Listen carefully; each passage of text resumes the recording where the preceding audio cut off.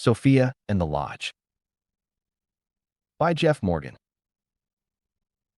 Foreword. To the brethren who seek the greater light. To my brother Masons. Freemasonry, at its heart, is not an institution but a living tradition. It is a sacred inheritance built not of wood or stone but of symbols, allegories, and inner truths that have endured across generations. While it is true that we are speculative Masons, laboring with metaphorical tools, this labor is not theoretical. It is deeply personal. It is the slow and sacred work of building the inner temple of the soul. The rituals we perform and the degrees we pass through are more than ceremonial customs. They are echoes of an ancient song, one that reaches beyond our modern world into the mystery traditions of the past. The light we seek in our lodges is not unique to the craft. It is the same light pursued by initiates in the temples of Egypt, in the Kabbalistic trees of contemplation, in the Gnostic hymns of Sophia, and in the meditative silence of the mystics. Freemasonry, veiled in its Western form, stands as one of many gateways into a perennial tradition of soul transformation. This book, Sophia and the Lodge, is written in the spirit of that greater light. It explores the mythic story of Sophia, divine wisdom, as a reflection of the Masonic path. Her journey from divine union to fragmentation and exile, and ultimately to remembrance and return, is not a distant myth. It is our myth. Each of us, in our own way, is a spark of that wisdom seeking wholeness once again. Too often, in our modern lodges, the inner meaning of the craft is forgotten. We learn the ritual, but not the message. We pass through the degrees, but overlook the path. This is not a criticism, but a calling. If we are to preserve the soul of Freemasonry, we must rediscover its fire. That rediscovery requires us to become students not only of the craft, but of the broader mysteries. It requires us to study not only Masonic texts, but the wisdom traditions from which they draw life. To see Freemasonry through the lens of Sophia is not to dilute the craft. It is to deepen it. When we recognize the story of the blazing star in the Gnostic light of the soul, when we hear echoes of the Master's word in Sophia's lost voice, we begin to understand that truth is not the property of one path alone. It is the universal inheritance of those who seek sincerely and walk with humility. We are called not merely to recite the obligations, but to live them, not only to memorize symbols, but to meditate upon them, not simply to belong to the lodge, but to become the lodge. Sophia's story reminds us that the work is never just external. The temple is within, and each of us is both the builder and the stone. This book is offered as a companion and a challenge. A companion to your Masonic journey and a challenge to go deeper than the surface. To see the tools as sacred, to hear the silence as instruction, to remember what the rough ashlar has always known, that beneath its form lies the spark of divine light, waiting to be revealed. May these reflections encourage you to labor well. May you listen more intently to the wisdom within. And may Sophia, the soul of eternal understanding, guide you toward the light you already carry. Fraternally and in Light PM Jeff Morgan. Introduction, the Forgotten Light and the Temple Within. Before the beginning, before stars were born, before time carved its path across eternity, there was light. Not light in the scientific sense, with photons and speed and shadow, but light as pure being, radiant, whole, and undivided. This light was the luminous harmony of Logos and Sophia, the divine masculine and feminine, joined not in dominance or hierarchy, but in reciprocal stillness and generative song. In the Gnostic cosmology, this harmony existed within the pleroma, the fullness of divine essence, a realm of unity beyond separation.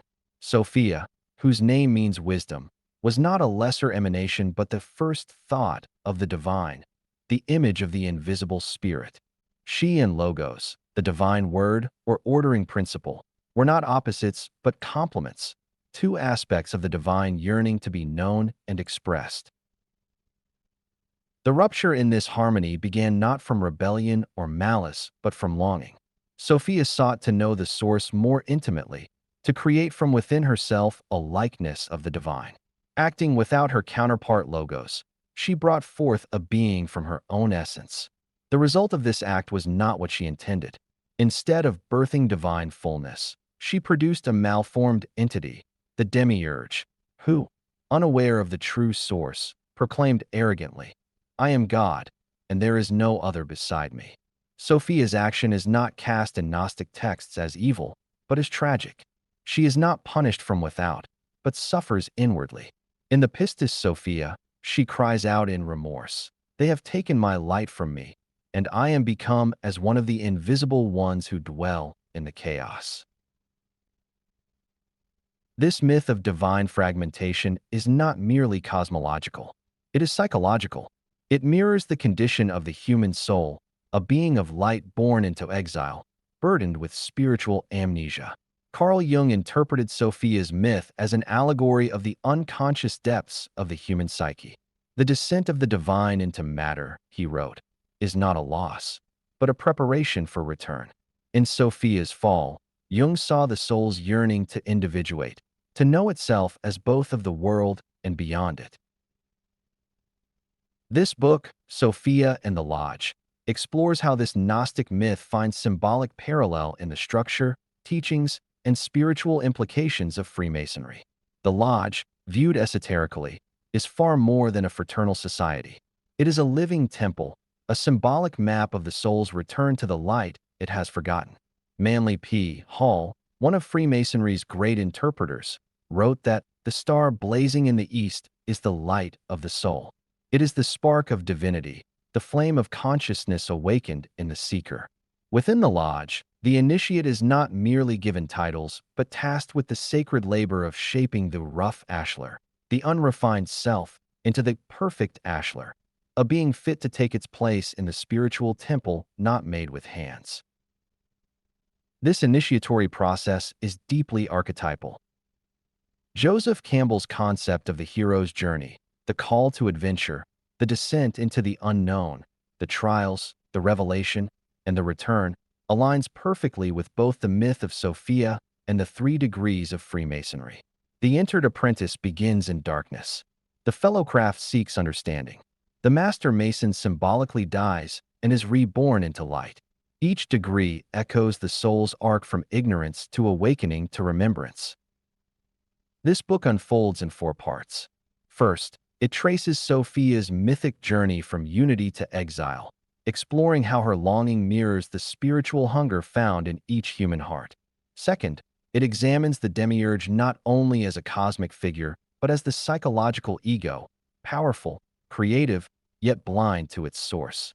Third, it draws connections between Sophia's scattered light and the symbols, architecture, and rituals of the Masonic Lodge. Finally, it proposes the path of return not as dogma, but as remembrance. The soul does not need to be rescued, but awakened. The light has not been lost, only hidden. In our modern era of digital distraction, spiritual fragmentation, and cultural amnesia, the Sophia myth and the Masonic path offer something radical, a call to inner wholeness. As Jung warned, the soul suffers because it has lost its connection with the collective unconscious, and therefore with the symbols of the divine. In response, Sophia and the Lodge seeks to rekindle those symbols, not to impose a system of belief, but to invite the reader to re-enter the mythic imagination where light still speaks through symbol, story, and silence. This is not a book of conclusions. It is a collection of contemplations. You need not be a Mason to walk this path, nor a scholar of ancient scriptures. You need only to feel that familiar ache, the inner echo that says there is more to life and more to you than what the world has told. As the Gospel of Thomas reminds us, the kingdom is inside of you, and it is outside of you. When you come to know yourselves, you will realize that it is you who are the sons of the living Father. Sophia and the Lodge is written in the spirit of that realization. The light you seek is already within you. The Lodge is not only a chamber built by hands. It is your own soul, awaiting reassembly. Sophia's longing is your own. Her exile is your forgetting. And her return, if you choose to walk it, can be your awakening. Part 1. Exile, the Fall of Light. Chapter 1. The Light That Fell, Logos, Sophia, and the Divine Fracture. Introduction. The Fall Before the World. Before the soul was born into flesh, before time spun the wheel of days, and before names were carved into stone, there was light. Not light as we know it, with photons and shadows, but light as being itself, radiant, indivisible, and whole. This primordial light was the living harmony of Logos and Sophia, the divine masculine and feminine intertwined in stillness and song. It was the first temple, the luminous architecture of spirit before the world of forms emerged. In Gnostic myth, this divine union did not fracture through war or rebellion, but through longing. Sophia, wisdom, desired to know the source more deeply, to bring forth from herself a creation that mirrored the ineffable. In doing so, she turned inward without the balance of the Logos, and, in that solitary act, the light began to fall. But the light did not fall like a stone into darkness. It fell like a seed into the soil of the cosmos. It scattered not in destruction, but in dispersion. Every atom of creation now carries within it a trace of that divine brilliance, and every human soul, born in time and clothed in form, holds a shard of Sophia's forgotten light. The descent of wisdom into matter is not a punishment, but a myth of transformation. As Carl Jung wrote, the descent of the divine into matter is not a loss, but a preparation for return. The fall is not the end. It is the beginning of the path home. This chapter explores that fall, the rupture of the pleroma, the emergence of fragmentation, and the veiling of the soul's origin. It examines the mythic interplay of Logos and Sophia before time, the metaphysical and psychological implications of her desire to create without her divine counterpart, and the birth of the fractured cosmos we now inhabit. Through esoteric teachings, Gnostic scripture, and Jungian analysis, we uncover how Sophia's myth encodes the journey of the human spirit itself. We are not separate from this story. We are its living continuation. The divine fracture is not only cosmological, it is personal. To understand our condition is to remember that we are not merely seeking the light. We are the light, seeking itself. Let us begin at the moment before the veil fell, when Logos and Sophia moved together in silent radiance, when light had not yet learned to hide. The Logos and Sophia in pre-creation harmony. Before there was cosmos, before matter and time, there was harmony. The Gnostics called this primal fullness the pleroma, a realm of divine equilibrium beyond division, decay, or duality. In this radiant field, the Logos and Sophia coexisted as emanations of the source, not as subordinate entities, but as equal and complementary aspects of divine being. The Logos, often translated as the Word, is the principle of order, intelligibility, and form, the architect of structure within the unfolding universe. Sophia, by contrast, is wisdom in its deepest sense, intuitive, luminous, and creative, the soul of the divine mind and the matrix of manifestation. The synergy between Logos and Sophia reflects the sacred polarity embedded in all esoteric systems. Together, they comprise a kind of divine dialectic, masculine and feminine, solar and lunar, active and receptive. Philo of Alexandria, the Hellenistic Jewish philosopher whose synthesis of Platonic thought and Hebrew scripture laid the groundwork for Christian metaphysics, wrote that the Logos is the instrument by which the whole universe was framed. Yet, even in Philo's conception, this instrument operated not in isolation, but in conjunction with a feminine principle he sometimes associated with wisdom. Later Christian mystics and Gnostics would expand this view, offering a cosmology in which Sophia and the Logos emerge together from the Godhead, not as separate deities, but as reflections of divine relationality itself. The Apocryphon of John, a foundational Gnostic text discovered at Nag Hammadi, describes Sophia as the first thought of the divine mind, the image of the invisible spirit. Here, Sophia is not a lesser being, but the very echo of divine intention. Her wisdom is the womb of all creation, and in her union with the Logos, the cosmos is not merely generated, it is harmonized. This is the primordial sacred marriage, the archetypal conjunction, mirrored in every mythic tradition that envisions creation as the fruit of divine union. In the Taoist polarity of yin and yang, the tantric fusion of Shiva and Shakti, and the Kabbalistic interplay between Chakma, wisdom, and Bina, understanding, we encounter the same foundational truth. The world begins not with one force, but with the dance between two. This balance and reciprocity are what the mystics call the first temple, the original harmony from which all else descends. As Valentinus, one of the great Gnostic teachers of the 2nd century, described it, the eons were formed in silence and stillness, complete, yet yearning to express themselves in fullness.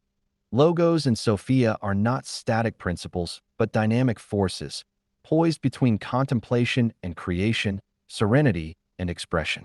Their union is not only metaphysical, but deeply psychological, prefiguring the human need to balance reason with intuition, clarity with mystery. Modern contemplatives, too, have intuited this harmony. Thomas Merton, in his Mystical Reflections, writes, "The Logos is the light of God expressed outwardly. Sophia is the light of God experienced inwardly."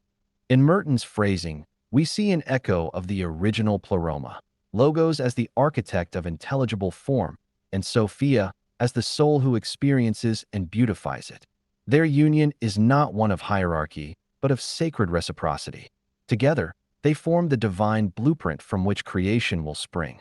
And it is this luminous partnership, whole, balanced, and harmonious, that will be broken in the next act of the cosmic drama, not through rebellion, but through longing. Sophia's desire to know without Logos. The mythic rupture begins not with malice or rebellion, but with longing. In the Gnostic cosmology preserved in texts such as the Apocryphon of John and the Pistis Sophia, the figure of Sophia does not fall because she is evil or ignorant, but because she desires to create from within herself alone. Her yearning to know the source without the mediation of Logos triggers a metaphysical misstep. She wanted to bring forth a likeness out of herself without the consent of the spirit, and her thought did not remain idle, and something came out of her. In this moment, wisdom acts in isolation, separating herself from the relational unity that had defined her existence. What she births is not divine fullness, but a being malformed by absence, the demiurge. Sophia's solitary creation results in an entity that is ignorant of the source, an artisan of form without insight into the light. The demiurge becomes the god of the lower world, the architect of the material realm, mistaking himself for the supreme creator. In the hypostasis of the archons, this being proclaims, "I am God and there is no other beside me," a claim the text identifies as falsehood born of blindness. Sophia's fall is not a moral failure, but a metaphysical error, a distortion of unity caused by the attempt to know the infinite without its reflective counterpart. Her act initiates the fragmentation of the divine order, birthing multiplicity, veiling the source, and setting in motion the drama of exile and return. Psychologically, this myth corresponds to a deeply human condition, the ego's attempt to assert identity apart from the soul and apart from the Logos. As Carl Jung observed, the descent of the divine into matter is not a loss, but a preparation for return. In Sophia's yearning to create, we see mirrored the human spirit's hunger to experience the divine not as abstraction, but as embodiment. Her mistake was not in desiring union, but in attempting it unilaterally. Her story is our story, a spiritual longing that overreaches, leading not to illumination but to fragmentation. Importantly, the Gnostic texts do not portray Sophia's act as rebellion in the satanic sense. It is a tragedy of love, not pride. In the Pistis Sophia, she speaks of her sorrow and repentance, crying, "O light of lights, I have believed in thee. Save me from this darkness into which I have fallen." Her voice echoes not condemnation but heartbreak, the sorrow of a soul that sought union and awakened in exile. This moment is crucial, for it redefines the myth of the fall. Sophia's descent is not a punishment inflicted from above, but a consequence of seeking divine experience apart from divine balance. It is the soul's archetypal forgetting. It's turned inward without the guide of light. Viewed through the lens of symbolic psychology, Sophia's action reveals its deeper meaning. Her act reflects the soul's ancient desire to become conscious, to individuate. Her fall is not a rejection of the divine, but a misunderstood attempt to embody it. As such, it becomes the origin point of the human condition, a longing for light expressed through separation. In that separation, wisdom becomes fragmented, veiled, and buried. But it is in this very fall, this sacred rupture, that the seeds of remembrance are planted.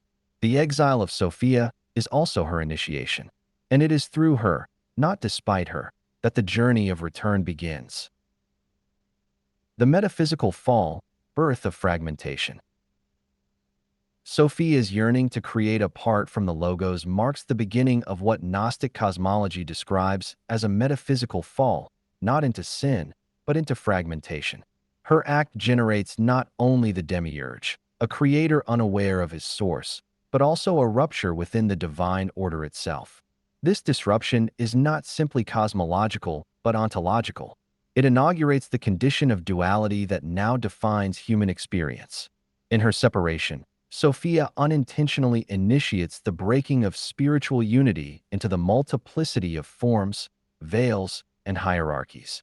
Light, once whole and inwardly radiant, becomes scattered across dimensions. As the Apocryphon of John narrates, she became dark because her partner had not collaborated with her, and she was not able to bring her product to completion. The harmony of the pleroma is displaced by the illusion of separation. In this fallen state, creation itself becomes a mirror of exile. The lower world formed by the demiurge reflects this brokenness. Its order is rigid rather than relational, marked by blind authority rather than luminous reciprocity.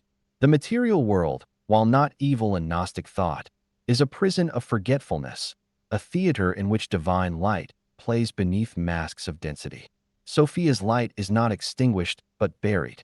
She was amazed at how much light was in the power of the darkness, says Pistis Sophia, describing her recognition of the power she had inadvertently lent to shadow. In that moment, wisdom recognizes the reach of her fall, and the need for restoration begins to stir. This fragmentation is not limited to mythic dimensions. Psychologically, it represents the split between the conscious and unconscious mind, the severing of ego from the deeper self.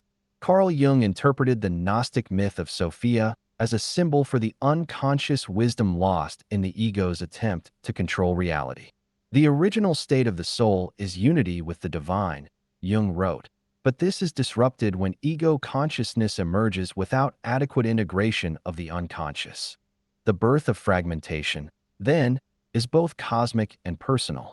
Each human being becomes a microcosm of Sophia's fall, carrying within themselves a spark of light exiled within form. In this condition, human beings experience a profound spiritual amnesia. The soul forgets its origin in divine harmony and becomes identified with the partial, the finite, and the temporary. Mythologically, this is the origin of suffering, not as punishment, but as the experience of disconnection.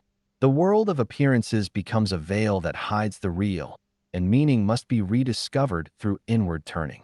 The mystic does not flee the world, but sees through it. As Manly P.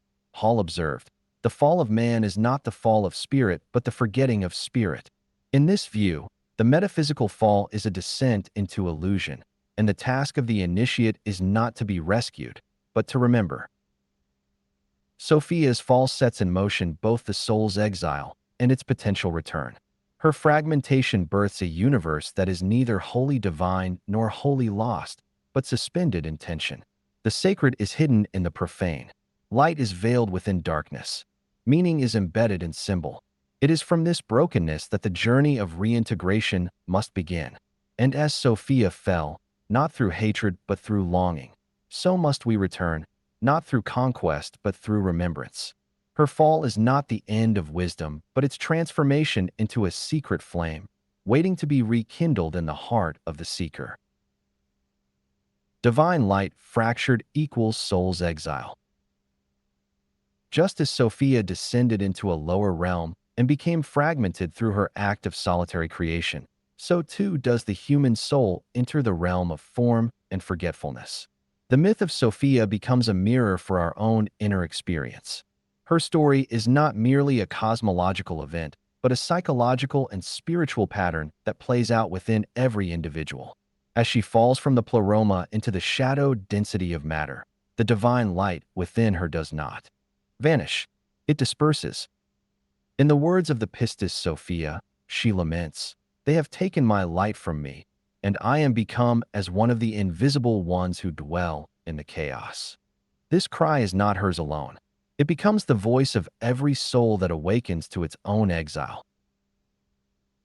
Each human being carries within them a fragment of the light that once radiated undivided from the source. This is what the Gnostics referred to as the divine spark, the pneuma, hidden beneath layers of illusion, trauma, and ego structure. Valentinian texts describe this spark as the seed of light planted deep within the soul, awaiting the moment of remembrance and return. The journey of the soul is thus not a climb towards something external, but a process of unearthing what already exists within. The condition of exile is not defined by distance, but by disconnection. We are not separate from the divine in essence, but in awareness. Psychologically, this state of exile corresponds to the human experience of alienation. It is the root of what Jung called the modern neurosis, a condition in which the ego, disconnected from the deeper self, becomes anxious, brittle, and unable to generate meaning. Jung wrote, "The soul suffers because it has lost its connection with the collective unconscious, and therefore with the symbols of the divine. The result is a kind of spiritual homelessness. We no longer know who we are because we have forgotten whose light we carry." This forgetting is not simply cognitive. It is existential. It manifests in the relentless search for identity, the craving for power or recognition, and the inability to rest in the present. In esoteric traditions, this is called the sleep of the soul. The Hermetic texts warn that without inner awakening, we become like ghosts trapped in flesh, animated but unaware. O soul, why art thou asleep in the prison of the body? The soul's exile is thus not a curse from above, but the result of a deeper metaphysical sleep, one that began with Sophia and continues in each of us. Yet even in this sleep, the light remains. It may be veiled, scattered, and forgotten, but it is never lost. The divine spark, like an ember under ash, waits for the breath of awareness. The Zohar speaks of the Shekinah, the feminine presence of God, wandering in exile with the people, hidden in their suffering, waiting to be restored through love and consciousness. So too does Sophia dwell within the heart of the exiled soul, waiting not to be found, but to be remembered. Her light is the soul's own light. Her return is our own. Human spirit as shard of divine light. At the heart of Sophia's myth lies a profound truth about the human condition. If her light was scattered through the cosmos in her descent, then each human soul carries within it a shard of that original brilliance. This is not metaphor alone, but a metaphysical proposition held in common across the esoteric and mystical traditions of the world. Human beings are not merely material creatures searching for transcendence. We are, in our innermost essence, expressions of the divine light, fragments of the Logos clothed in form. As the Gospel of Thomas affirms, split a piece of wood, and I am there. Lift a stone, and you will find me. The light is not elsewhere. It is within. Sophia's myth provides a symbolic map for understanding this reality.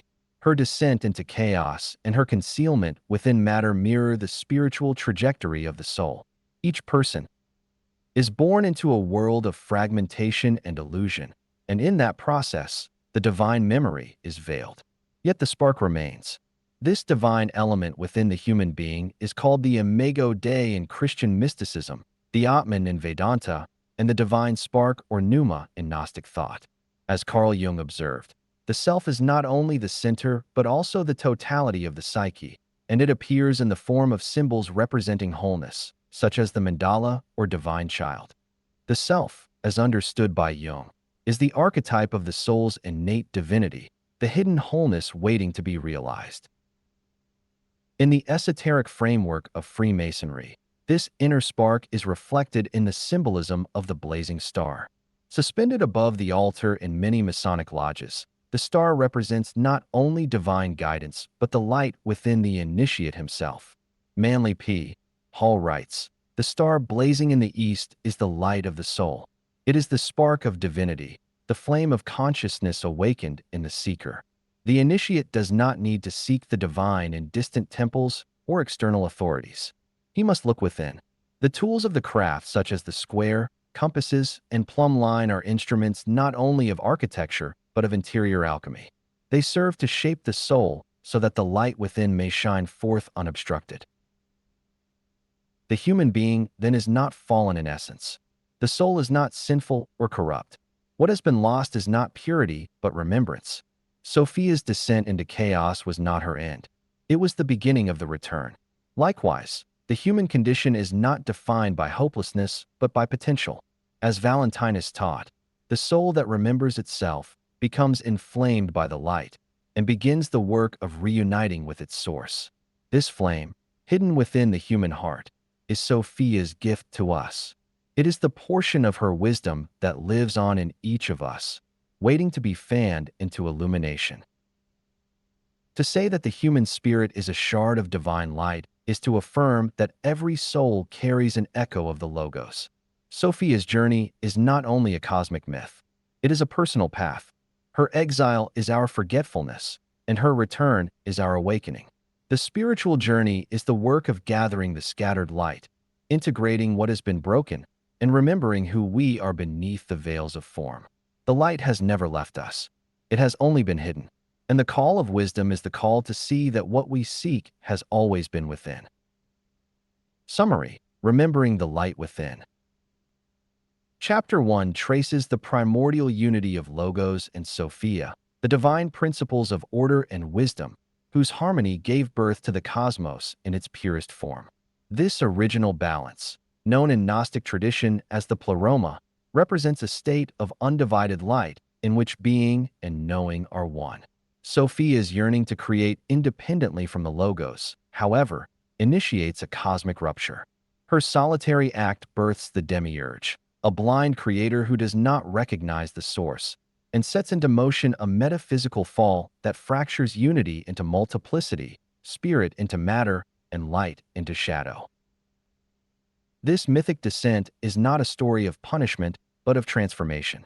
It mirrors the human soul's own journey, our spiritual amnesia, our exile from wholeness, and our entrapment in the illusion of separation. The light of the divine was not destroyed in Sophia's fall. It was scattered and veiled, hidden within each soul as a divine spark waiting to be remembered. Through this lens, the Gnostic myth becomes a psychological and spiritual map. Sophia's descent is our own, and her return to unity with the Logos foreshadows the soul's path to reintegration. The chapter concludes with a central affirmation of the work ahead. We are not merely flawed beings seeking transcendence. We are fragments of divine light, shards of the Logos, journeying through matter to remember the wisdom we carry within. To begin the great work is to recognize Sophia's story as our own and to accept that the way forward begins in the silent remembering of who and what we truly are. Chapter 2: The Demiurge and the Ego, Architects of Illusion. Introduction: The light that longed to know itself. In the symbolic universe of Gnostic cosmology, the Demiurge represents more than a creator deity. He embodies the principle of creation divorced from wisdom, power without remembrance, and form cut off from essence. Named Yaldabaoth in the Apocryphon of John, the Demiurge emerges from a rupture within the divine order. Sophia, in her longing to know the source without her counterpart Logos, acts alone and inadvertently gives birth to a malformed being. This creature, unaware of its origin, arrogantly declares, "I am God and there is no other beside me," revealing both his power and his blindness. The world he fashions is not evil in essence, but it is structured in forgetfulness, a cosmos of hierarchy, authority, and control, built in the image of his unconsciousness rather than the harmony of divine union. This myth functions on multiple levels. Cosmologically, it explains how a world can exist that seems separate from divinity while still containing sparks of light. Psychologically, it offers a potent metaphor for the human ego, which builds its sense of self from fear, survival, and illusion rather than insight. Just as the demiurge creates a world that imitates divine order but lacks connection to its source, the ego constructs a personality that mimics wholeness but remains estranged from the deeper self.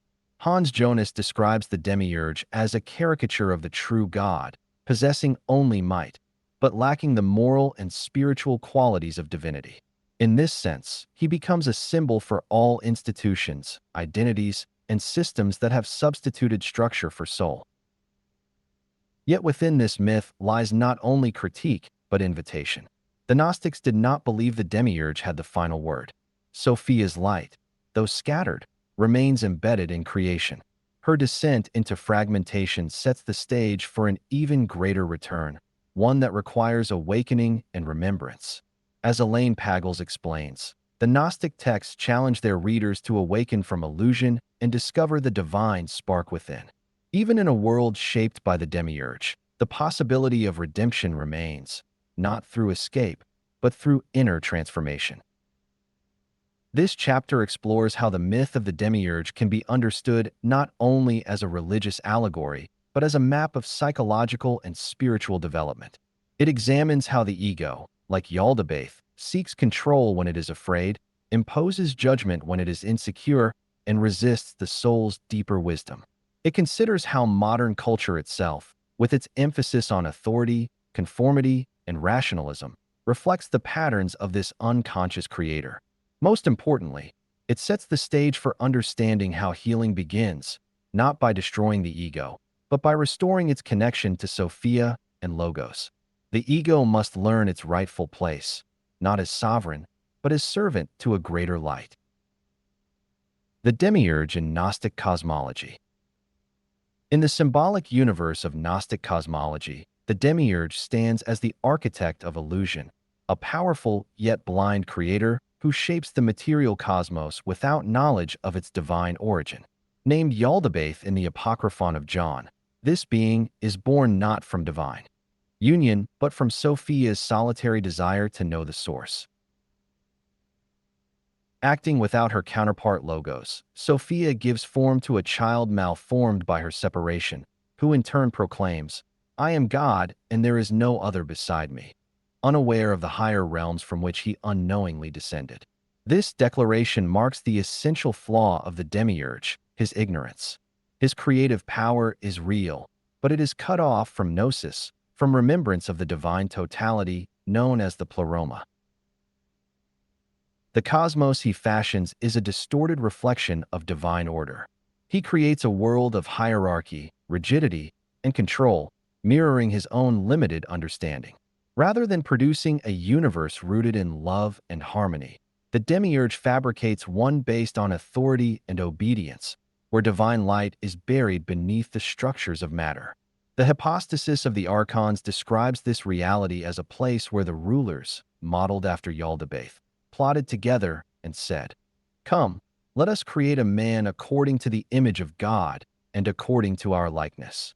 Their imitation of the divine becomes a false creation, severed from spirit but persuasive in its appearance. In this way, the material realm becomes a kind of spiritual labyrinth, where divine sparks wander in forgetfulness. This cosmological myth also functions as a radical critique of power without wisdom. The demiurge is not evil in the conventional sense, but he is unconscious, wielding creative authority without understanding its source. Hans Jonas characterizes him as a caricature of the true God, possessing only might, but lacking the moral and spiritual qualities of divinity. In this light, the demiurge is a symbol of blind institutions, rigid dogma, and authoritarianism in all its forms, forces that replicate structure but have lost connection to truth. His rule is one of simulation rather than authenticity. Yet, even within this distorted cosmos, the Gnostics maintain that divine light remains. Sophia's fall did not extinguish the light, but scattered it, embedding it like sparks throughout creation. Her mistake gave rise to illusion, but it also initiated the drama of awakening. The demiurge unknowingly serves a greater purpose, to provide the conditions in which souls might remember themselves and seek reunion with the source. As Elaine Pagels observes, the Gnostic texts challenge their readers to awaken from illusion and discover the divine spark within. The world may be shaped by the demiurge, but it is not beyond redemption. In this framework, the demiurge is more than a mythic figure. He is an archetype of creation without awareness, of power divorced from presence. To recognize him is not merely to reject his world, but to begin the deeper work of discernment. His cosmos is not false in its entirety, but incomplete, a structure awaiting the return of wisdom. Psychological parallel: ego as inner demiurge. The figure of the demiurge in Gnostic cosmology finds its psychological counterpart in the human ego. Just as Yaldabaoth constructs a world in ignorance of the source, the ego builds an inner world unaware of the soul's deeper origins. Carl Jung, who engaged deeply with Gnostic symbolism, saw the demiurge as a personification of the ego's delusion of centrality. In its unconscious state, the ego believes it is the totality of the self, blind to the deeper psychic structures and spiritual roots from which it emerges. The ego, Jung writes, believes itself to be the whole of the psyche, while in fact it is only a part of it. Like the demiurge, the ego operates from separation and forgetfulness, mistaking control for consciousness. This misidentification leads the ego to claim authority over the entire inner landscape. It centralizes power by organizing identity through the filters of culture, fear, trauma, and habitual thinking. It builds a structure of self rooted in appearance, survival, and conformity rather than essence. The ego, like the demiurge, is not inherently malicious, but it is limited. It cannot see beyond its own architecture. It fears what it cannot grasp, especially the irrational, the intuitive, and the feminine dimensions of psyche that Sophia represents. In this fear, it resists the soul's call and suppresses inner wisdom in favor of external validation. The ego's fear of the unknown often translates into hostility toward the mystical and the symbolic. It clings to certainty and rejects the fluidity of the unconscious. Jung observed this tendency in modern consciousness, writing, "The greatest danger that threatens us is the loss of the soul, and that danger is particularly great in our time." The ego, desperate to preserve its illusion of control, excludes the very forces, intuition, imagination, spiritual longing, that could heal its fragmentation. In doing so, it plays the role of the inner demiurge, enforcing a false order while hiding the light of the deeper self. Furthermore, the ego imitates divine authority without its substance. It builds identities, roles, and narratives in a kind of inner bureaucracy. It speaks with the voice of "I am," but it lacks connection to the true "I am" of divine being. As Edward Edinger puts it, the ego is a secondary phenomenon. It is the center of the field of consciousness, not the center of the total personality. When the ego forgets this, it behaves like a false god, demanding allegiance and marginalizing the soul. Recognizing the ego as an inner demiurge is not a condemnation of the ego's existence. Rather, it is a call to reorient it toward its proper role. The ego is a necessary structure for functioning in the world, but it must be in dialogue with the soul, not in dominance over it. Just as the Gnostic seeker aims to awaken from the illusions of the false creator, the inner journey of integration involves dethroning the ego from its imagined supremacy. Only then can the deeper light of the self begin to shine through. False structure imitates divine order. The ego, like the demiurge in Gnostic myth, does not create from true light, but from imitation. It constructs a version of order that mimics divine structure but lacks inner illumination. In Gnostic cosmology, the demiurge fashions the material world as a distorted echo of the higher, invisible pleroma. Believing himself the sole god, he shapes what appears as a cosmos, but it is a closed system without insight into its source. He created for himself 7 powers, we read in the Apocryphon of John, and the powers created for themselves 6 angels apiece, and they produced 365 angels. This multiplication of layers reflects a kind of obsessive architecture, hierarchy without wisdom, form without essence. Psychologically, the ego performs a similar function. It builds an internal system of roles, labels, achievements, and expectations, all in an attempt to stabilize identity. This structure can appear orderly and functional, but it often rests on foundations of fear and illusion. It becomes an architecture of control, not of insight. The Jungian analyst Marie-Louise von Franz described this condition as a deadening rationality, where form dominates function and the symbolic life of the soul is suppressed. In this way, the ego imitates the logos, order, clarity, articulation, but without the intuitive balance of Sophia. It becomes a parody of divine harmony. The consequences of this false structure ripple outward into culture and religion. Institutions often mirror the ego's mimicry of divine order. They may begin as vessels for spirit, but gradually become rigid systems that preserve power rather than cultivate inner transformation. Theologian Raimond Panikkar warned that when form loses touch with mystery, it becomes idolatry. In this sense, systems born from divine insight can devolve into mechanisms of control when the soul is no longer their center. Freemasonry, for example, warns against this ossification through its emphasis on living symbolism. The lodge is not simply a structure to be preserved, but a space in which light is to be kindled and expressed. When the ritual becomes rote and the symbol loses resonance, the craft itself can become a shadow of its intended purpose. The soul, under the dominance of false structure, is often reduced to function. The inner life is replaced by external metrics of value such as success, performance, and appearance. Even spiritual traditions can be caught in this trap, substituting rules for revelation and dogma for gnosis. As Gnostic texts remind us, the world of the demiurge is not evil in itself, but it veils the truth through imitation. In the Gospel of Truth, we are told that error became strong. It fashioned a substitute for the truth. This substitute becomes the greatest obstacle to awakening, precisely because it looks so much like what it is not. Esoteric traditions like Freemasonry, Hermeticism, and depth psychology do not aim to destroy structure, but to illumine it. The task is not to annihilate the ego, but to reintegrate it with the soul's wisdom. Jung emphasized this distinction, writing, "We do not cure suffering by abolishing it, but by experiencing the meaning in it." The initiate's journey involves penetrating the illusion, not escaping it. The ego must surrender its claim to divinity and rejoin the deeper structures of the self. Only then can the soul breathe within the forms it once merely inhabited. Disconnection from Sophia and Logos. When the ego assumes central authority within the psyche, the deeper principles of Logos and Sophia become veiled. Logos, the divine pattern of order, and Sophia, the soul's intuitive wisdom, are no longer accessible when the ego blocks their interplay. This separation leads to a condition of spiritual sterility. As the ego relies solely on rationality and control, it forgets the presence of the inner guiding light.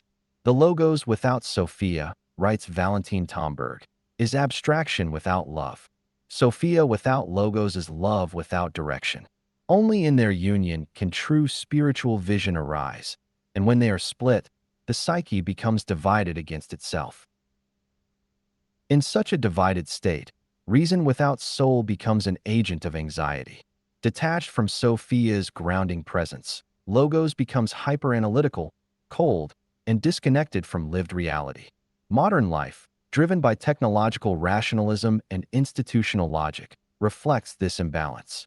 Carl Jung diagnosed the spiritual malaise of the West as the result of one-sided development of consciousness, in which the feminine principle of the unconscious is repressed in favor of linear thinking. The result is a culture marked by alienation, overwork, and a pervasive sense of meaninglessness. Logos, once a force of divine clarity, becomes a tyrant when divorced from soul. Sophia, as the feminine soul of the world, suffers under this regime. Her exile is not just mythic but experiential. Disconnection from her voice leads to the suppression of intuition, feeling, and embodied knowing. The soul loses its rhythm. The body becomes an object. The feminine is marginalized in psyche, society, and spirituality. As Mary Daly observed, when the divine is named solely in masculine terms, the feminine is not only devalued but erased from the sacred. Without Sophia, there is no access to inner depth, no bridge between logos and the mysteries of life. This disconnection reverberates in our personal and collective psychology. Individually, it manifests as restlessness, existential anxiety, and disembodiment. Collectively, it becomes visible in systems that prioritize data over wisdom, control over compassion, and efficiency over relationship. The spiritual traditions that once offered a living union of Logos and Sophia have often mirrored this split. Freemasonry, too, has at times emphasized structure and order while forgetting the radiant soul that breathes within its rites. Yet when the lodge is fully illumined, when silence speaks and symbols live, Sophia returns to her place beside Logos, not behind him, but with him. The work of the initiate is to recognize this split and begin the labor of reunion. It is not enough to master form or recite truths. One must enter the sanctuary of the heart, where Logos and Sophia dwell together. Jung spoke of this inner union as the path to individuation, the process by which the opposites are reconciled in the self. The initiate who restores this balance awakens not only personal harmony, but a vision through which the world may be healed. For only when Sophia and Logos are reunited can wisdom speak in clarity and truth shine with compassion. Control, anxiety, judgment as ego patterns. The ego, functioning like the demiurge in the Gnostic cosmology, operates from a place of separation and illusion, and its primary responses to this condition are patterns of control, anxiety, and judgment. These patterns are not random neuroses, but deep psychological structures that arise from disconnection with the soul and the higher self.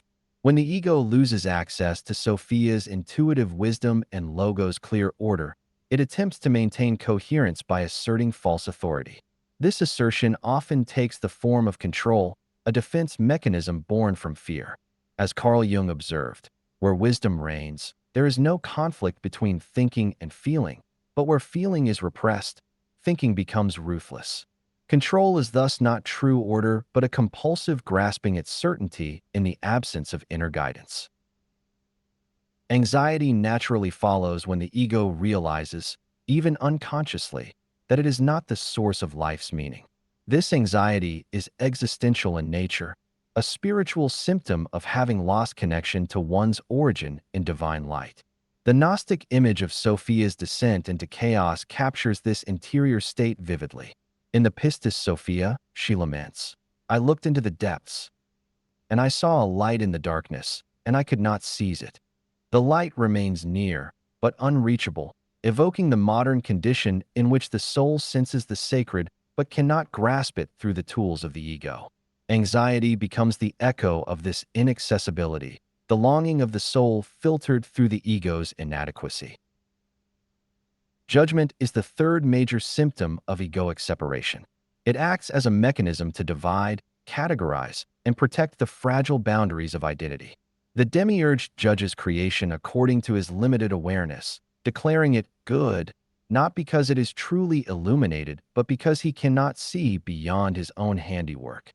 In the hypostasis of the archons, he proclaims, "I am a jealous God, and there is no other God beside me."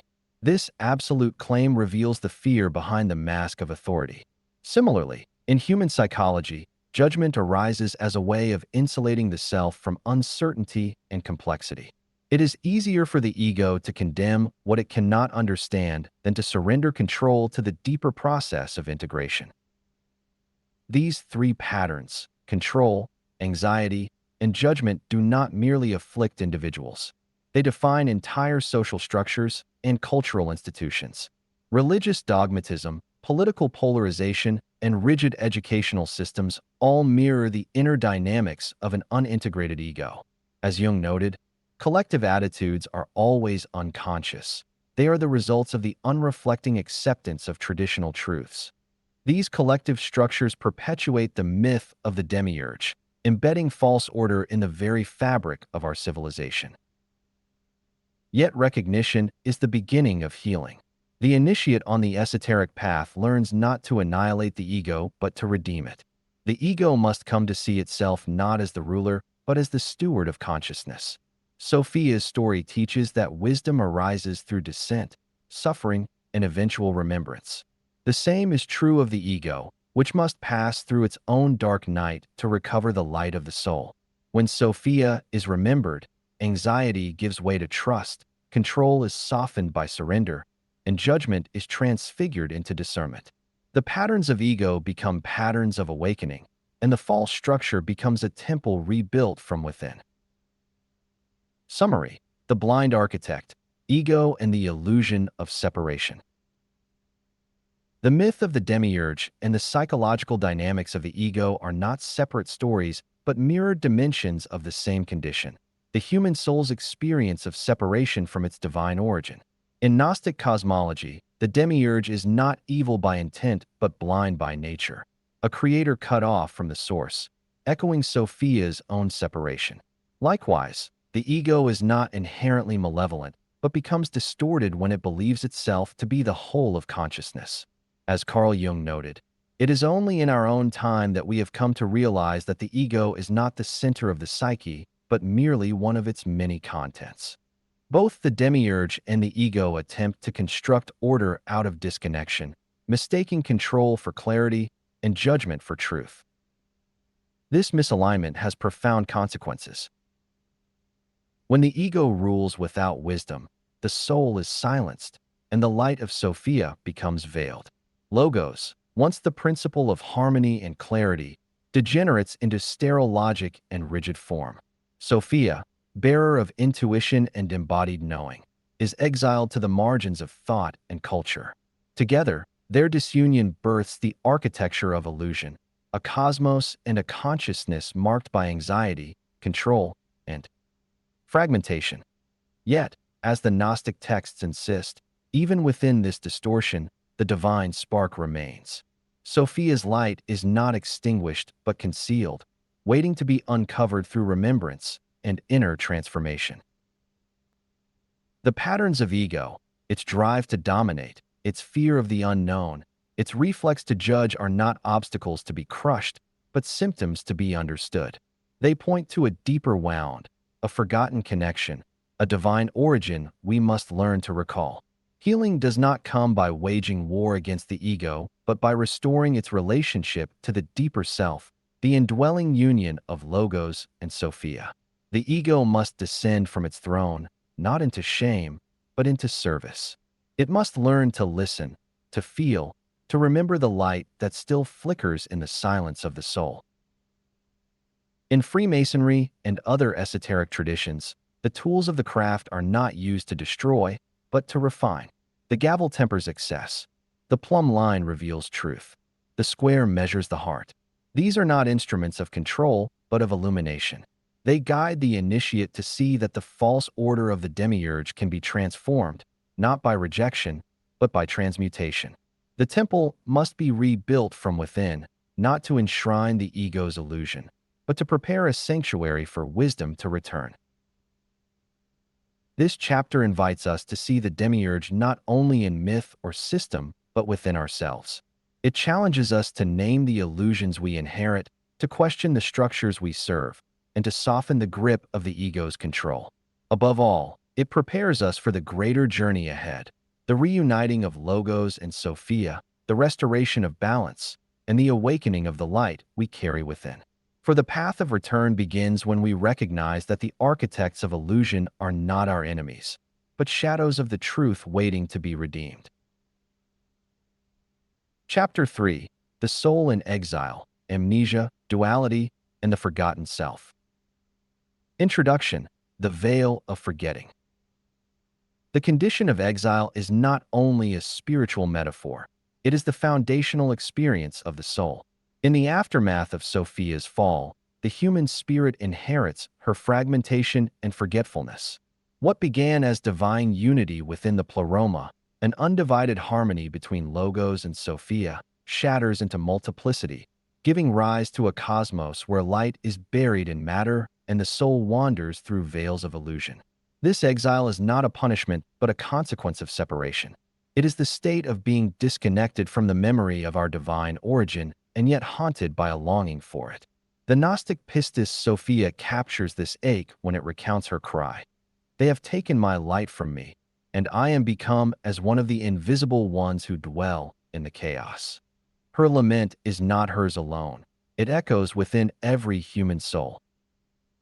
This inner dislocation has profound psychological implications. Carl Jung, drawing on Gnostic symbolism, wrote that the original state of the soul is unity with the divine, but that unity is disrupted when ego consciousness emerges without adequate integration of the unconscious. In this disruption, the soul loses its orientation, forgetting both its purpose and its source. The world becomes a labyrinth, the self a fragmented mask.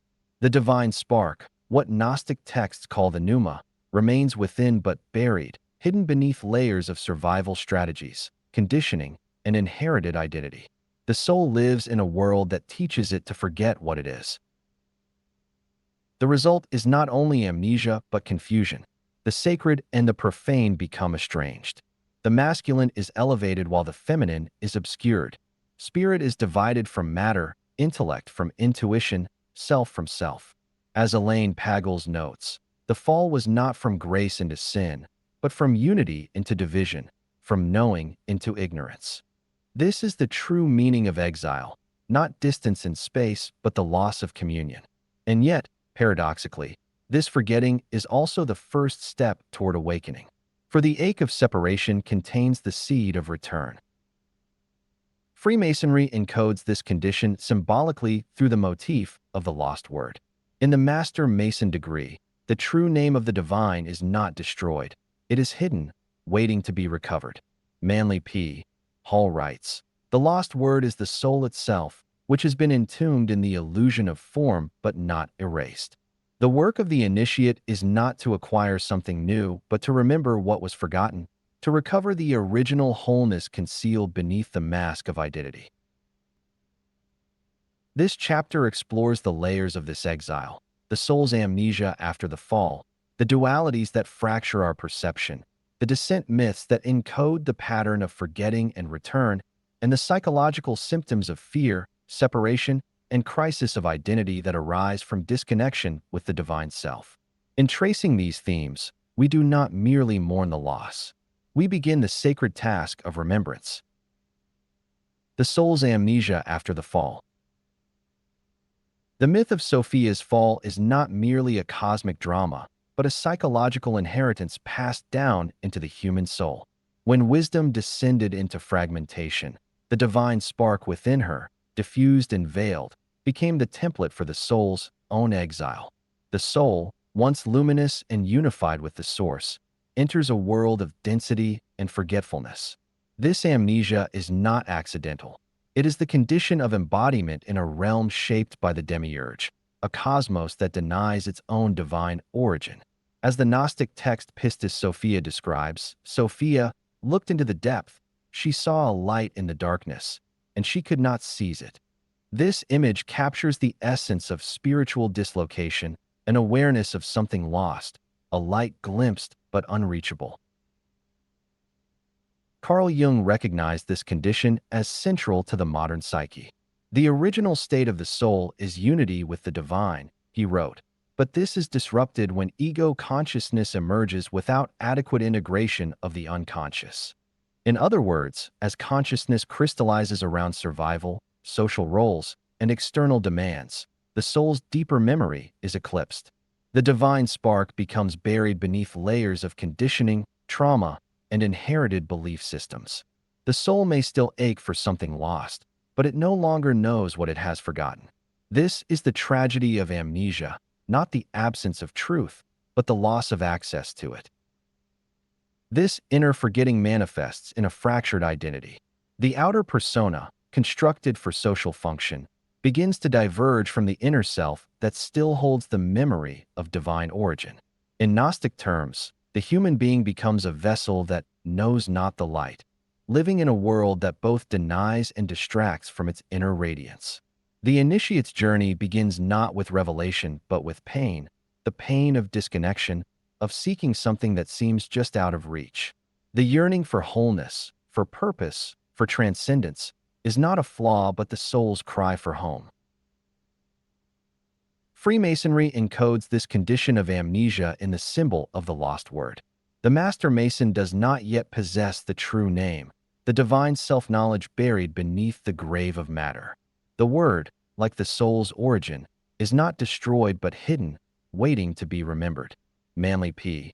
Hall writes, "The lost word is the soul itself, forgotten, buried in the illusion of form, but not erased." The work, then, is not to gain something new but to recover what was always present. Thus, the soul's amnesia is not merely a flaw in the human condition. It is the starting point of the sacred path. To forget is to be invited to remember. To lose the light is to begin the search that leads ultimately to its rediscovery. As Sophia's myth shows us, exile is not the end. It is the place from which wisdom begins her return. Spiritual duality, spirit versus matter, masculine versus feminine. The fall of Sophia introduced not only fragmentation and forgetfulness, but also the illusion of duality. What was once held together in sacred balance, spirit and matter, masculine and feminine, Logos and Sophia, became split within human perception. This rupture forms the foundation of Western metaphysics and theology, where opposites are often viewed not as complementary forces, but as antagonistic domains. Spirit is elevated, matter is distrusted. The masculine is associated with reason, law, and transcendence, while the feminine becomes tied to nature, emotion, and fallenness. These splits do not originate in truth, but in trauma, the trauma of separation from the unified field of the pleroma. As Elaine Pagels writes, in the Gnostic myth, the fall was not from grace into sin, but from unity into division, from knowing into ignorance. This dualistic thinking deeply shaped the mythic, philosophical, and religious narratives of the West. In traditional Christian theology, heaven and earth are strictly divided, and the body is often seen as a hindrance to salvation. The Pauline epistles, for example, contrast the spirit with the flesh, suggesting that the former must dominate the latter for holiness to be achieved, but in Gnostic texts, this interpretation is subverted. The material world is not inherently evil, but it is a consequence of misaligned creation, crafted not by the source, but by the demiurge, a being unaware of divine union. The split between heaven and earth is a perceptual wound, not a metaphysical necessity. Nowhere is this division more impactful than in the split between masculine and feminine principles. In the pleroma, Logos and Sophia existed in harmony, order and intuition, structure and soul, consciousness and creativity. But after the fall, the masculine became elevated as the bearer of divine authority, while the feminine was cast into exile. This gendered cosmology filtered into religious structures where male figures became prophets, priests, and saviors, and the feminine was reduced to passive roles or demonized entirely.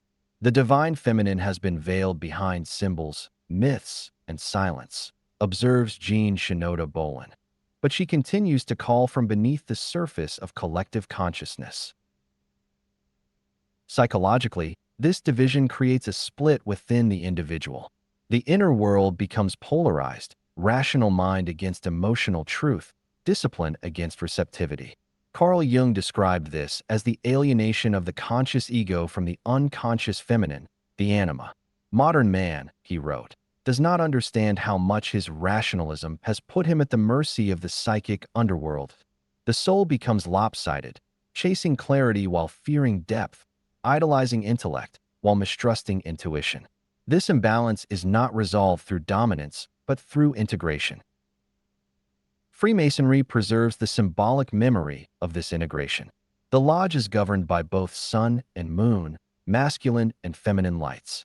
The twin pillars of Jachin and Boaz are not rivals, but partners standing at the threshold of the sacred.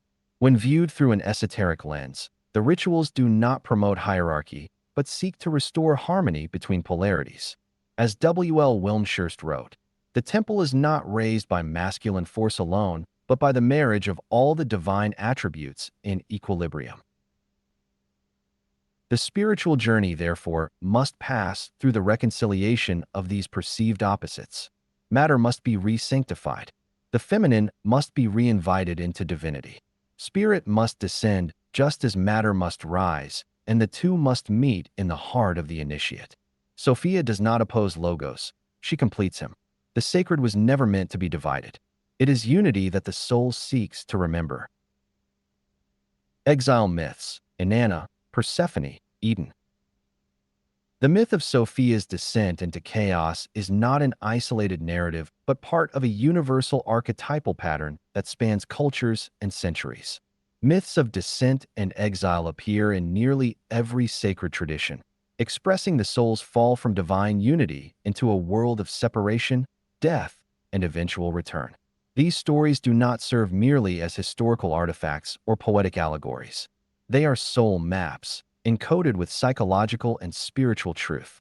They reveal that the journey of the soul is not linear progress toward heaven, but a spiral of descent, forgetting, confrontation, and return.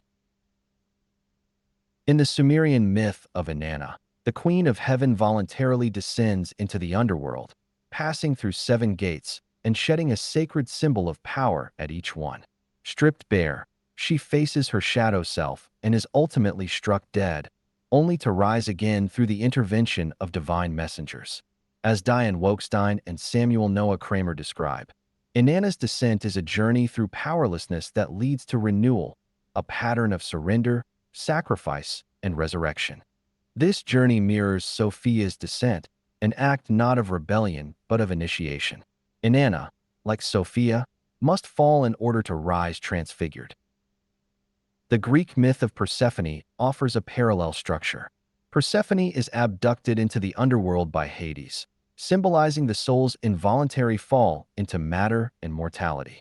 Her mother, Demeter, mourns and withdraws fertility from the earth until her daughter is allowed to return. Yet, even in her return, Persephone is never again fully of the upper world. She becomes a figure who straddles both realms, embodying seasonal cycles of death and rebirth. Carl Carini writes, Persephone is not merely the daughter. She is also the queen of the dead, sovereign in her own right. Her return is not a full restoration, but a new integration.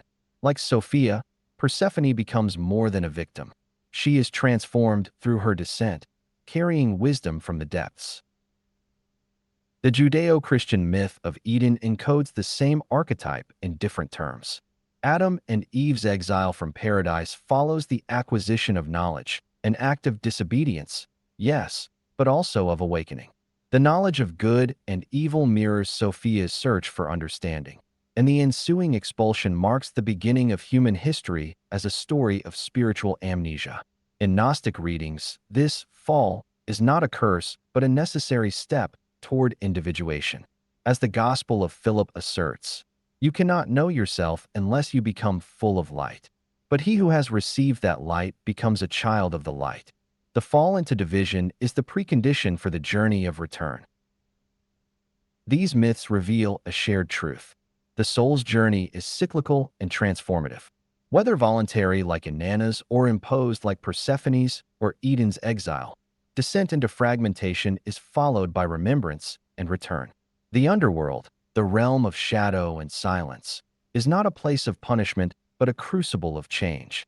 In the language of depth psychology, it is the unconscious into which the ego must descend to reclaim the forgotten parts of the self. As Carl Jung notes, the descent into the depths always precedes the ascent. These stories invite the reader not only to understand exile, but to walk it consciously, to find in the myth their own forgotten self. Through these ancient patterns, Sophia's story becomes recognizable not as esoteric speculation, but as the template of human experience. We fall, we forget, we suffer, and if we listen, we begin to remember. The path home is woven through descent. It is not escape from exile, but the deep mining of its meaning that leads to the soul's restoration. The myths were never just stories. They were always instructions. The loss of wholeness and orientation. With the soul's descent into exile comes not only fragmentation, but disorientation. The primordial unity once known in the pleroma, where spirit and matter, logos and Sophia, consciousness and intuition were one, becomes a distant echo, barely perceptible in the noise of worldly striving. This loss of orientation is not merely spiritual, but existential. The soul, having forgotten its divine origin, begins to organize life around surface concerns, survival, status, success, and self-image. These become substitutes for deeper meaning. In the words of Thomas Merton, people may spend their whole lives climbing the ladder of success only to find, once they reach the top, that the ladder is leaning against the wrong wall. The climb becomes frantic and the soul remains untouched. This disorientation reflects the psychological impact of the fall. In Gnostic cosmology, the material world is the domain of the demiurge, and within it true direction is lost. The soul no longer perceives the inner compass that once pointed toward wholeness. Instead, life becomes fragmented into compartments: work, relationships, beliefs, and roles, each isolated from the others. Carl Jung described this inner division as the disunion of personality, where the conscious mind loses connection to the deeper self, resulting in a life lived on the surface. The deeper one forgets the divine center, the more easily one becomes a passenger on the currents of external conditioning. This condition gives rise to a longing that is often misinterpreted, the yearning for something more. A sense of homesickness that never quite resolves is in fact the soul's call to remembrance. But without the language or framework to interpret this ache, people often seek relief in external pursuits, addictions, material accumulation, or relentless busyness. As Cynthia Bourgeault writes, the heart's longing is the echo of Sophia within us, and when we ignore it, we fill the void with substitutes. What is mistaken for desire is often a displaced hunger for wholeness. This loss of inner orientation also feeds into the collective psyche. Entire cultures become built upon amnesia, valuing appearance over essence, speed over depth, control over contemplation. In such a world, Sophia becomes a stranger and wisdom is replaced by data, efficiency, and distraction. Yet beneath this collapse into surface life, the light remains. In the secret teachings of all ages, Manly P. Hall reminds us, the true seeker is never truly lost, only veiled from his own light. Orientation is not restored by seeking outward, but by learning to read the signs of longing as invitations home. Ultimately, the soul's disorientation is not a failure, but a condition for awakening. The pain of fragmentation becomes the starting point for transformation. The loss of wholeness is real, but it is not final. In its ache, the possibility of reintegration is born. When the soul begins to ask deeper questions about its origin, its purpose, and its longing, it takes the first step toward return.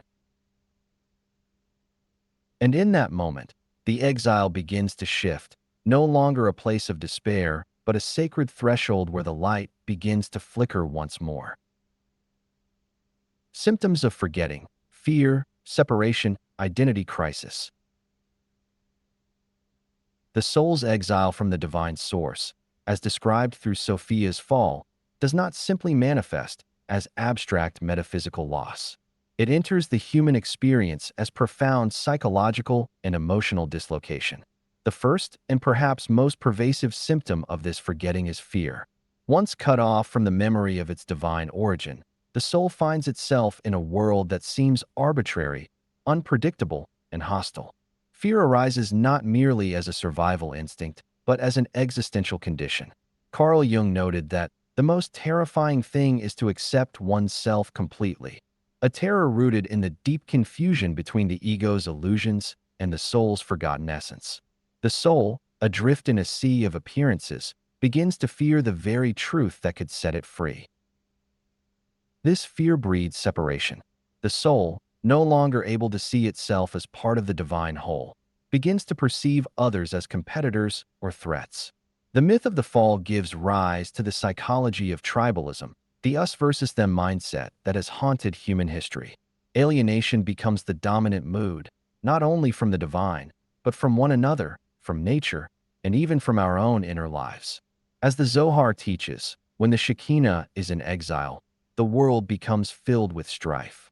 The soul's fragmentation becomes mirrored in societal fragmentation. What was once unity is now competition, comparison, and conflict. A crisis of identity follows.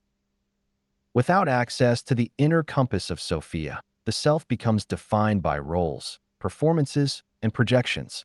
The divine spark becomes buried beneath cultural conditioning and psychological defense. The I no longer knows who it is apart from its accomplishments, titles, or traumas. This results in what Rollo may call the loss of self as a center of meaning, where individuals become hollow people, defined by external approval rather than internal truth. The soul forgets not only where it came from, but who it is. In the absence of remembered wholeness, depression and existential despair often take root. These are not merely mental health conditions, but spiritual symptoms of disconnection. The Gnostic gospel of truth describes this sorrow poignantly. Ignorance of the Father brought about anguish and terror because of the illusion of separation.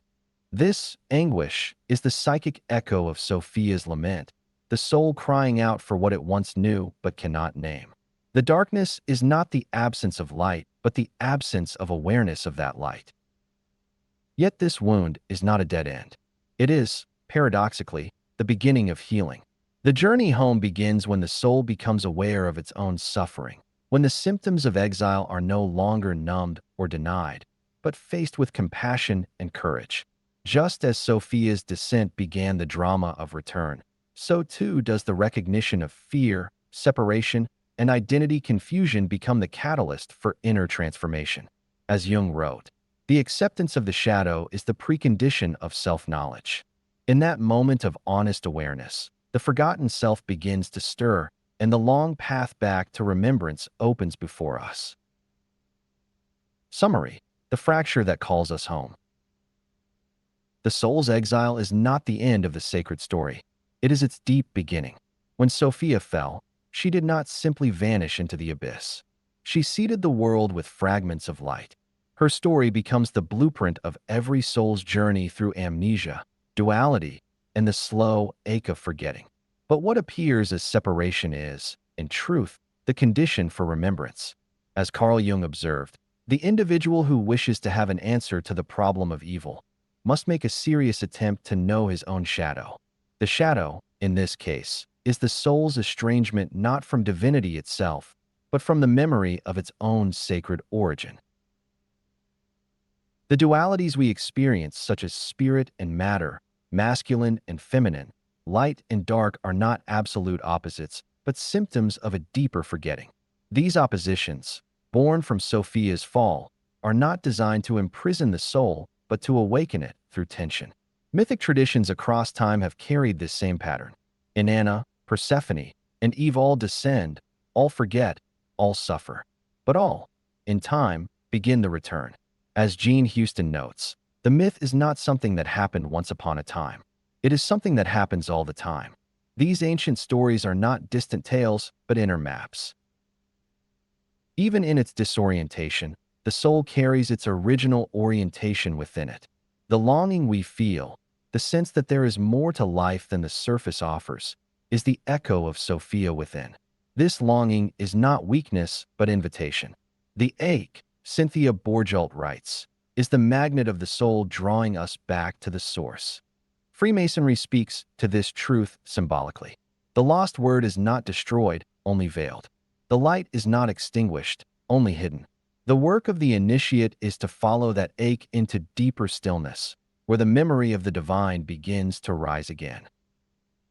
Sophia's exile, then, is our own, but so is her return. The pain of forgetting becomes the power of awakening. Through myth, symbol, and the honest acknowledgement of our own inner fragmentation, we begin to reassemble the lost pieces of our divine self. The soul does not need to be perfected. It needs to be remembered. And in that sacred act of remembering, exile becomes the beginning of homecoming. Chapter 4. Silence and the Lost Word. Esoteric Markers of the Fall. Introduction. The Veiled Light and the Search for the Word. In the symbolic and spiritual language of Freemasonry, the lost word is not merely a forgotten utterance or a secret withheld. It is a cipher for the soul's forgotten essence.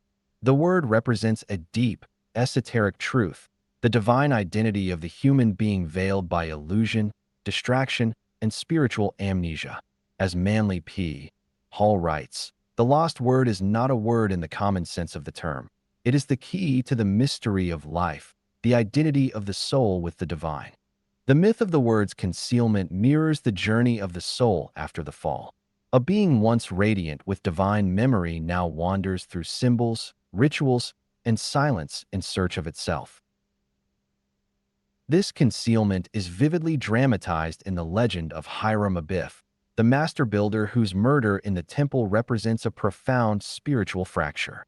Hiram carries the true word but is slain before it can be revealed, echoing the Gnostic myth of Sophia, whose descent into separation resulted in the diffusion of divine wisdom into a world no longer conscious of its source. As W.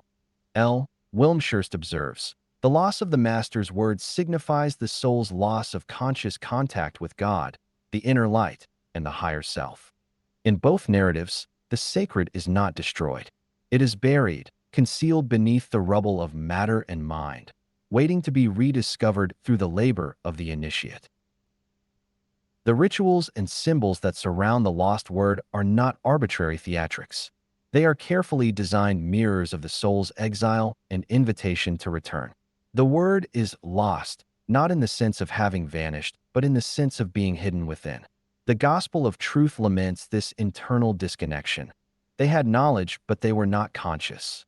Therefore, error grew powerful. This gap between knowing and consciousness is the veil that must be lifted, the silence that must be entered, if the word is to be found again. Crucially, the search for the word is not about acquisition, but about awakening.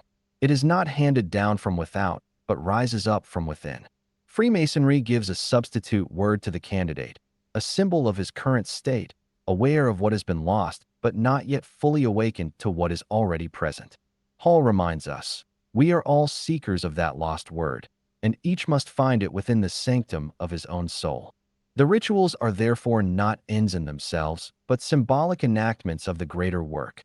The reintegration of the soul with its divine origin, the remembrance of Sophia's light within the heart. This chapter explores the sacred concealment and symbolic architecture that hold the memory of the word. Through silence, symbols, veils, and inner structures such as the altar and the blazing star, Freemasonry encodes a path to remembrance. What we call lost was never truly gone. It was hidden in plain sight, awaiting the stillness, readiness, and courage of the seeker to see and speak again the name that echoes through every true act of wisdom. The lost word as the forgotten self. In Freemasonry, the myth of the lost word is one of the most profound esoteric symbols, signifying not merely a forgotten name, but a spiritual truth obscured from conscious awareness. The word is not a syllable or a linguistic artifact, but a representation of the divine essence, the true self veiled by forgetfulness. As Manly P. Hall explains, the lost word is not a word in the common sense of the term. It is the key to the mystery of life, the identity of the soul with the divine. This hidden identity, buried beneath the surface of external existence, is not lost in an absolute sense, but concealed within the very being of the initiate, awaiting rediscovery through ritual and inner awakening. The legend of Hiram Abiff, central to the Master Mason degree, serves as the dramatic expression of this spiritual concealment. Hiram, the master builder who is slain and buried with the true word, represents the soul's connection to the divine source, severed through the fall into duality and unconsciousness. His death does not mark the end of knowledge, but the beginning of the great work, the process of remembrance. As W. L. Wilmshurst writes, The loss of the Master's word signifies the soul's loss of conscious contact with God, the inner light, and the higher self. The burial of the word in a hidden place echoes Sophia's descent into the lower realms, her light diffused and concealed, waiting to be reawakened. This symbolic loss is not unique to Masonry, but echoes throughout the mystical and esoteric traditions of the world. In Gnostic scripture, the soul's descent into materiality leads to the forgetting of its divine name. The Gospel of Truth laments, "They had knowledge, but they were not conscious. Therefore error grew powerful." The forgetting of the word is the forgetting of the self's divine origin. The Masonic initiate, like the seeker in the Gnostic myth, must journey through stages of death, silence, and symbolic rebirth in order to recover that which was never truly gone, only hidden. Importantly, the search for the lost word is not an intellectual quest, but a spiritual transformation. The rituals of the craft are not designed to impart information, but to awaken memory, to lead the soul toward inner illumination. The substitute word given in the third degree is a placeholder, a symbol of the initiate's current condition, aware of loss, and committed to recovery. "We are all seekers of that lost word," notes Hall, "and each must find it within the sanctum of his own soul." In this sense, the word is not bestowed from without, but emerges from within. Thus, the Masonic concept of the lost word serves as a profound metaphor for the human condition after the fall. It encodes the essential truth that what we seek, our true nature and our divine inheritance, is not absent but buried. Like Sophia's light scattered across the worlds, the word waits within the initiate's own heart. The work is to remember, to reawaken, and to speak once more the sacred name that was never truly lost. The sacred function of silence. Silence in esoteric tradition is not an absence or void, but a sacred presence. In the context of Freemasonry and wider mystical teachings, silence functions as a container for revelation, the hidden chamber in which the lost word might resound once more. It is within silence, not speech, that wisdom speaks most clearly. Sophia, the soul's intuitive voice, does not cry out in noise. She waits in the stillness for the initiate who has learned how to listen. As W. L. Wilmshurst reflects, the word cannot be spoken in the ordinary sense, for it is not a sound but a state of consciousness. It is heard only in silence.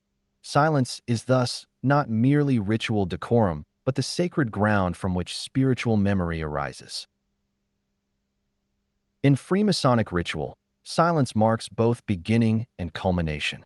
Lodges are opened and closed in solemn quietude, not merely as a tradition, but as a mirror of inner stillness. This structure reflects the understanding that esoteric truth is not taught through explanation, but transmitted through experience.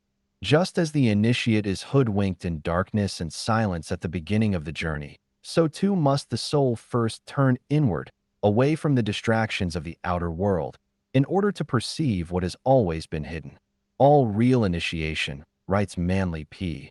Hall, begins in silence, proceeds through silence, and returns to silence. The word is not revealed until the self becomes quiet enough to hear it. Silence is also the medium through which Sophia returns. Her voice is not logical, not declarative, but evocative. It arises not in the noise of the world, but in contemplative awareness. The mystic tradition repeatedly affirms this principle. In the Zohar, it is said that the Shekinah speaks in the still small voice that comes only when thunder and fire have passed. Similarly, the Christian mystic Meister Eckhart wrote, "There is nothing so much like God as silence." In this spiritual quietude, the veil begins to lift, not through argument, but through presence. It is in silence that the initiate becomes receptive to wisdom's return. From a psychological perspective, silence is also the condition in which the unconscious speaks. Carl Jung recognized that the deeper layers of the psyche do not communicate through linear language, but through image, symbol, and mood. "The soul speaks in a whisper," he wrote, "and only those who learn to be silent can hear her voice."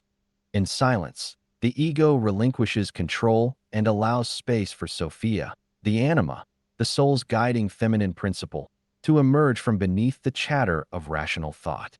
The spiritual journey begins not in proclamation, but in listening, not in knowing, but in stillness.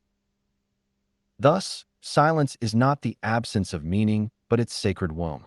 It is the original condition of the word, the sacred echo chamber in which the divine self may be heard again. In Freemasonry, this silence is honored as the threshold of initiation and the ground of restoration. The initiate does not break silence lightly, for in silence, he encounters not emptiness, but Sophia's invitation. She does not shout. She waits. And when the soul is ready, she speaks, not in words, but in remembrance. Veil symbolism across traditions.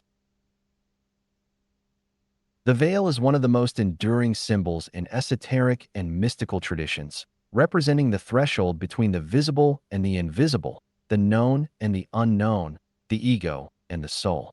It serves as a spiritual metaphor for the barrier that conceals higher knowledge until the seeker is prepared to perceive it. In the context of Freemasonry, the veil appears in multiple forms: the hoodwink worn by the initiate, the veils in the royal arch degrees, and the conceptual veil separating the outer world from the sanctum sanctorum. These ritual elements echo ancient traditions where the veil signifies both protection and concealment, mystery and invitation. As Manly P.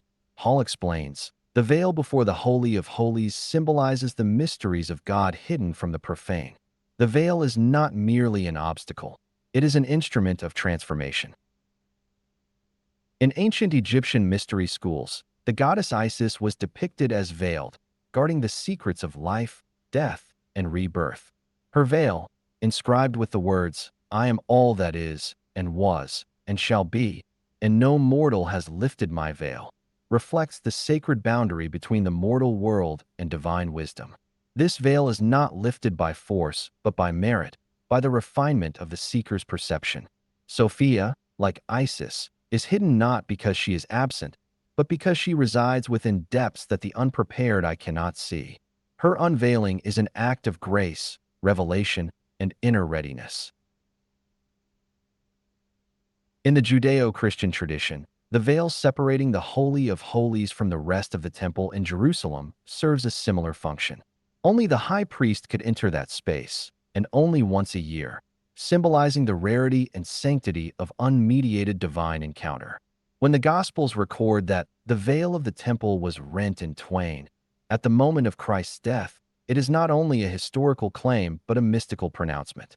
The barrier between the human and the divine is torn, the hidden is made accessible, and Sophia, wisdom, stands unveiled to those who are willing to look inward. Elaine Pagels describes this moment as the radical unveiling of divine presence within the human condition. Freemasonry's use of the veil, particularly in the royal arch degrees, dramatizes this internal movement. The veils the candidate must pass through before reaching the symbolic recovery of the lost word mirror the layers of consciousness that must be penetrated in the soul's journey back to the light. W.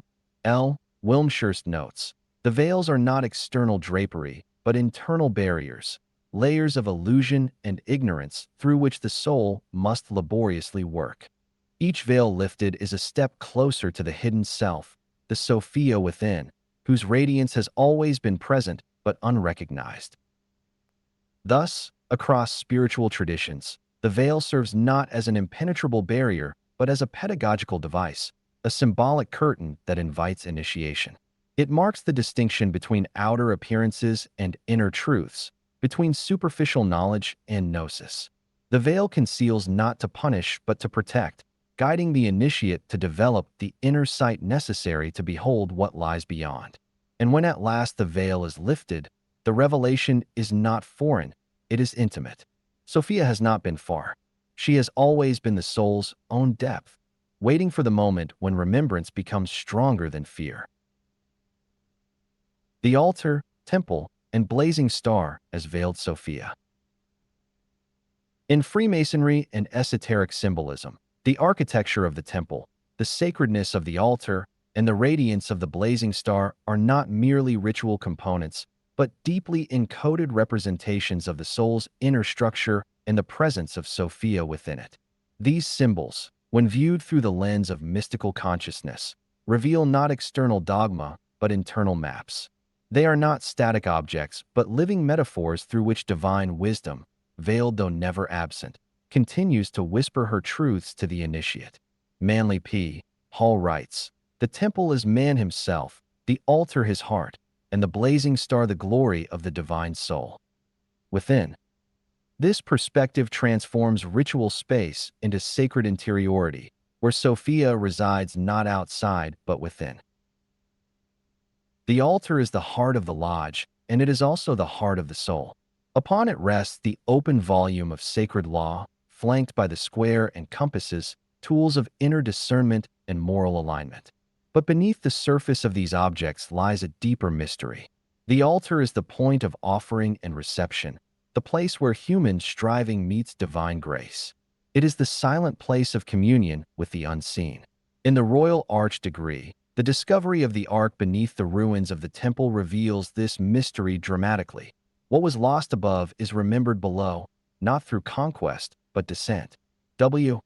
L. Wilmshurst emphasizes that the altar is the point at which man turns inward and upward, and the divine principle turns downward and inward to meet him. It is the axis where Logos and Sophia, spirit and soul, converge. The temple itself is often read as a representation of the cosmos, but esoteric traditions insist it is first and foremost a representation of the initiate's own soul. In the Pauline epistles, the body is called the temple of the Holy Spirit, a radical statement that places the sacred not in stone buildings, but in the embodied self. For mystics and Gnostics alike, the true temple is the soul awakened to its divine indwelling. Sophia, veiled in allegory, is the animating presence of that temple. In the Zohar, Shekinah, the Jewish mystical name for the indwelling feminine presence of God, is described as the soul of the temple and the breath of its sanctity. Sophia is not outside the structure. She is the invisible light holding it together. Suspended above the Masonic altar, the blazing star shines as the supreme emblem of divine illumination.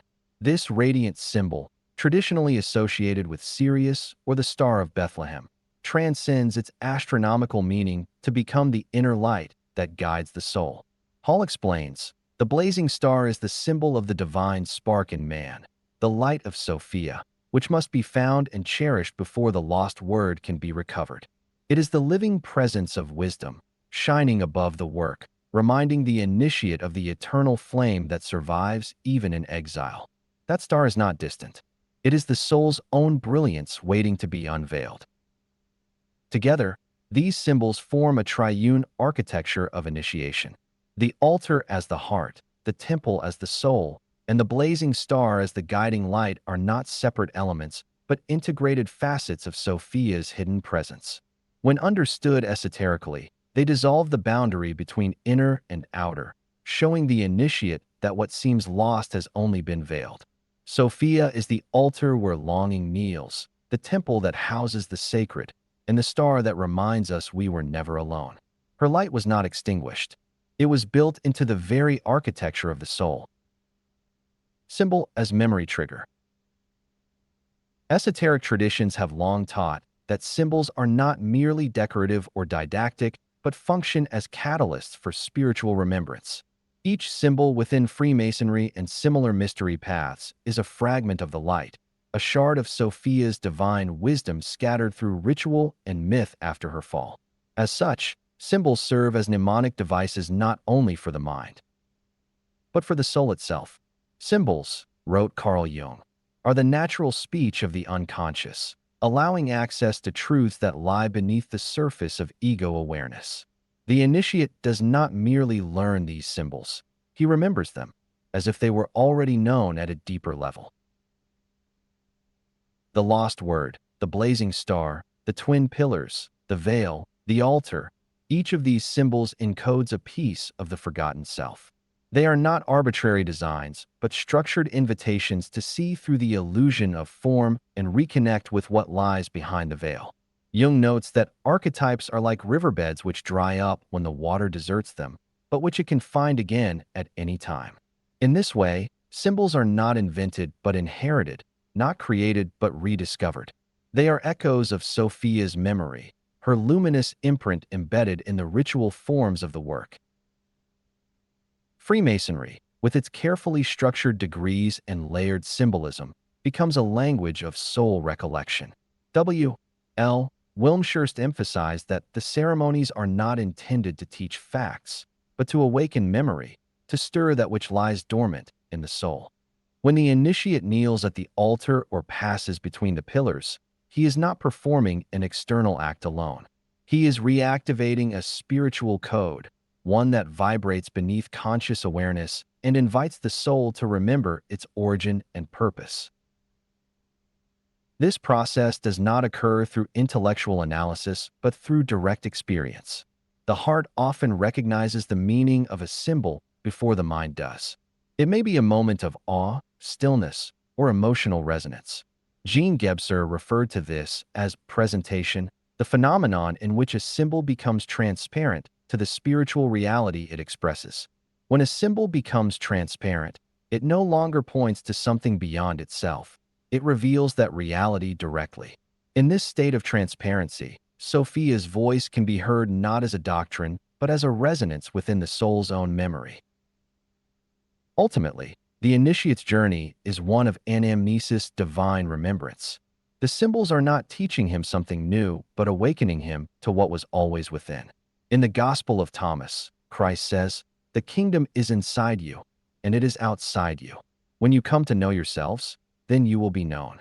Symbols are the bridges between inner and outer, conscious and unconscious, ego and soul. They are the letters of Sophia's lost language, waiting to be read not with the eyes alone, but with the heart. And when they are remembered, the work becomes not merely a ritual performance, but a sacred homecoming. Summary: the lost word and the architecture of remembrance. This chapter has explored the profound esoteric significance of the lost word in Freemasonry as a metaphor for the soul's forgotten divine identity. Far from being a literal term or a historical relic, the lost word symbolizes the buried memory of the self's origin in divine light.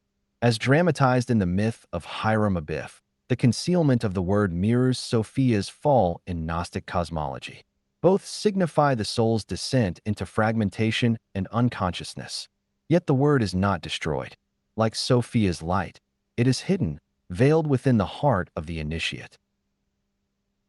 The sacred role of silence is revealed as the container in which remembrance becomes possible. Silence is not a lack, but a presence, a sanctuary where the ego falls quiet and the voice of wisdom may be heard. As Freemasonry teaches through its rituals, the initiate must pass through darkness and stillness before the word can be reawakened. Sophia speaks not through noise, but through subtle intuition, echoing traditions across mysticism and psychology that affirm the necessity of inner quiet for spiritual realization. Veil symbolism across esoteric traditions, from the temple in Jerusalem to the veil of Isis to the hoodwink of the Masonic candidate, further emphasizes the soul's hidden knowledge. The veil conceals divine truth not as punishment, but as preparation. It protects sacred realities until the initiate is ready to see them. In the act of unveiling, whether ritualistic or inward, Sophia's presence is revealed as immanent and personal. The sacred architecture of the altar, temple, and blazing star encodes the inner geography of the soul. The altar represents the heart, the temple the soul, and the blazing star the divine spark within, the light of Sophia still shining in exile. These are not static objects of reverence, but active symbols meant to awaken memory and guide transformation. Finally, the chapter emphasizes that symbols themselves are not external decorations, but carriers of inner truth. They are fragments of Sophia's light, triggers of anamnesis, divine remembrance. Each gesture and emblem in Freemasonry is an invitation to look within and rediscover what was never truly lost. The initiate's journey is not to acquire something new, but to recover what has always been present. The word waits in silence. Sophia whispers in stillness, and the temple of the soul holds the light that will lead the way home. Part 2. Initiation, the Descent, and the Call. Chapter 5. The Hero's Journey of the Soul, Sophia's Return. Introduction, the Path of Longing and the Arc of Return. The myth of Sophia, the divine embodiment of wisdom, is not merely a narrative of cosmic proportions.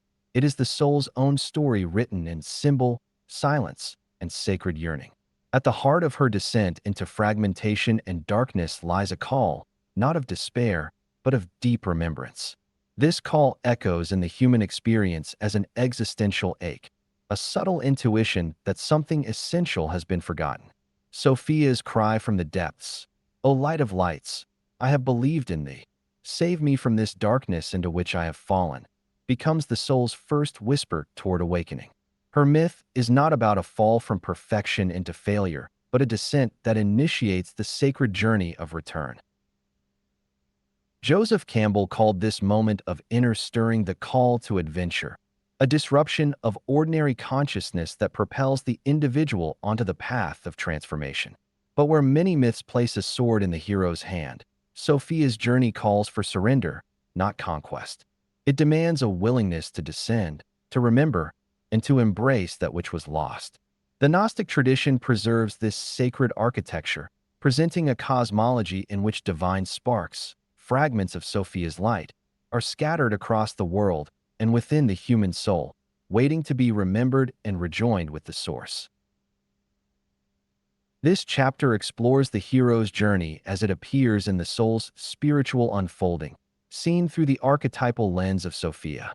It is not merely the story of a journey, but the living pattern of descent into exile, confrontation with the shadow, encounter with the inner feminine, and eventual atonement with the self. Carl Jung offered a psychological framework for this mythic path, calling it individuation, the process by which a person becomes the one he truly is. Individuation, like Sophia's return, does not erase the wounds of descent, but weaves them into a deeper wholeness. Freemasonry encodes this very journey in the ritual of the Master Mason degree, the slaying of Hiram Abiff, the concealment of the word, and the search for its recovery mirror the soul's inner pilgrimage. As W. L. Wilmshurst writes, the candidate is not merely dramatizing a historical episode, but undergoing the mystical death of the lower self in order that the higher may rise. This is the hero's journey transformed through wisdom, not the triumph of power, but the restoration of light through memory, surrender, and love. The chapters that follow will walk this path in stages, beginning with the soul's inner call, descending into the shadow, encountering Sophia as healer, and culminating in the sacred reconciliation of opposites. Each step is not merely symbolic, but initiatory. Sophia's return is not a myth to be admired from afar, but an archetypal pattern waiting to be lived from within. Her voice is still calling, not from beyond, but from the heart of the soul itself. The soul's call to adventure. The soul's journey toward awakening often begins not with clarity, but with longing. This longing, subtle and persistent, is the soul's call to adventure, a quiet whisper from within that suggests there is more to reality than appearances allow. The call arises as an ache for depth, a yearning for home, a desire to reconnect with something timeless and true. In the myth of Sophia, this yearning is reflected in her cry from the depths, calling out to the light she once knew. In the Pistis Sophia, she proclaims, "O light of lights, I have believed in thee. Save me from this darkness into which I have fallen." Her lament is not merely mythic, but mirrors the condition of the soul when it begins to awaken from spiritual amnesia. This initial stirring often comes through suffering, disillusionment, trauma, synchronicity, or a growing dissatisfaction with superficial existence can ignite the process of inner questioning. Joseph Campbell described this moment as the threshold of the hero's journey. A blunder, the merest chance, reveals an unsuspected world. It is in the disruption of ordinary life that the soul begins to perceive the veil and suspect that something lies beyond it. This is not an easy invitation. It disrupts comfort and identity. But to refuse the call often leads to stagnation or a deepening of inner discontent. Carl Jung wrote that neurosis is always a substitute for legitimate suffering. The call to adventure, when ignored, does not disappear, it festers. The soul, knowing its divine inheritance, refuses to be content with mere survival. This is why crisis, depression, or disorientation often precede awakening. The soul uses whatever means it can to alert the ego that something vital has been lost. As in Gnostic myth, the spark within us calls out to be remembered. The Freemasonic initiate reflects this archetypal moment when he is brought from darkness to light. The rituals of initiation do not create the call, they respond to it. As W. L. Wilmshurst explains, initiation is not a ceremony imposed from without, but the dramatization of a condition already existing within. The soul must first feel the yearning for the word before the outer rites can mirror the inner work. This is the sacred restlessness that marks the beginning of the path. Thus, the call to adventure is more than the beginning of a mythic quest. It is the soul's first movement toward remembrance. Like Sophia's cry, it arises from a place of exile, yet it contains within it the seed of return.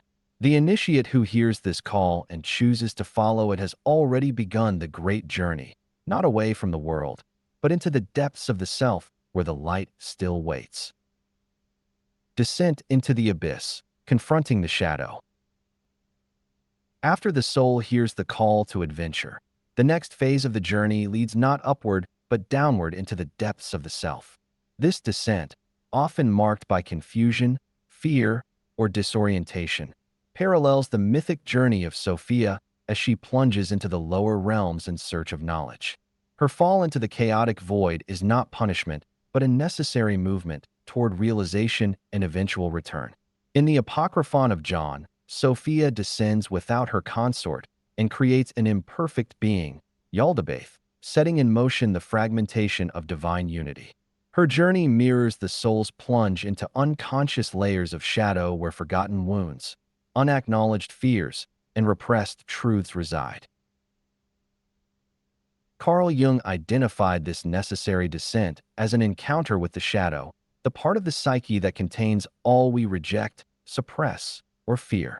To confront a person with their own shadow, Jung wrote, is to show them their own light. The descent into the abyss is therefore not a fall from grace, but a confrontation with the disowned aspects of the self.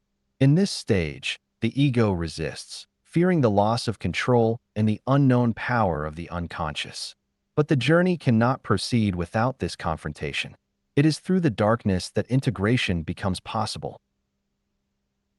The demiurge, the false creator born of Sophia's isolated act, reappears in this psychological terrain as the voice of internalized authority, judgment, guilt, fear, and illusion. It is the force that claims to be the whole while hiding the truth of the deeper self. Jung interpreted the demiurge as a symbol of the autonomous complex which thinks it is the totality of the personality. In this sense, the demiurge becomes the internal tyrant, an egoic structure that must be unmasked before the soul can reclaim its full light. Freemasonry reflects this descent in the myth of Hiram Abiff. The murder of the master builder, followed by the concealment of the true word, symbolizes the loss of inner clarity and the soul's burial beneath the rubble of illusion. The candidate in the third-degree ritual experiences symbolic death, an enactment of the soul's descent into unconsciousness. As W. L. Wilmshurst explains, the slaying of the master is the obscuration of the divine within man. The light becomes hidden in the grave of matter. This grave is not merely symbolic. It is the condition of the unawakened self. Yet this descent is not regression. It is a sacred necessity. In the words of the Gospel of Philip, light and darkness, life and death, each of them is in the other. The soul descends not to remain in shadow but to reclaim it. The fragments of lost light await in the depths, and the confrontation with the shadow becomes the threshold to integration. As in all mystery traditions, what is buried must be exhumed, what is broken must be made whole. The abyss is not the end of the journey. It is the beginning of transformation. Meeting the goddess, Sophia as guide and healer. At the nadir of the soul's descent, when the initiate has entered the inner darkness and confronted the shadow, a new presence emerges. This presence is not the triumphant light of resolution, but the tender and often unexpected appearance of the inner feminine, Sophia, wisdom, the soul's forgotten guide. In the mythic tradition, this encounter marks a turning point. It is the moment when despair gives way to revelation, not through conquest, but through relationship. Joseph Campbell recognized this archetypal moment in the hero's journey as the meeting with the goddess, a phase that symbolizes the totality of what can be known and the restoration of lost wholeness. In Gnostic cosmology, this moment mirrors Sophia's own turning point, her cry for help from the depths and the compassionate response of the higher eons. Sophia, as she appears in the inner life, is not a savior in the traditional sense. She does not rescue the soul through external intervention, but by awakening a deeper remembrance. Her healing is not to remove the pain, but to reveal the meaning within it. In Pistis Sophia, she cries from the underworld, "O light of lights, I have believed in thee. Save me from this darkness, into which I have fallen." Her voice, emerging from chaos, reflects the soul's own longing to be seen, held, and guided by something more ancient than the ego, something tender and true. Psychologically, this moment corresponds to the awakening of the anima, the inner feminine archetype that Jung identified as the mediatrix between ego and the unconscious. The anima, Jung wrote, is the archetype of life itself. When the anima appears, often through dreams, visions, or profound intuitions, she brings the possibility of healing the rift between consciousness and the deeper self. She reflects not what the ego wants, but what the soul needs. In Freemasonry, this archetypal meeting may be implied in the reemergence of the light following the ritual death, an image not of finality, but of return. Sophia often arrives in symbolic forms, an image, a whisper, a synchronistic insight. She may be seen as a veiled figure, a luminous woman, or simply felt as an inner warmth that wasn't there before. Her presence signals that the soul has passed through judgment and fear and is now ready to be guided, not by force, but by love. As Clarissa Pinkola Estes writes in Women Who Run with the Wolves, the wild woman carries the bundles for healing. She carries everything a woman needs to be and know. Though Estes speaks to the feminine psyche, Sophia's archetype transcends gender. She is the soul's own memory of wholeness. This encounter with Sophia is not the end of the journey, but the beginning of return. It marks the soul's shift from exile to remembrance, from fragmentation to healing. Where once there was only descent, now there is the stir of ascent, not upward toward escape, but inward toward integration. Sophia becomes the guide not to heaven above, but to the sacred center within. Her gift is not salvation, but insight. She does not carry the initiate home. She shows that home has always been within. Atonement with the self, union of light and shadow. Following the soul's descent and the healing encounter with Sophia, a deeper transformation begins to unfold, the atonement with the self. This moment is not simply about reconciliation with the divine or with a transcendent truth. It is the profound recognition that the soul itself is a living bridge between light and shadow, between the ego and the divine spark. The word atonement, when broken down, reveals its deeper purpose. At one meant a return to unity, a healing of the fragmented parts of the psyche.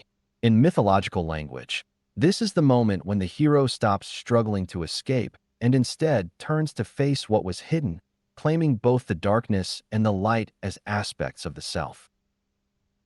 Carl Jung identified this process as individuation, the integration of opposites within the psyche that leads to the realization of the self.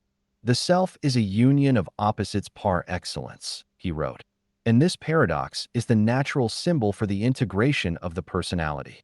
The ego, having previously ruled from a place of isolation and fear, must now surrender its illusion of supremacy. The shadow, those repressed, denied, or feared aspects of the self, must be acknowledged not as enemies, but as essential parts of the whole. In this sacred meeting, the inner conflict is transformed into inner dialogue. A new identity emerges, one rooted not in division but in integration. In Sophia's myth, this atonement is mirrored in her ascent. After crying out from the depths, she is aided by the eons, not through force but through remembrance. Her light is gradually restored not by rejecting the darkness she entered, but by reclaiming her identity within it. The Pistis Sophia recounts that she remembered the light, and she repented and wept. Her weeping is not weakness, but awakening. It marks the moment when the soul no longer flees from its wounds, but opens to their wisdom. Sophia becomes the embodiment of one who has passed through fragmentation and returned not only intact, but transfigured. This stage of atonement is central in esoteric traditions as well. In Freemasonry, it is symbolized by the resurrection of the Master Builder, the moment when the lost word, symbol of divine identity, is not simply found but becomes a lived truth. The initiate, who has passed through ritual death and symbolic burial, rises not as the same man, but as one who remembers who he truly is. W. L. Wilmshurst described this as the recovery of the divine self in the depths of one's own nature. It is no longer about external ascent, but inner embodiment. The divine is not above or beyond. It is within, waiting for recognition. Psychologically, this stage can be difficult, as it demands that we abandon our binary thinking. We must learn to hold complexity. The light is not pure without the shadow, and the self is not complete without the ego's surrender. Jung insisted that no tree can grow to heaven unless its roots reach down to hell. In other words, we become whole not by escaping suffering, but by embracing it as part of the journey toward the self. Through Sophia's myth, the initiate comes to understand that healing is not a process of escape, but of embodiment. Atonement is not given, it is chosen. It happens when the soul no longer divides itself, but unifies in love, memory, and truth. And in this moment of reunion, the initiate begins to carry the light not only for himself, but for the world. The feminine hero's journey, restoration, not conquest. The path of Sophia offers an alternative to the dominant paradigm of spiritual heroism. Unlike the masculine model often seen in myth and modern culture, centered on conquest, external victory, and the slaying of dragons, Sophia's journey represents a deeply feminine arc of descent, integration, and restoration. It does not culminate in domination, but in union, not in triumph over adversity, but in healing through it. This model reorients the spiritual quest from one of outward conquest to inner reconciliation. As Maureen Murdoch observes in The Heroine's Journey, the feminine journey is about going down deep into the soul, healing and reclaiming, and then bringing that wisdom up into the world. Sophia's return from the depths is not marked by vengeance or superiority, but by remembrance. She does not conquer the darkness in which she fell. She gathers the scattered pieces of herself within it. In doing so, she reclaims the wholeness that was never truly lost. Her story teaches that the sacred task is not to rise above suffering, but to alchemize it into wisdom. This is reflected in the Gnostic texts where Sophia, after her long exile, is received back into the pleroma not as the same being who left, but as one transformed by her descent. Her journey is cyclical, not linear. As the Pistis Sophia recounts, she remembered the light, and the light remembered her. This mutual remembrance suggests a reunion that transcends the polarity between seeker and source. In psychological terms, this feminine journey parallels the soul's movement toward integration. The task is not to transcend matter or disown the shadow, but to reclaim lost aspects of the self and bring them into conscious harmony. Carl Jung recognized this in his understanding of the anima, the soul's feminine aspect, which mediates between ego consciousness and the self. The feminine in man is the bridge to the unconscious, the key to inner transformation. Through Sophia, the soul learns that wisdom arises not from escaping human experience, but from embracing it with love and insight. This journey also redefines power. In contrast to the hero who wields the sword, the feminine hero heals the wound. She restores brokenness not by eliminating it, but by holding it in compassion. In myth, figures like Inanna, Persephone, and Mary Magdalene reflect this same archetype of descent and return. As Clarissa Pinkola Estes writes, to descend and return with treasures from the deep is the work of the wild woman, the one who remembers the soul's truths. Sophia embodies this wild and sacred feminine, guiding the soul not to ascend in isolation, but to rise in service. Ultimately, Sophia's return is not just her own. Like all true initiates, she brings back the light not only for herself, but for the collective. Her journey becomes the pattern for healing the world. In the language of Joseph Campbell, she is the hero who returns with the boon, the gift of transformed consciousness to renew the community. But unlike the masculine hero who brings fire, Sophia brings remembrance. She reminds us of what we are, what we lost, and what can be made whole again. Her journey is not a conquest of the world, but a restoration of its soul. Summary: the path remembered, the light reclaimed. The myth of Sophia, when viewed through the lens of the hero's journey, reveals not a tale of loss, but a roadmap for return. Her descent into darkness, the cry from the depths, the confrontation with the false light of the demiurge, and her eventual ascent mirror the inner work of every soul that dares to remember itself. This is not a journey of conquest, but of integration.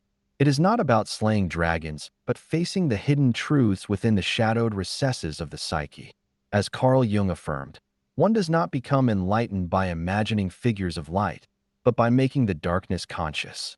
Sophia's path is the soul's path, a spiral that leads inward, not to escape, but to embody the light buried beneath layers of forgetting. Each step along this journey, answering the call, descending into the unconscious, meeting the inner feminine, and integrating the opposites, transforms exile into initiation. This is not an abstract process, but a lived one, reflected in dreams, struggles, synchronicities, and sacred silence. The encounter with Sophia is not an external vision, but an inner awakening to the soul's own wisdom. She remembered the light, and the light remembered her, says Pistis Sophia. This mutual recognition becomes the turning point of healing. It is the moment when the soul reclaims its divine origin not as an idea, but as lived experience. Freemasonry's rites echo this same inner architecture. The death of the master builder, the veiling of the word, and its eventual symbolic recovery are more than ritual. They are spiritual dramatizations of the initiate's inward journey. As W. L. Wilmshurst wrote, the lost word is not a literal utterance, but the soul's own name, the true identity which can only be rediscovered through inward seeking. The lodge, like Sophia's myth, serves as a sacred map to guide the seeker back to what was never truly lost, only hidden. Ultimately, the hero's journey as told through Sophia's myth offers a model of spiritual transformation that is deeply feminine, intuitive, and restorative. It reminds us that the light we seek is already within us, waiting to be reawakened. The path is not about becoming something other than we are, but about remembering who we have always been. The true work is not in escaping darkness, but in reclaiming the wisdom hidden within it. Sophia's return is the soul's own homecoming. Her story is not just ancient. It is alive in every seeker who feels the longing for the light, steps into the shadow, and emerges bearing the gift of wholeness. Chapter 6: Freemasonry as Mythic Map, Degrees of the Soul's Journey. Introduction: Freemasonry as the Journey of the Soul. Freemasonry, when approached through the lens of esotericism, emerges not as a static institution, but as a living mythic system that encodes the soul's journey from fragmentation to wholeness. While its outer form appears as a fraternity devoted to morality and brotherhood, its inner architecture reveals a deeper initiatory path that mirrors the ancient mystery schools of Egypt, Greece, and the Near East. As W. L. Wilmshurst writes, the craft system of Masonry is a veiled system of philosophy, teaching the secrets of spiritual regeneration. This regeneration is not the product of belief, but of inner transformation, initiated through symbol, ritual, and sacred drama. In this framework, Freemasonry becomes a map of consciousness that reflects the journey of Sophia herself as she descends, forgets, remembers, and returns. Each degree in the Masonic system is a threshold, a symbolic portal through which the initiate passes not just ritually, but psychologically and spiritually. The lodge itself becomes a sacred vessel for this transformation, a temple not of stone but of soul. As Manly P. Hall affirms, the Masonic temple is a symbol of the universe, the soul of man, and the process by which consciousness is lifted from the darkness of material ignorance to the light of spiritual understanding. The candidate's journey beginning in darkness, proceeding through knowledge, and culminating in symbolic death and resurrection reflects the same stages found in myths of Inanna, Persephone, and Sophia. These myths are not stories of the past. They are internal realities dramatized anew in every initiation. Rather than conveying doctrine, Freemasonry invites the initiate into a process of self-discovery. The emphasis on symbols over dogma reflects an understanding that spiritual truth cannot be taught in words alone. The ceremonies, Wilmshurst explains, are not meant to communicate information. They are designed to awaken inner perceptions. The ritual becomes a mirror, a sacred text written in movement and silence. Sophia, though unnamed, is the soul of this symbolic language. Her wisdom flows through the architecture of the lodge and into the very breath of the ritual, inviting the initiate not merely to observe, but to embody the journey of remembrance. The three primary degrees, entered apprentice, fellowcraft, and master mason, outline a spiritual arc that begins with descent into matter and ignorance, moves through the cultivation of inner balance and knowledge, and culminates in death to the ego and the recovery of the hidden self. These stages echo the classical initiation patterns of the world's great esoteric traditions. The initiate is not simply learning morality. He is enacting the archetypal drama of the soul's awakening. Hall emphasizes this deeper purpose when he writes, Freemasonry is a system of morality veiled in allegory and illustrated by symbols. But behind this veil lies the secret doctrine of the soul's awakening. Therefore, to walk the Masonic path with awareness is to enter into a living myth. The lodge becomes more than a meeting place. It becomes a sanctuary for transformation. The rituals cease to be performances and instead become spiritual rites of passage. The initiate, in following the arc of the degrees, walks the path of Sophia herself, falling into forgetfulness, longing for the light, and slowly returning not to what was, but to what is remembered anew within. In this way, Freemasonry stands not only as a tradition, but as a sacred map of the soul's return to the divine. Masonry as a spiritual system of transformation. Freemasonry, at its esoteric core, is not merely a fraternal organization or a system of ethical allegories. It is a symbolic enactment of the soul's journey from exile to reintegration. While it often presents itself outwardly as a moral society concerned with virtue and brotherhood, its deeper current flows through the timeless spiritual archetypes found in the ancient mystery traditions. As W. L. Wilmshurst writes, the craft system of Masonry is a veiled system of philosophy, teaching the secrets of spiritual regeneration. In this light, Masonry becomes a transformative process rather than a doctrinal teaching. Its rituals and degrees are not didactic lessons, but initiatory thresholds through which the soul is progressively awakened to its divine origin. The lodge itself functions as a sacred map of consciousness. Every tool, architectural feature, and ritual gesture corresponds to internal movements within the psyche and soul. Like the temples of Eleusis or the pyramids of Egypt, the Masonic Lodge is built to reflect not just external reality, but the inner terrain of the initiate. Manly P. Hall affirms that the Masonic temple is a symbol of the universe, the soul of man, and the process by which consciousness is lifted from the darkness of material ignorance to the light of spiritual understanding. Within this symbolic architecture, the initiate enacts the same drama found in myths of descent and return, Sophia's journey included. Freemasonry does not impose a specific theology, but rather cultivates an experiential engagement with the mystery of being. It transmits no final creed, only symbols that point inward. The ceremonies, writes Wilmshurst, are not meant to communicate information. They are designed to awaken inner perceptions. In this way, Masonic initiation aligns with the Gnostic and Hermetic idea that truth is not revealed from without, but remembered from within.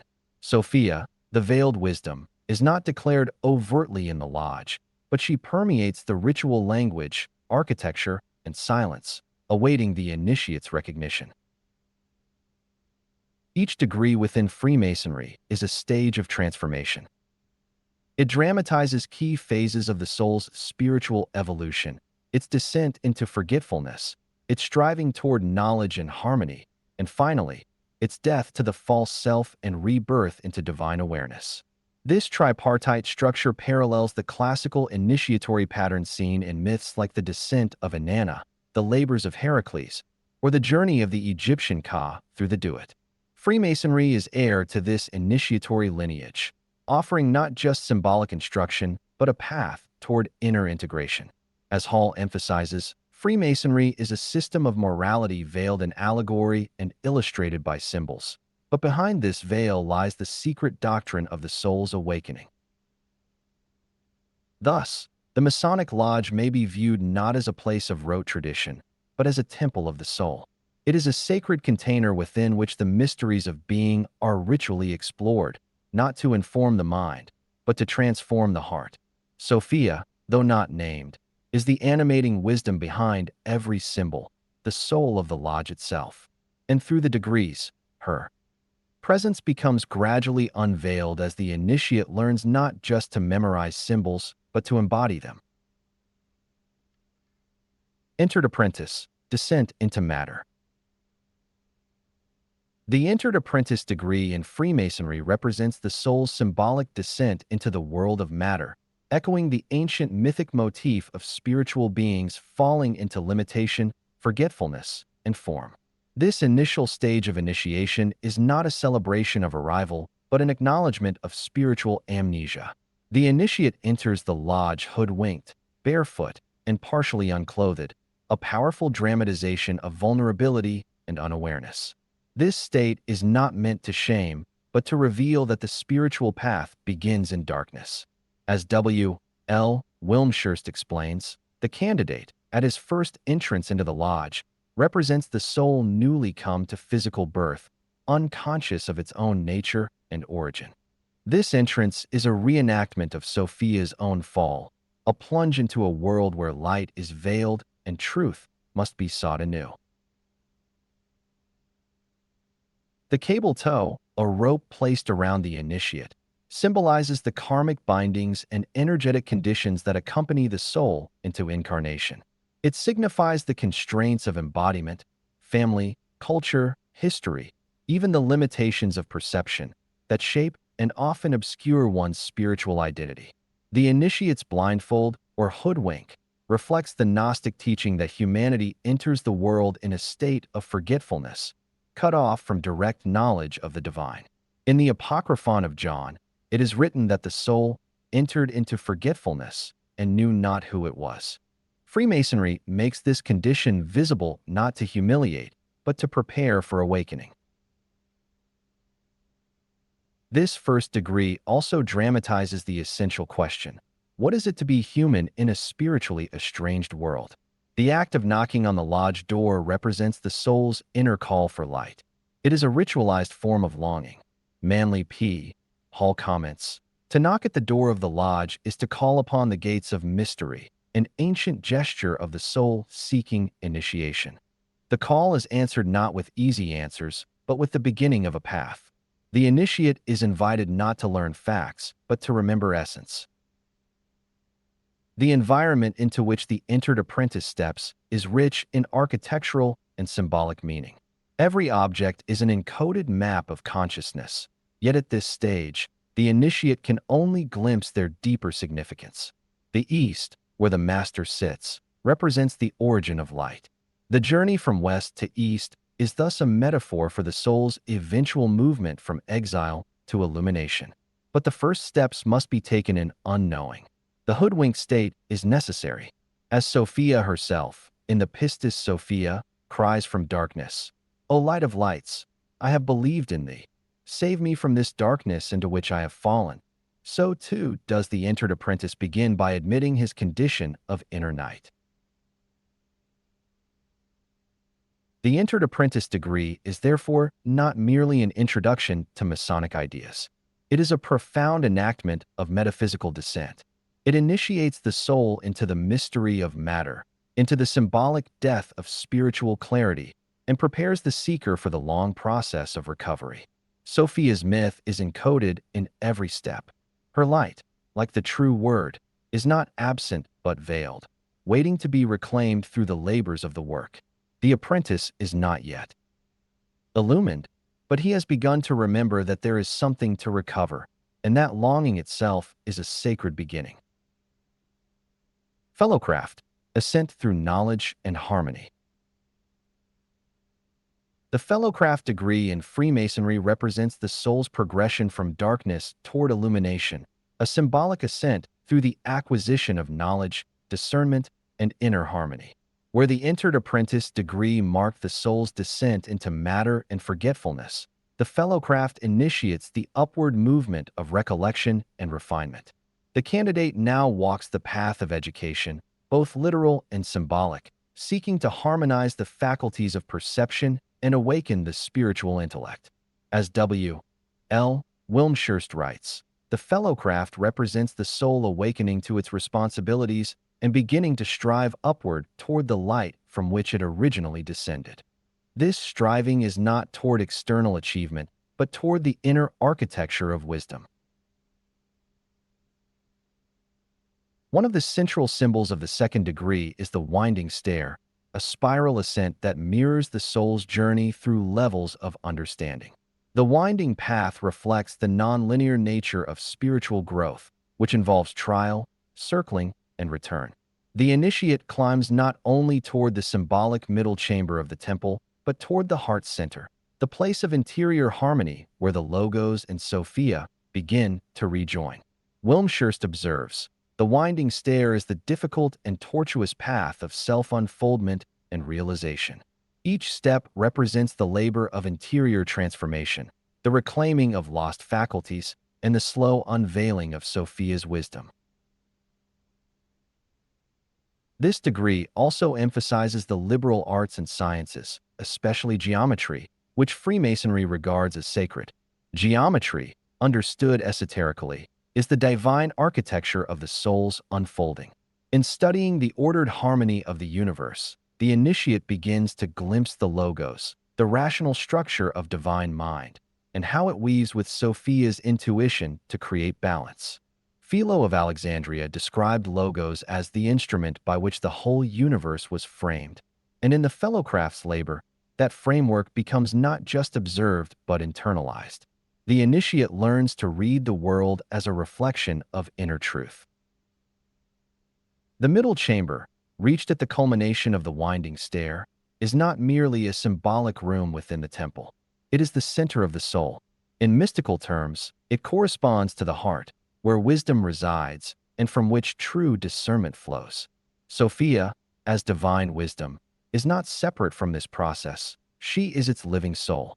In the Proverbs, she cries, "I dwell with prudence, and find out knowledge of witty inventions. I was set up from everlasting, from the beginning." The Fellowcraft does not meet Sophia directly, but begins to hear her voice in intuition, in resonance, in the still spaces between concepts. The initiate no longer merely knocks, he listens. Thus, the Fellowcraft degree marks the soul's return to seeking with awareness. The symbols of this degree, the winding stair, the liberal arts, the middle chamber, are not academic ideals but inner tools for harmonizing the faculties and reuniting with the divine image. The ego has not yet died, but it has begun to serve the greater self. Logos and Sophia begin to move in rhythm, and the soul begins to climb, not toward heaven above, but toward the inner sanctuary where memory, meaning, and mystery converge. Master Mason, death, silence, and rebirth. The Master Mason degree is the climactic initiation within craft Freemasonry, symbolizing the soul's passage through death and resurrection. This stage represents not the final attainment of knowledge, but the necessary death of the egoic self, the false identity constructed through illusion, fear, and forgetfulness. It is in this symbolic death that the initiate confronts the veiled mystery of the lost word, the soul's forgotten connection to the divine. W. L. Wilmshurst captures the gravity of this transformation when he writes, "The ceremony of the third degree is a drama of the soul's experience as it passes through the valley of the shadow and begins to find itself." The initiate is not merely acting out a legend, but undergoing a symbolic death that clears the ground for the soul's rebirth into conscious alignment with its divine essence. Central to this rite is the legend of Hiram Abiff, the master builder of Solomon's temple, who is slain by three ruffians seeking the word, the secret of divine power. Hiram's refusal to betray the sacred trust results in his death and burial, marking the loss of the word and the concealment of true wisdom. In esoteric interpretation, Hiram is not merely a figure of integrity. He is the soul itself, the bearer of Sophia's light, struck down and buried beneath the rubble of the material world. As Manly P. Hall explains, Hiram symbolizes the Logos incarnate in the physical body, slain by the forces of ignorance and reborn in illumination. His death is not the end of the story, but the turning point from forgetfulness to memory, from exile to awakening. The burial of Hiram also signifies the descent into the unconscious. In Jungian terms, it is the katabasis, the soul's journey into the depths to reclaim what has been lost. Jung writes, "Every descent into the unconscious is an ascent in disguise." The initiate, by undergoing ritual death, follows the archetypal path of Sophia, who descended into chaos and cried out for light. Silence surrounds this moment not as emptiness, but as sacred space. The lodge falls into silence at the death of the word, echoing the Gnostic theme that the light was hidden, not destroyed. Silence becomes the crucible in which remembrance begins. The raising of the Master Mason symbolizes spiritual resurrection. The candidate is lifted from the grave, not with the true word, which remains hidden, but with a substitute, acknowledging that the journey is not complete but has turned toward the inner path. W. L. Wilmshurst notes, "The real resurrection is the reawakening of the divine principle latent in the soul." This resurrection is not external salvation, but inner realization. The light that was once diffused and forgotten is now glimpsed again, not in full blaze, but in sacred spark. Thus, the Master Mason degree completes the initial arc of descent and begins the ascent of return. The death enacted in the ritual is not an ending, but a necessary disintegration of illusion. The silence that follows is not void, but a vessel. The substitute word is not failure, but foreshadowing. Like Sophia, the initiate descends, weeps, remembers, and begins to rise, not with the arrogance of certainty, but with the humility of having passed through darkness and begun to see. The true word still lies beyond, veiled, but now the soul knows where to look. Ritual as a path to inner integration. Freemasonic ritual is far more than a series of theatrical reenactments or symbolic gestures. It is a sacred psycho-spiritual technology designed to catalyze inner transformation. Each degree, tool, and emblem serves as a symbolic key to unlock aspects of the soul's deeper architecture. As W. L. Wilmshurst observed, the rites of the craft are not merely to be performed ceremonially, but are intended to awaken in the candidate a consciousness of eternal truths and realities. The ritual is a mirror through which the initiate confronts the stages of descent, encounter, death, and rebirth, ultimately progressing toward wholeness. It is a journey into the sacred interior, guided by the external drama of the lodge. This process follows a cyclical and archetypal rhythm. descent into unconsciousness, ascent through learning and struggle, integration of the opposites, and the emergence of the initiate as a vessel for service. The rituals do not claim to transmit enlightenment in a single moment, but rather unfold the initiate's inner life in layers, much like the veils in the Royal Arch degree. The journey is never linear. It spirals through repeated encounters with forgotten truths, each degree drawing the initiate closer to the core of the self. As Manly P. Hall writes, the rituals of Freemasonry are designed to stimulate the latent spiritual faculties and to restore to consciousness the forgotten truths of the inner life. In this way, ritual is not passive. It is a catalyst. Each Masonic symbol becomes an anchor point in this inner work. The square and compasses, for instance, are not simply moral tools but instruments for aligning the soul with divine geometry.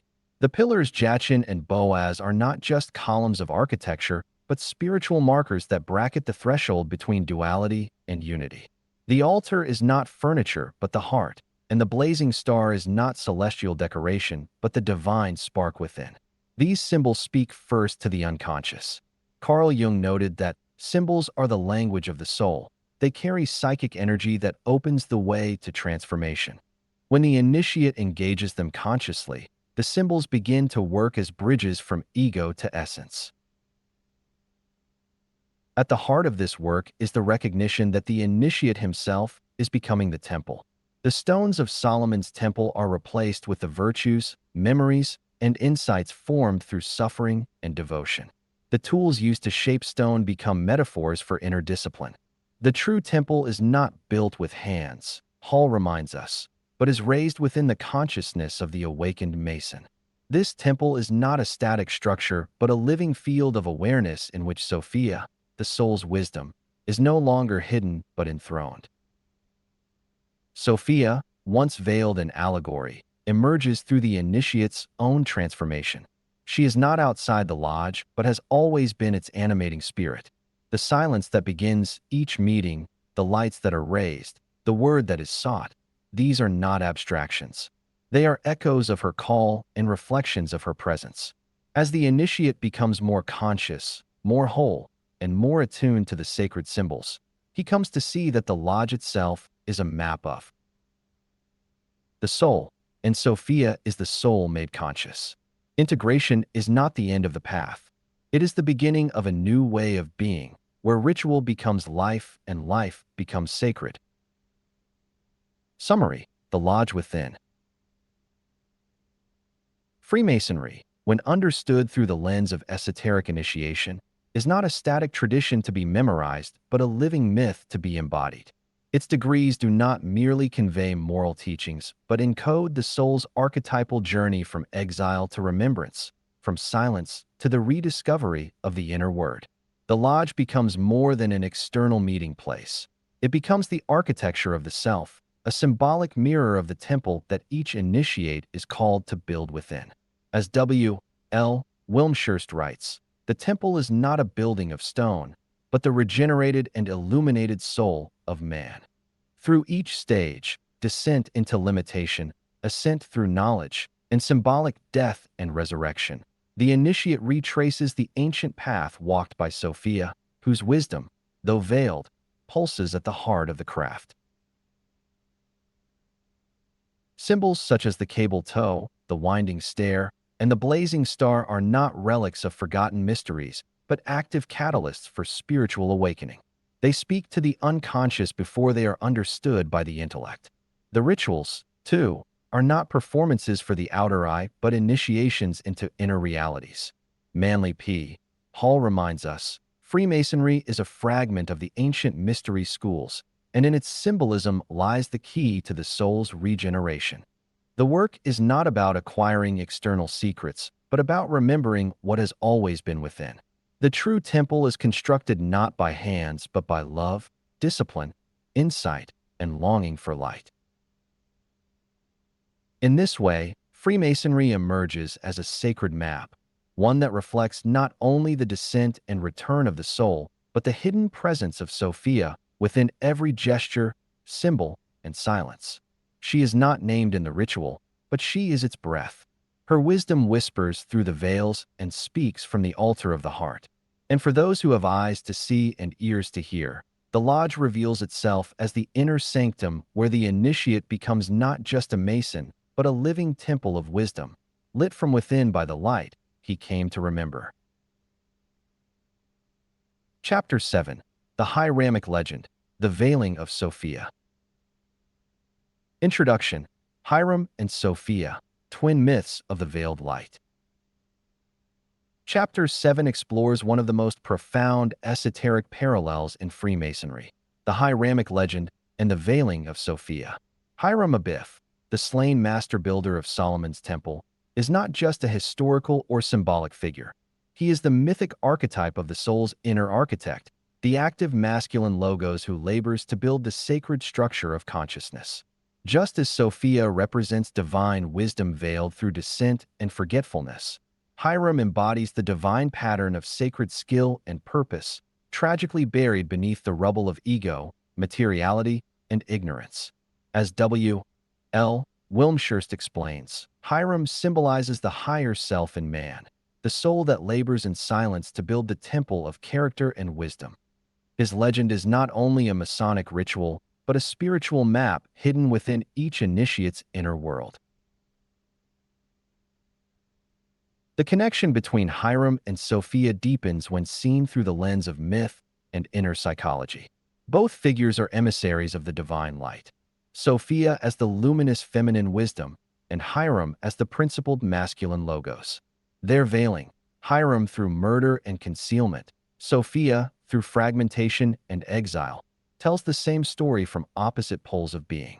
Each represents an aspect of the soul's fall into spiritual amnesia. Their light is not extinguished, only buried, awaiting resurrection through inner transformation. Manly P. Hall affirms, the legend of Hiram Abiff is the drama of the death and resurrection of the divine principle in man. That principle is neither exclusively masculine nor feminine, but the unified soul, temporarily divided by illusion. Through this chapter, the veiling and eventual raising of Hiram is explored as a mirror of Sophia's journey. His symbolic death dramatizes the soul's loss of contact with its inner source, the forgetting of its sacred identity. The word lost at his death is not just a name. It is the living presence of wisdom veiled within. And just as Sophia's cry from the depths initiates her gradual return to the light, so too does Hiram's tomb become the site of transformation, not an end but a sacred pause. As the initiate engages this myth inwardly, he is invited to see in Hiram the blueprint of his own journey, to face inner fragmentation, to endure silence, and ultimately to remember and embody the light once more. This chapter offers an exploration of the Hiramic legend not as a closed narrative, but as a living mystery, a myth that continues to unfold within the soul. Through understanding Hiram, the seeker draws closer to Sophia. Through ritual, the initiate begins to recover the word. And through transformation, both masculine logos and feminine wisdom are unveiled within the sacred temple of the self. Hiram Abiff as mythic archetype. Hiram Abiff, the central figure of the Master Mason degree, is far more than a legendary craftsman or a symbolic character in Masonic ritual. He represents a profound archetype, the divine artisan, the embodiment of logos in action, shaping sacred space through the discipline of skill, intention, and spiritual vision. As the builder of Solomon's temple, Hiram mirrors the soul's work of constructing an inner temple fit for divine habitation. His role, like that of the Gnostic logos, is not passive. It is the creative intelligence that gives form to meaning. W. L. Wilmshurst observes, Hiram symbolizes the higher self in man, the soul that labors in silence to build the temple of character and wisdom. In this archetypal framework, Hiram becomes the masculine counterpart to Sophia, where Sophia is the soul's intuitive wisdom and divine remembrance. Hiram is the conscious effort to embody that wisdom in structure and service. Their pairing reflects the esoteric polarity of Logos and Sophia, active and receptive, form and essence. Like Sophia, Hiram's story involves not only creativity, but concealment. His murder within the temple and the subsequent loss of the word symbolize the soul's fall into fragmentation and the veiling of divine identity. Just as Sophia descends into the chaos of matter and becomes hidden, Hiram is slain and buried, taking with him the true word, the secret of spiritual completion. The legend of Hiram is thus not merely a dramatic tale, but a living myth encoded within every Masonic initiation. It is a story that plays out within the consciousness of every seeker, for Hiram's labor, death, and symbolic resurrection mirror the inner journey of the soul itself. Manly P. Hall emphasizes this point when he writes, "The legend of Hiram Abiff is the drama of the death and resurrection of the divine principle in man. It is the story of the soul's inner light, buried under the weight of ignorance, ego, and forgetfulness, awaiting the time when the initiate is ready to raise it once again." In this sense, to understand Hiram is to understand a central aspect of the human condition. His death signifies the breaking of our conscious connection to divine wisdom. His concealment is the veil we all experience in our journey through the material world. And his eventual raising is the hope that lies at the heart of every spiritual path, that what was lost can be found, not by retrieving it from the world outside, but by awakening it within. Hiram, like Sophia, is not a figure of the past. He is the inner builder whose myth continues to shape the soul in silence. His death as Sophia's veiling. The death of Hiram Abiff within the Masonic legend is not a historical occurrence, but a deeply symbolic event that parallels the veiling of Sophia in Gnostic cosmology. Both figures, bearers of divine light and sacred knowledge, experience a fall into concealment, Hiram through murder and burial, Sophia through her descent into the lower realms of matter and fragmentation. In each case, the soul's original connection to the divine is obscured, not destroyed, initiating a journey of exile and eventual remembrance. Hiram's death within the unfinished temple mirrors the soul's descent into incompletion. As W. L. Wilmshurst writes, the slaying of Hiram typifies the soul's subjection to the illusion of materiality and the obscuration of its true self. This concealment is not accidental. It is a necessary stage in the initiate's journey. Just as Sophia becomes veiled in the chaos of the material world, her wisdom scattered and her light buried, Hiram is struck down and hidden beneath the rubble of the temple. The word he carries, a symbol of divine remembrance and truth, dies with him. This veiling of the word is a metaphor for the soul's spiritual amnesia. In the Pistis Sophia, Sophia herself laments, "They have taken my light from me, and I am become as one of the invisible ones who dwell in the chaos." Her cry from the depths resonates with the silence that follows Hiram's death, the silence that falls when wisdom is lost to the world. Freemasonry dramatizes this silence not as emptiness, but as the hidden presence of what is yet to be rediscovered. Hiram's tomb is not a place of finality, but a sacred womb of transformation, much like the Gnostic conception of Sophia's exile as the beginning of a redemptive journey. The connection between Hiram and Sophia deepens when we recognize that both figures represent aspects of the same mystery, wisdom veiled and logos buried. Their concealment is the soul's condition after the fall, and their recovery is the aim of the initiatory path. To seek Hiram is to seek Sophia. Their stories are entwined, for the word lost in Hiram is the light scattered in Sophia. Neither can be found through external force or mere intellect. They await inner readiness, the maturity of soul that knows how to listen, how to remember. As Manly P. Hall puts it, the lost word is not found until the initiate raises within himself the master builder, the soul that is able to speak again the language of the spirit. Hiram's death is not the end of wisdom. It is its veiling, its hiddenness in the world of form. The initiate's task is not to resurrect the past, but to unveil the present. Sophia and Hiram remain alive, hidden within the silence of the soul, waiting to be remembered together. The substitute word and the veiled light. Within the Master Mason degree, The substitution of the true word with a temporary one is one of the most profound esoteric elements in the entire Masonic system. The real word, symbolizing direct knowledge of the divine and the spark of Sophia's wisdom, is not destroyed by Hiram's death, but veiled. Its absence leaves a space filled by the substitute, a gesture that signals not deception but spiritual incompletion. As W. L. Wilmshurst explains, the substitution of the lost word with a temporary one is no mere ritual formality. It proclaims that the light we now possess is not the whole light, but a part only. We are in the veiled condition of spiritual twilight. The substitute thus acts as both a reminder of what has been lost and an invitation to seek what lies beyond it. This concept resonates deeply with the Gnostic understanding of Sophia's veiling. Her wisdom is not fully withdrawn from the world. It remains hidden, waiting to be discovered when the soul is prepared. In the Gospel of Truth, the text proclaims, "The Word was hidden in the silence, and it was revealed through the light." The veiled word is therefore not an absence, but a concealed presence, a divine truth held in reserve until the initiate has developed the inner capacity to receive it. Just as Sophia's light remains latent in the world awaiting remembrance, so too does the true word dwell beneath the surface of the substitute, concealed but not lost. Freemasonry acknowledges that the rituals and symbols it employs are not ends in themselves, but doorways. The substitute word serves as a sacred placeholder, not a counterfeit. It is a signpost that directs the initiate inward. Manly P.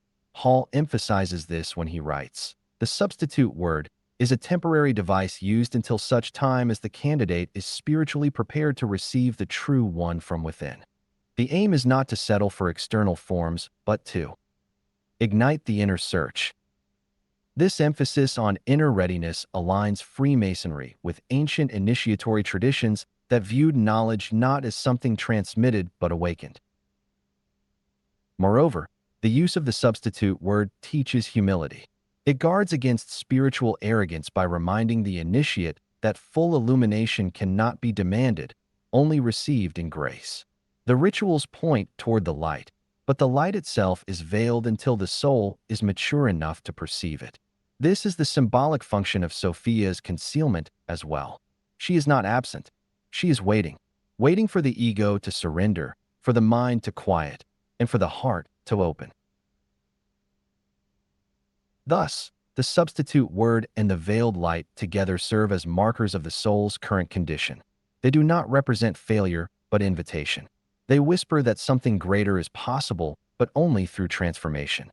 As Wilmshurst concludes, the true word will be restored, not by external means, but by the recovery of consciousness of the divine within. The initiate is called not to grasp at the word, but to become it. Only then does Sophia's light shine forth, not from without, but from the very center of the awakened soul. The three ruffians, egoic forces of disintegration. The legend of the Master Mason pivots around the mysterious and symbolic figures of the three ruffians, Jubila, Jubilo, and Jubilum, who conspire to slay Hiram Abiff. On the surface, they may appear as mere villains in a dramatic ritual, but esoterically, they represent powerful inner forces that act against the soul's integration. These ruffians personify psychological energies that block access to the true word and delay the emergence of Sophia's light within the initiate. As W. L. Wilmshurst notes, the three ruffians are not historical assassins, but symbolic figures representing tendencies within man that destroy the divine within before it can fully rise. These tendencies are ignorance, will to power, and fear, the shadow trinity that fragments the soul. Jubila represents ignorance or unconsciousness, the refusal to awaken, the clinging to lower perception. This figure corresponds to the Gnostic idea of the soul's forgetfulness after the fall, a condition where the light is veiled not because of evil, but because of blindness. As the Gospel of Truth explains, ignorance brought about anguish and terror. It established itself with power in a modeled form. This modeled form is echoed in the ruffian who strikes Hiram first. embodying the unconscious repetition of patterns that keeps the soul trapped in illusion. Jubilo signifies the will to power or control, the ego's demand for certainty, dominance, and mastery over mystery. This force resists surrender and attempts to force the revelation of the word. It parallels the demiurge in Gnostic cosmology, the false creator who proclaims, "I am God, and there is no other beside me," blind to the source from which he comes. In the initiate's psyche, this energy manifests as the part of the ego that attempts to possess sacred knowledge without transformation, seeking the light through coercion rather than through humility. Jubilam, the third and final ruffian, embodies fear and spiritual paralysis, the resistance to the inner journey due to terror of the unknown. This final blow silences the word completely. It is fear that buries the divine spark under the rubble of self-protection and rigidity. Carl Jung wrote, "Where wisdom reigns, there is no conflict between thinking and feeling, but where feeling is repressed, thinking becomes ruthless." Jubilam acts from this ruthless disconnection, severing the initiate from the heart and ensuring that Sophia remains veiled. Collectively, these three ruffians are internal adversaries. They are not evil in themselves, but arise from the soul's fragmentation after its fall into matter. They must be encountered and understood, not destroyed in vengeance. Freemasonry does not present their punishment as the climax of the ritual, but rather shifts focus to the raising of the master, a symbol of restoration, not retaliation. Manly P. Hall affirms this, writing, "The enemies of the soul are not to be hated but transformed, for they conceal within them the very keys to resurrection." The ruffians are the guardians of the threshold. Their defeat signals that the initiate has turned from fear toward remembrance. In this way, the three ruffians mirror the egoic forces that every soul must confront. They are the agents of disintegration that hold Sophia's light hostage until the soul is strong enough to pass through them. Only by recognizing and transforming these forces can the initiate approach the veiled sanctuary of wisdom. The raising of Hiram does not occur until these energies are faced and released. And when they are, the light begins to stir again, not in vengeance, but in healing. Rebirth as unveiling. The culmination of the Hiramic legend is not the death of the master builder, but his raising, a symbolic resurrection that mirrors the soul's reawakening to its divine nature. This moment of rebirth is not a return to the past, but a movement into a higher, integrated state of being. It is the unveiling of Sophia's light within the initiate, a light that had been buried beneath the rubble of ignorance, ego, and fear. The ritual drama makes clear that true transformation cannot occur until the soul has passed through symbolic death. As W. L. Wilmshurst writes, "The raising is the resurrection of the inner man from the grave of his own unawareness." It is not a historical event, but a mystical experience within. In this context, the raising of Hiram Abiff becomes a spiritual metaphor for the soul's reconstitution. Just as Sophia, in the Pistis Sophia, rises gradually from the depths through repentance and remembrance, so too is Hiram lifted from the grave of matter through the transformative power of spiritual intention. Sophia cries, "I have believed in thee, O light. Do not leave me in the darkness." Her cry is not merely a plea, but a recognition of her true essence and a turning toward the source. Likewise, the initiate who has traversed the valley of shadow and encountered the false self is now prepared to rise, not with dogma or doctrine, but with awakened presence. The substitute word that is given during the raising is a critical detail in the symbolism. It acknowledges that the fullness of wisdom cannot yet be spoken, it can only be embodied. The true word, the hidden name of the divine within, is not yet recovered, but the initiate is now aligned with the path of remembrance. Manly P. Hall explains, "The true word cannot be spoken by mortal lips, but it can be known in the heart and revealed through the life." The recovery of the word is not an intellectual achievement, but a process of inner transformation. It is remembered through becoming. This rebirth also marks the moment when the initiate moves from seeker to bearer of light. Sophia's light, once diffused and veiled, is now beginning to shine through the individual. The work is no longer only about recovery, but also about embodiment. The initiate becomes a living symbol of the resurrection, a walking temple in which wisdom speaks again. The Master Mason does not simply remember Hiram, he becomes him. He does not merely seek Sophia, he carries her light. As Wilmshurst declares, the true master is one who has brought into harmony the inner and outer, the divine and human, and who therefore lives the word that others seek. Thus, the final act of the Hiramic drama is not an ending but a threshold. Rebirth is not a return to what was, but an unveiling of what always was within. The veil is lifted not by force, but by transformation. The word returns not as sound, but as living presence. And Sophia, veiled in symbol and silence, is now revealed in the initiate's own awakened life. Through descent, death, and resurrection, the soul comes to know itself again, not in fragments, but in wholeness. Summary: the Hiramic legend, the veiling of Sophia. Chapter 7 reveals the deep esoteric parallels between the Masonic legend of Hiram Abiff and the Gnostic myth of Sophia. Both figures represent archetypal aspects of the soul, Hiram as the divine artisan or embodied logos, and Sophia as the intuitive wisdom veiled through descent.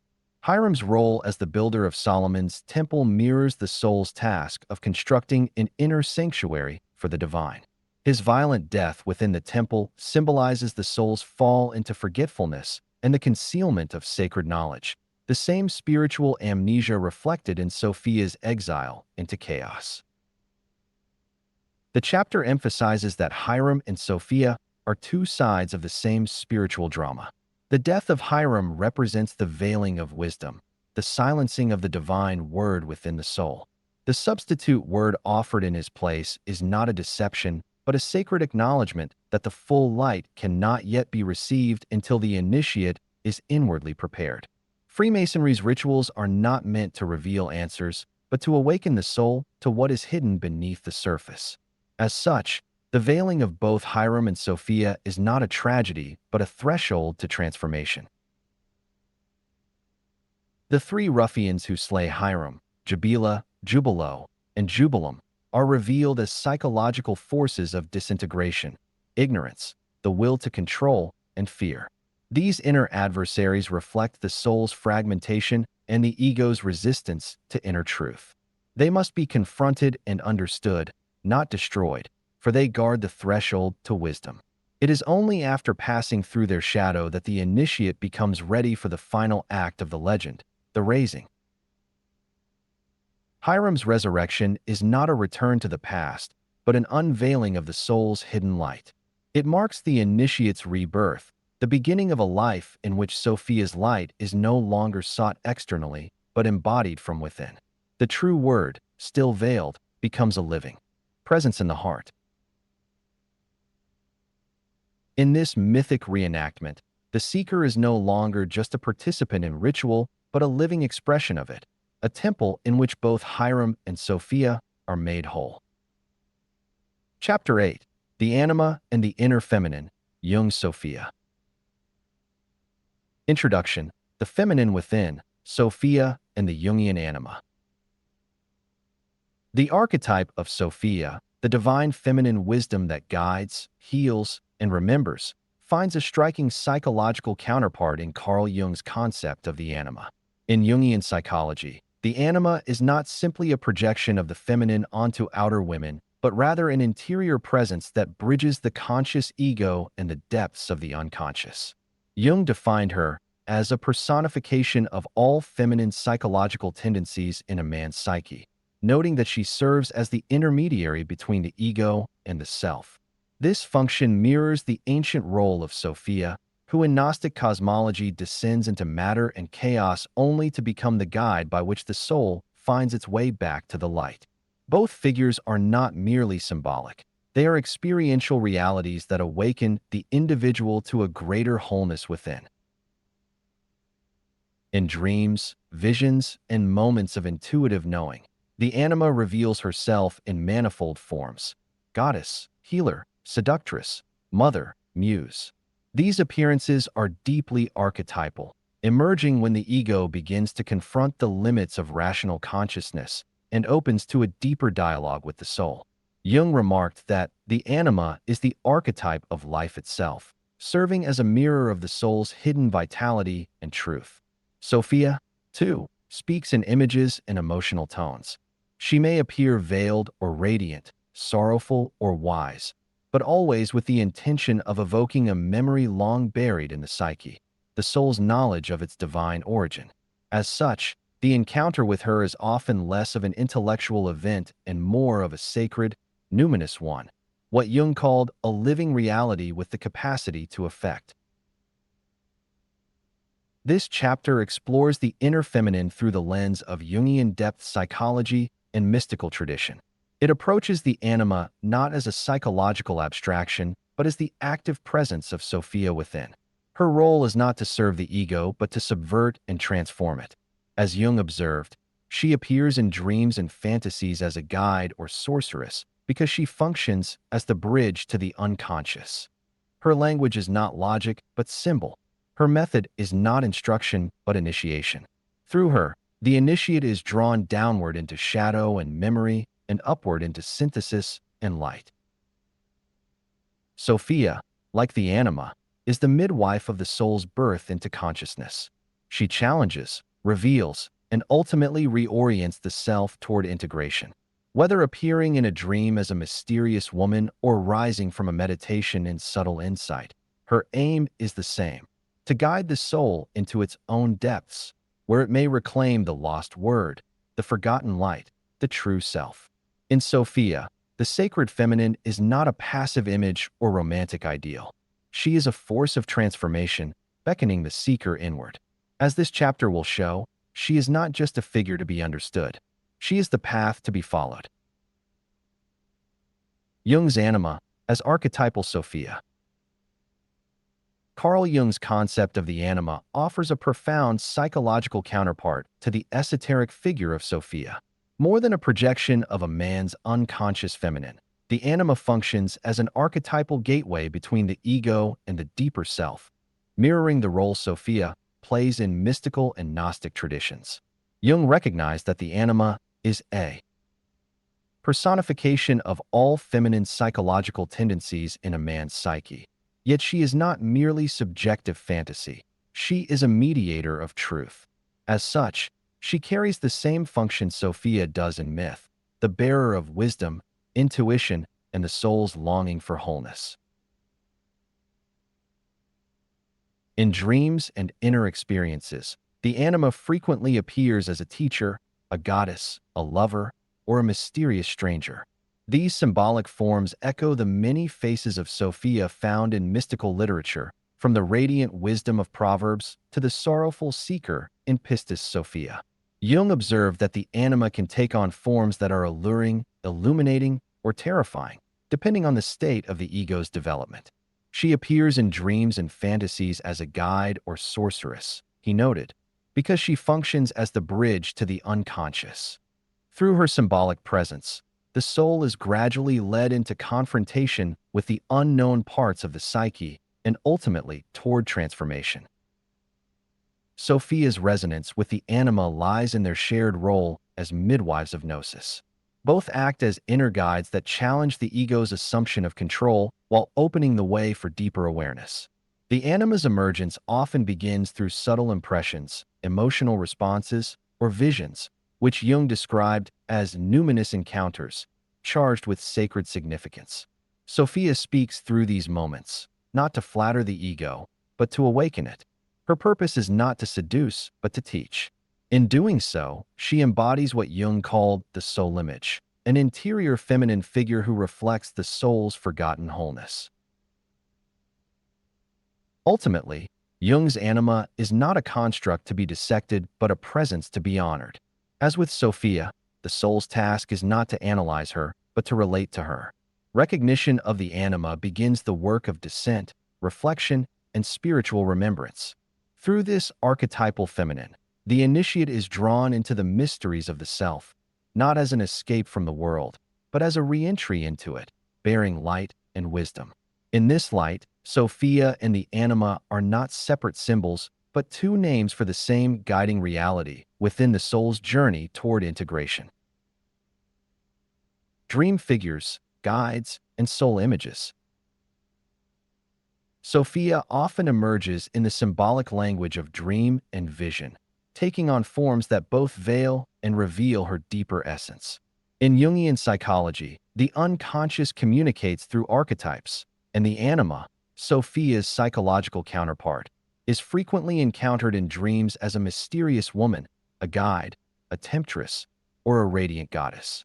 These appearances are not arbitrary. They are manifestations of the soul's hidden wisdom, designed to awaken consciousness through symbols. Carl Jung emphasized that the dream is a little hidden door in the innermost and most secret recesses of the soul. Through that door, Sophia steps forth, often in subtle, evocative forms. These dream figures may appear seductive, sorrowful, veiled, or luminous, sometimes all at once. Their emotional impact is what signals their archetypal weight. Sophia does not speak in plain declarations, but in images charged with feeling and intuition. In this way, she bypasses the rational mind and addresses the soul directly. Jung wrote, "The anima is the archetype of life itself. When she enters the dream, she brings with her a mirror that reflects the forgotten aspects of the self: intuition, longing, vulnerability, and inner truth." Each symbolic figure associated with Sophia reveals a layer of the soul's lost identity. In some dreams, she appears as a wise woman offering insight or healing. In others, she may take the form of a lost love, a siren, or a mother, each archetype reflecting different aspects of the psyche's developmental needs. The common thread is that these figures challenge the ego's control. They ask the dreamer not to dominate or categorize, but to listen and feel. As Jung noted, every figure that appears in a dream has something to say about the personality of the dreamer. Sophia speaks through these figures to remind the soul of what it once knew but has forgotten. This recognition marks a turning point in the inner journey. The moment the ego begins to suspect that these images carry a message beyond the personal, the process of healing begins. The veiled figure in the dream becomes a signal that the soul is ready to receive deeper wisdom. Jean Shinoda Bolen echoes this when she writes, "When the inner feminine begins to speak, she challenges the assumptions of the conscious mind, and the soul awakens." Sophia's guidance does not resolve conflict through explanation, but through presence. She teaches not by dictating truths, but by evoking memory. Thus, Sophia as dream figure and soul guide acts as a catalyst for transformation. She is not a mere image but an active force within the psyche, calling the dreamer toward greater wholeness. Whether she appears in sorrow or splendor, her presence initiates the process of reunion between the surface self and the deeper soul. In this way, dream and vision become sacred spaces of encounter. The anima Sophia speaks through them, not from outside, but from within, calling the soul to remember its own light. Shadow anima versus luminous Sophia. The archetype of Sophia, like all symbols of the soul, has both a luminous and a shadow dimension. Carl Jung recognized that archetypes manifest in polarities, and the anima, Sophia's psychological counterpart, is no exception. When the anima is not integrated, she often appears in shadow form, as confusion, seduction without depth, emotional chaos, or psychic distortion. Jung observed, the anima, when unconscious, appears as a projection, alluring, bewitching, yet deceptive. This is not because the feminine is inherently dangerous, but because the ego, when cut off from the soul, misperceives its depths through fear and fragmentation. The shadow anima represents the wounded feminine within the psyche. She is the mirror of all that has been repressed, denied, or feared, especially in cultures that have devalued the intuitive, emotional, and mystical aspects of being. In this form, Sophia is veiled not by mystery, but by distortion. She may appear in dreams or inner life as hysteria, manipulation, seduction without substance, or a sense of loss cloaked in longing. Yet even in this fragmented state, she offers essential truths. As Jung writes, even the most destructive figures of the unconscious must be listened to, for they speak the language of transformation. The shadow anima does not block the path. She guards it, forcing the seeker to confront what must be healed. Sophia, in her luminous form, cannot emerge until her shadow aspects have been acknowledged, embraced, and integrated. This does not mean indulging them, but recognizing their origin in pain, cultural disconnection, and inner exile. The Gnostic myth of Sophia's fall reflects this very process. Her descent into chaos is not a punishment, but a journey into the fragmentation of self. Only by descending into her own shadow, her longing, error, and sorrow, does she begin to remember the light. In Pistis Sophia, she laments, "I have become like matter that has no power in it." This moment of despair is not weakness. It is the point from which redemption begins.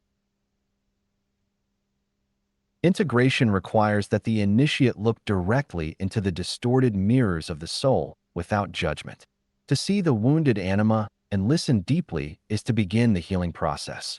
As Robert A. Johnson puts it, when the anima is acknowledged and not projected outward, she becomes the bridge to the deepest wisdom within the psyche. The luminous Sophia does not bypass the darkness. She emerges from it. Her light is not untouched by pain. It is transfigured through it.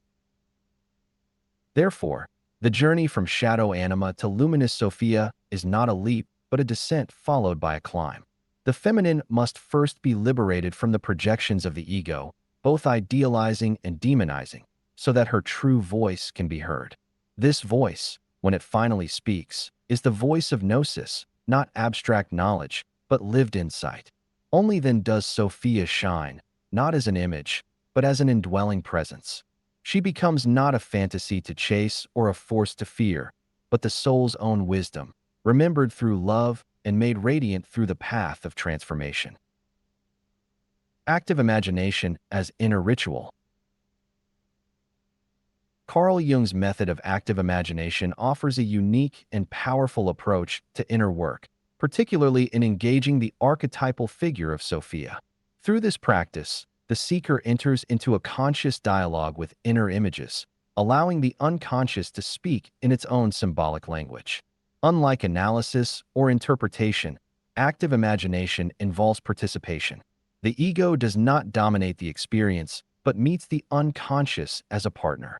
Jung described it as a method that makes it possible to establish a connection with the unconscious contents. In this sacred encounter, the anima, Sophia, may emerge not as a theory but as a living presence. Sophia's voice is not loud or argumentative. She often speaks in subtle impressions, images, or intuitive insight. Through active imagination, she may appear in dreams, visions, meditative states, or spontaneous writing and art. Each form offers a space for the inner feminine to be heard and seen. Jung emphasized that the goal is not to repress the fantasy, but to give it form. By giving Sophia a voice, image, or gesture in the imaginal space, the initiate engages in an esoteric ritual, not in a temple of stone, but in the inner temple of the soul. This inner dialogue mirrors the initiatory practices of ancient mystery traditions. Just as Freemasonic rituals begin in silence and darkness, the work of active imagination begins in stillness, inviting the symbolic into conscious light. Jung called this the technique of descending into the unconscious to find the guiding image of the self. Sophia, as the soul's wisdom, is often that guiding image. She may offer insight, challenge, or healing, but never through control. She cannot be commanded. She must be courted with patience, reverence, and humility. The key to this inner ritual is relationship, not mastery.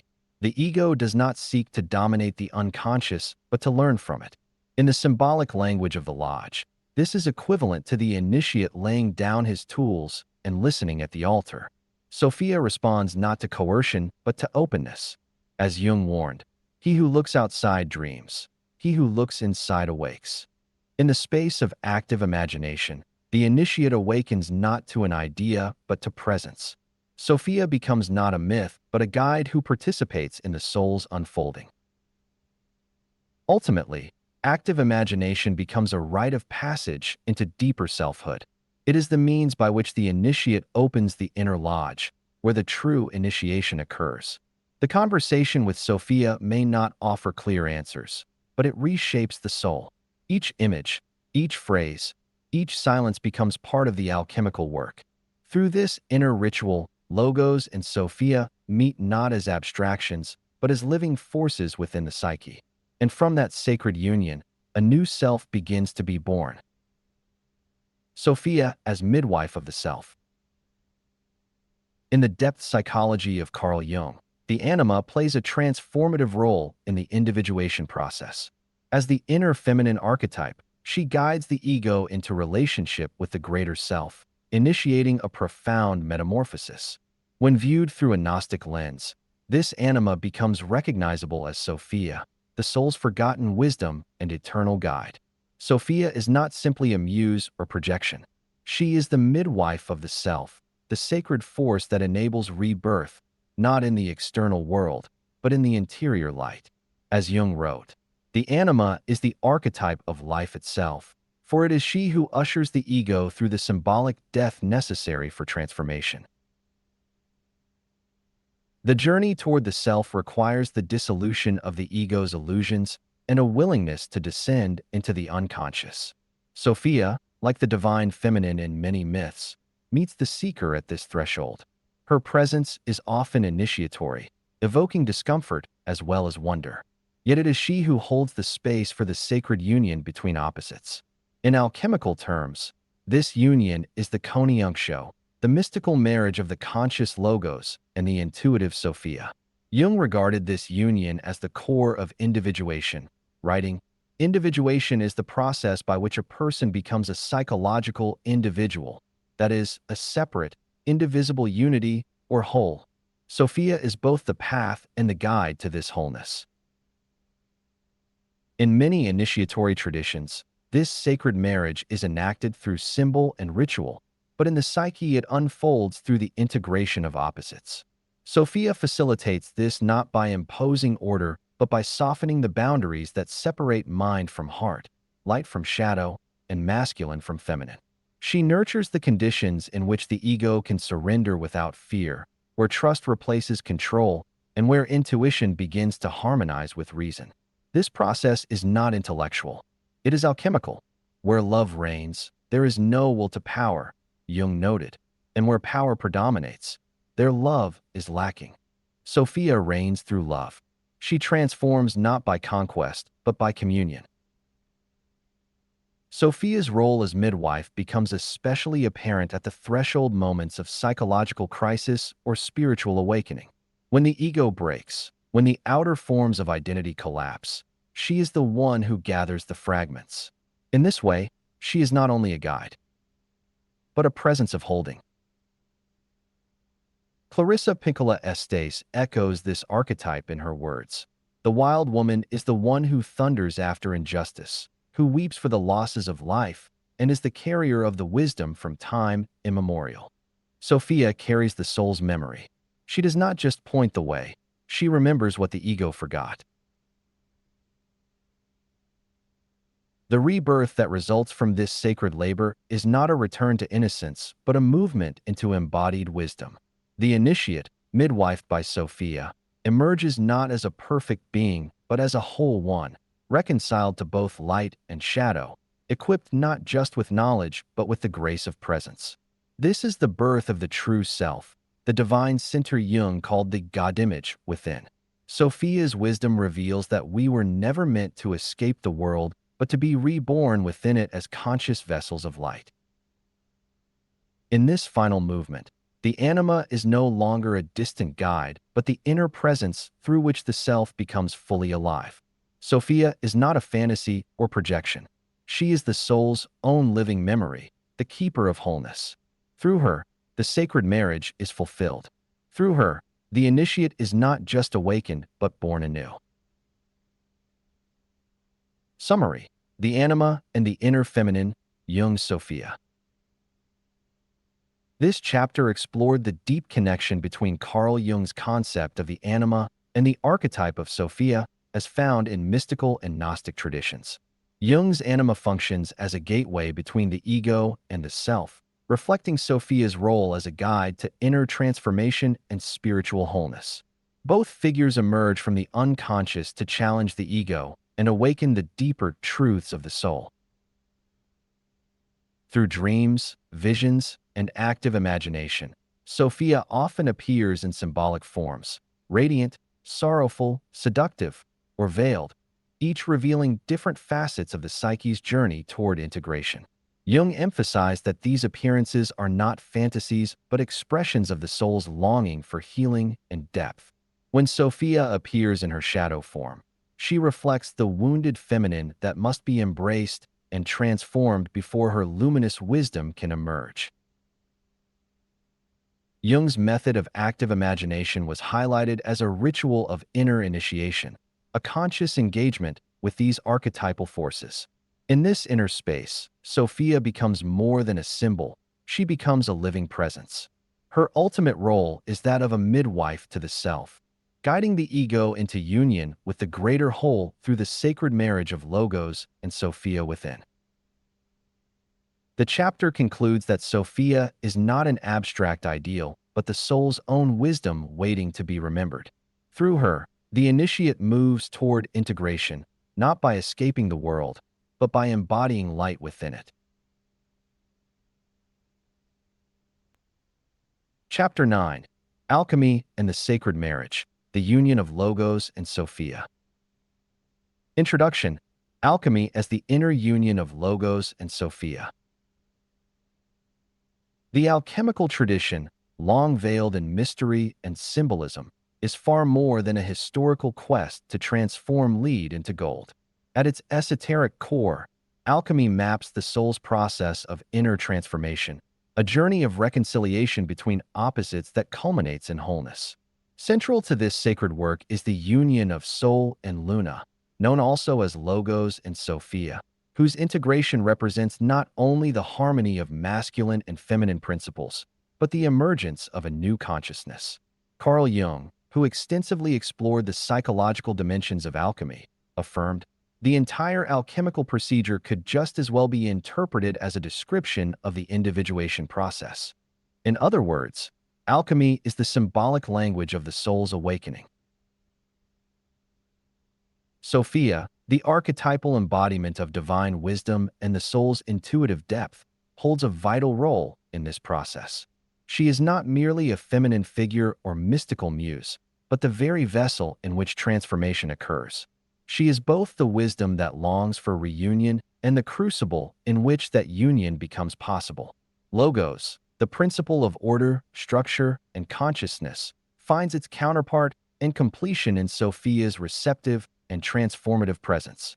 Jung wrote, "It is the feminine that contains the transformative mystery, the womb of spiritual regeneration."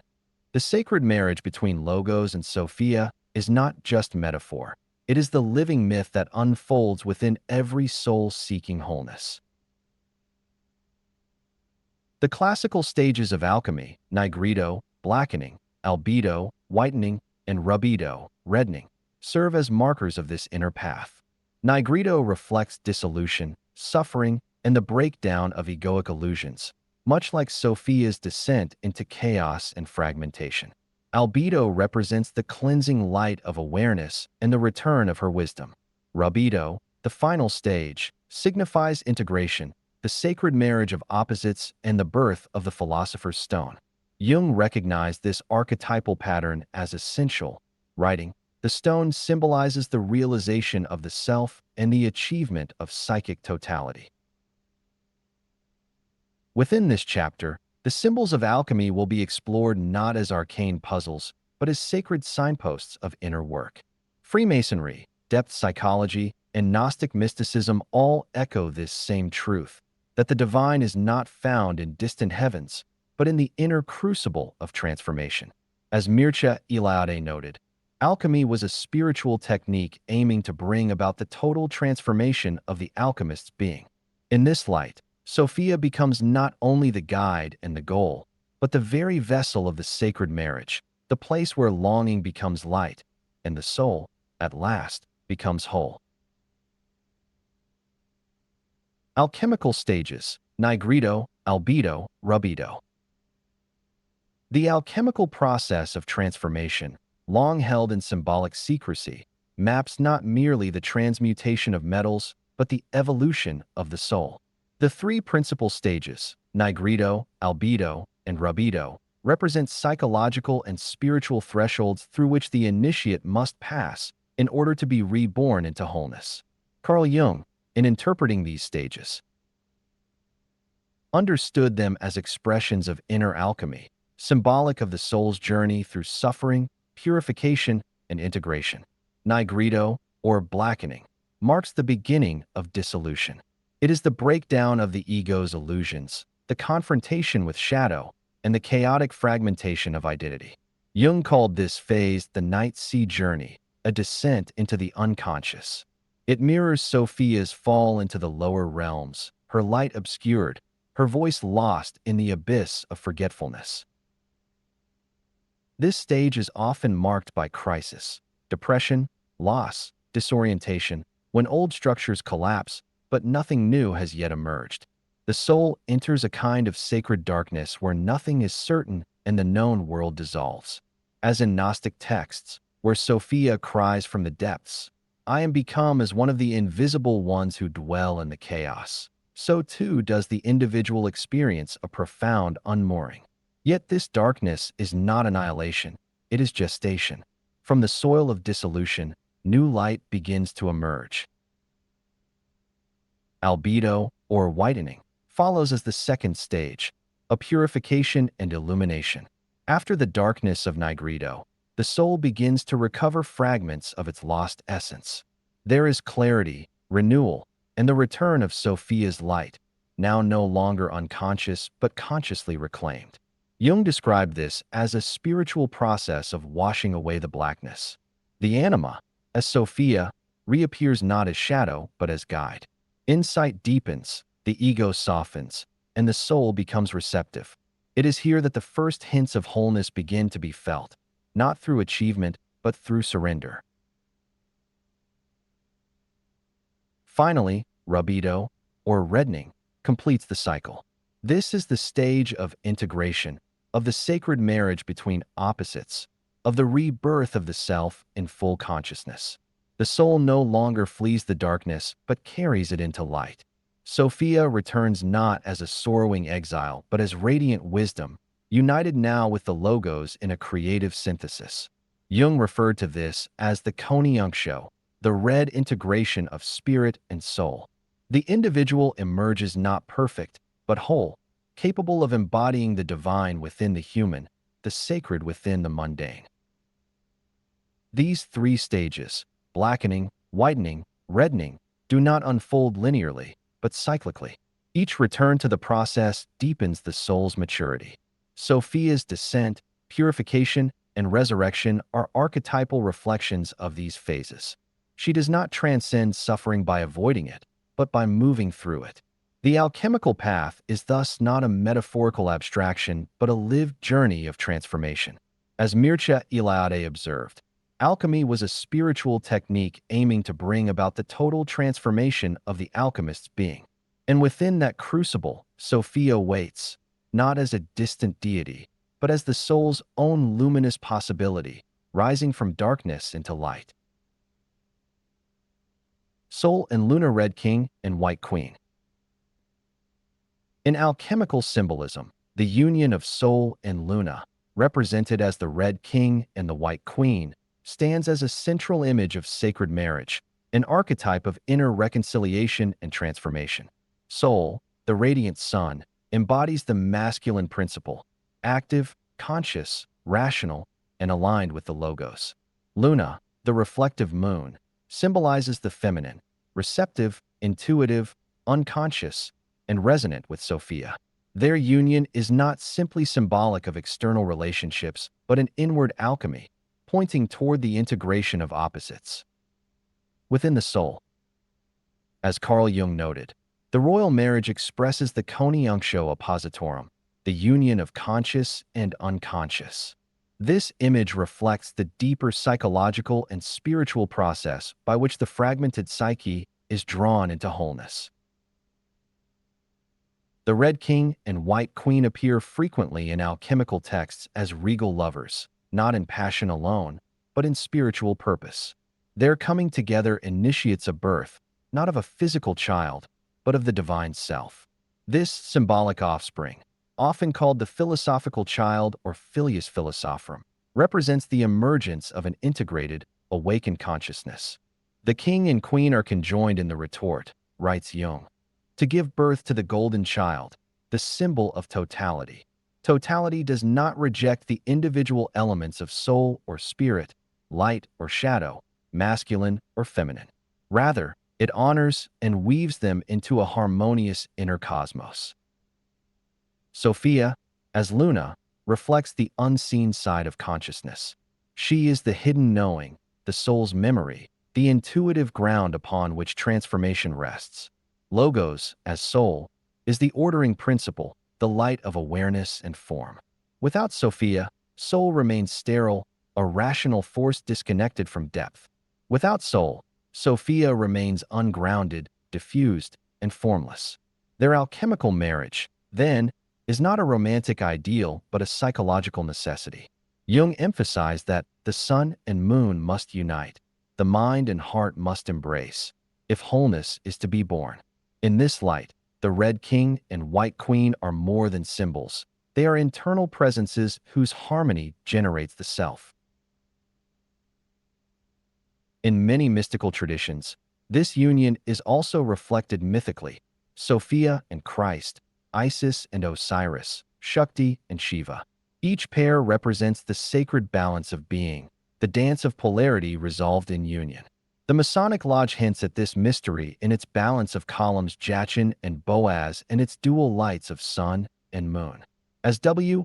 L. Wilmshurst observed, the temple is raised not by masculine force alone, but by the marriage of all the divine attributes in equilibrium. The lodge, like the inner chamber of alchemical work, is a vessel for this sacred union. Thus, the Red King and White Queen are not distant archetypes, but inner forces awaiting integration. Their union is not merely mystical metaphor, but a living event within the psyche, a moment of realization when the dualities of our being are no longer in conflict, but joined in sacred communion. Sophia, as the White Queen, offers the cup. Logos, as the Red King, brings the fire. Together, they generate the gold of consciousness, a soul no longer divided, but made whole through love. The coniunctio, reconciliation of opposites. At the heart of alchemical and psychological transformation lies the coniunctio, the sacred union of opposites. This union is not merely symbolic, but essential to the process of individuation as Carl Jung understood it. The coniunctio brings together the divided parts of the psyche, masculine and feminine, conscious and unconscious, light and shadow, into a cohesive whole. Jung wrote, "The coniunctio is the central idea of alchemy. It is the symbolic expression of the union of the opposites." Within this inner marriage, Sophia plays a vital role, not as a passive figure, but as the very matrix in which reconciliation occurs. She is the space of integration, the holding presence that draws polarities into dialogue and harmony. In Jungian terms, the coniunctio is the culminating moment of individuation, when the ego ceases its illusion of separateness and unites with the self. This self is not an abstract idea but the soul's innate wholeness, often experienced as a profound inner presence. Sophia represents the bridge between the ego and this deeper self. Without her, the masculine principle associated with logos remains one-sided, overly rational, and spiritually barren. As Jung noted, it is the feminine that provides the matrix for transformation, not the masculine alone. Sophia, in her archetypal fullness, offers the soul the capacity to embrace what the mind resists: feeling, mystery, intuition, and interconnection. The process of coniunctio is often preceded by turmoil. The opposites within the psyche resist union, each fearing annihilation. Yet the alchemical texts remind us that this union does not erase difference. It transcends conflict through relationship. In the symbolism of Sol and Luna, the Red King and White Queen, this sacred marriage does not result in one dominating the other, but in the birth of a third, the divine child or philosopher's stone. Jung wrote, "The Konyangsho results not in the confusion of opposites, but in the emergence of a new synthesis that preserves both. This synthesis is the self, the inner gold produced through the integration of all that had been split." Sophia's role is especially critical in facilitating this alchemical joining. She is not merely one half of a polarity, but the animating intelligence that makes union possible. Her presence invites the masculine logos to descend from abstraction and meet the body, the feeling, the ground. She does not demand submission, but asks for participation. Her wisdom is relational, rooted in love rather than control. In the Pistis Sophia, her cry for light initiates not separation but reunion, as her longing draws down the higher eons to assist her return. Similarly, the Konyangsho arises not through conquest, but through the soul's willingness to be transformed by longing, grief, and grace. Thus, the Konyangsho is the goal of both the alchemist and the initiate. It is not perfection in a moral sense, but wholeness in a spiritual one. It does not promise the end of struggle, but the end of division. Through Sophia's guidance, the divided self is invited into sacred union, where logos and soul no longer stand opposed, but become the twin currents of a deeper truth. This union births a consciousness no longer rooted in separation, but in remembrance. And through this remembrance, the initiate does not just become whole, he becomes holy. The Philosopher's Stone as symbol of wholeness. The Philosopher's Stone, long regarded as the ultimate goal of alchemy, is far more than a legendary substance capable of transmuting base metals into gold. In its deepest symbolic form, the stone represents the complete integration of the soul, the union of opposites, and the realization of spiritual wholeness. It is the end of inner exile, the embodiment of divine wisdom in human form. As Carl Jung wrote, the Philosopher's Stone is a symbol of the self. It is the lapis, the incorruptible substance that symbolizes totality. The stone does not belong to the physical realm, but to the psychic and spiritual, where the fragmented elements of the personality are brought into harmonious union. This sacred symbol is formed only through the alchemical marriage of Logos and Sophia. Without this conjunction, the stone cannot manifest, for it is their union that generates the necessary transmutation. The Logos, representing clarity, intellect, and structure, must unite with Sophia, who embodies intuition, love, and soul. This marriage is not theoretical. It must be lived and embodied. Jung emphasizes this transformative power when he says, "The production of the stone is a projection of the process of individuation. It is the final symbol of the completed self." The stone arises not from alchemical formulas, but from the sacred labor of inner transformation. Throughout mystical literature, this stone is referred to as the Word made manifest, the essence of divine truth crystallized in the soul. It is the recovered voice of the lost self, the memory of divine origin brought fully into awareness.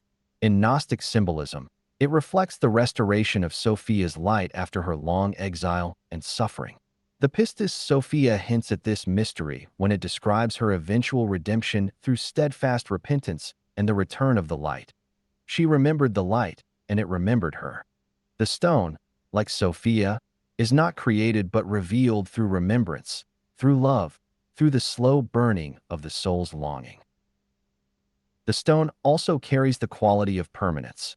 Unlike transient experiences or fleeting insights, the stone represents a stabilized awareness, a consciousness rooted in the eternal.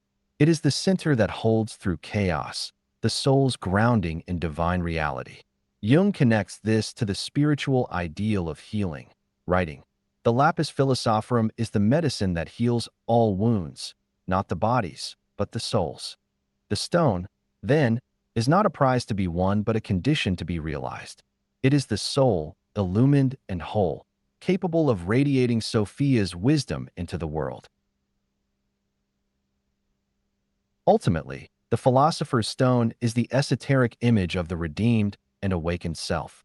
It is the final fruit of the alchemical work, the goal of the Masonic journey, the secret held in the heart of Sophia. When Logos and Sophia unite within the soul, the stone appears not as something added, but as what was always present, awaiting discovery. The initiate who embodies the stone does not merely possess wisdom. He becomes it. In that moment, the exile ends, and the word is no longer lost, but lives. Sophia as alchemical vessel. In the esoteric language of alchemy, transformation does not take place in abstraction, but within a sacred vessel, a womb, a matrix, a crucible capable of holding the opposites until they are transmuted. Sophia, as the archetypal feminine and the soul's memory of wholeness, fulfills this role not merely as a guide, but as the vessel itself. She is both the container and the content of spiritual transformation. As Carl Jung notes, the vessel is a maternal symbol. It is Sophia, the matrix in which the transformation is accomplished. Sophia is not merely one who watches the process. She is the ground in which it occurs. This imagery is not limited to philosophical metaphor. It is reflected in countless mystical traditions where the feminine is associated with the Holy Grail, the cauldron, or the sacred chalice. Sophia holds the soul in fire and water, in suffering and illumination, allowing the inner opposites to undergo their alchemical dance. She is the medium through which the sacred marriage of Logos and Sophia, the conjunctio, is realized. Jung describes this sacred union as a mystery performed in the interior of the soul, and that interior is shaped by the presence of Sophia. She is the inner lodge where the true initiation unfolds. Sophia also embodies the paradox of transformation. She is the chaos and the order, the descent and the ascent, the longing and the fulfillment. As the soul's wisdom, she does not offer quick resolutions, but deep containment. Her strength lies in her capacity to hold the initiate through the darkness of nigredo and the fire of rubedo, trusting that the process itself will give birth to the stone. In this sense, she is not a passive symbol but an active force, as vital and necessary as the alchemical elements themselves. All that is changed is held in the vessel of the soul, Jung writes, and what is held transforms. Sophia is that vessel. Through her, the initiate undergoes a sacred gestation.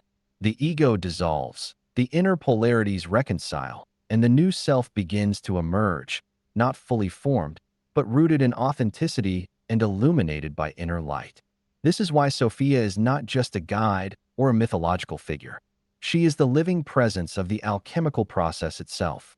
She is the vessel that does not break, even when the contents are volatile. She is the space of sacred endurance where longing is not denied, but transfigured into light. In the end, the sacred marriage does not take place in some distant heaven, but within Sophia's temple, the inner sanctuary of the soul. Freemasonry, alchemy, and depth psychology each echo this truth, that all transformation happens within a space held by wisdom. The initiate who enters this space does not find escape, but encounter. And it is Sophia who receives him, holds him, and guides the soul from exile to home. In her, the journey begins. In her, the work is completed. Summary: Alchemy and the sacred marriage, the union of Logos and Sophia. This chapter explores the alchemical tradition as a symbolic language for inner transformation, emphasizing the union of Logos and Sophia as the core of spiritual integration. The three stages of alchemy, nigredo, albedo, and rubedo, map the soul's journey from dissolution and darkness to purification and ultimately to rebirth. These stages mirror Sophia's mythic descent, purification, and return, showing that wholeness is achieved not by avoiding suffering, but by moving consciously through it. At the heart of the alchemical process is the sacred marriage, the conjunctio, which unites soul and luna, the masculine Logos and the feminine Sophia. This union is not romantic fantasy, but psychological necessity. Carl Jung identified the Konijunktio as the key moment in the individuation process, where opposites reconcile and the self is born. Sophia plays a vital role as both the bridge and the vessel for this union. She is the soul's intuitive wisdom, the archetypal anima who transforms longing and shadow into light and realization. The philosopher's stone, traditionally regarded as the alchemist's goal, is revealed here as a metaphor for the fully integrated self. It is the product of the inner marriage, the crystallization of divine wisdom and human consciousness. Formed through the union of Logos and Sophia, the stone symbolizes spiritual permanence, healing, and wholeness. Finally, Sophia emerges not only as a guide, but as the alchemical vessel itself. She is the crucible in which the work unfolds, the sacred space within which opposites merge and a new being is born.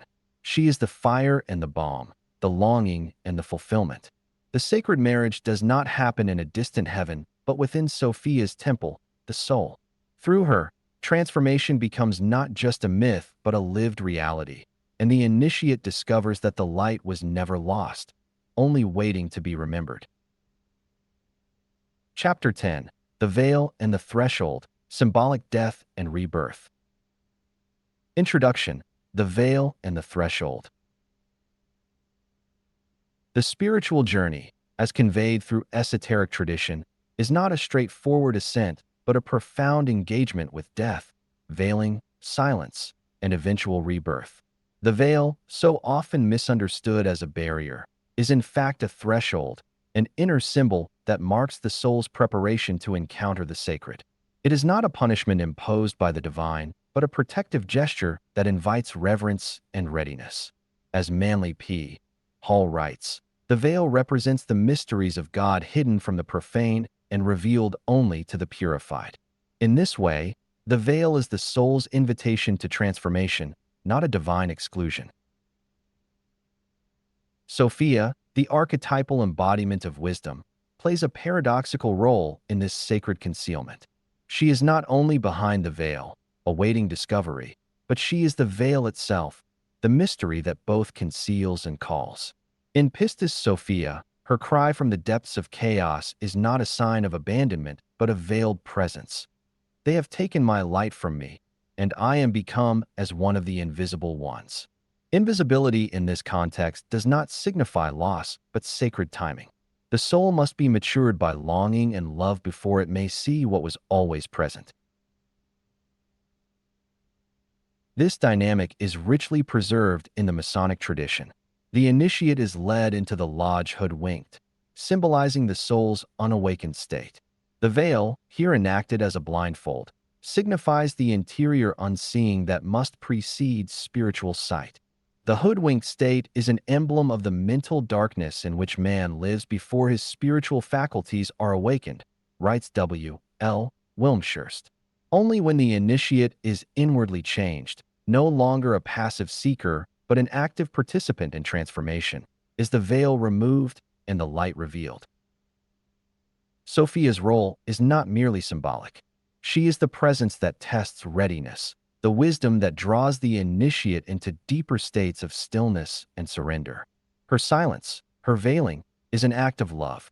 As Elaine Pagels observes, mystery is not hidden to keep it from us.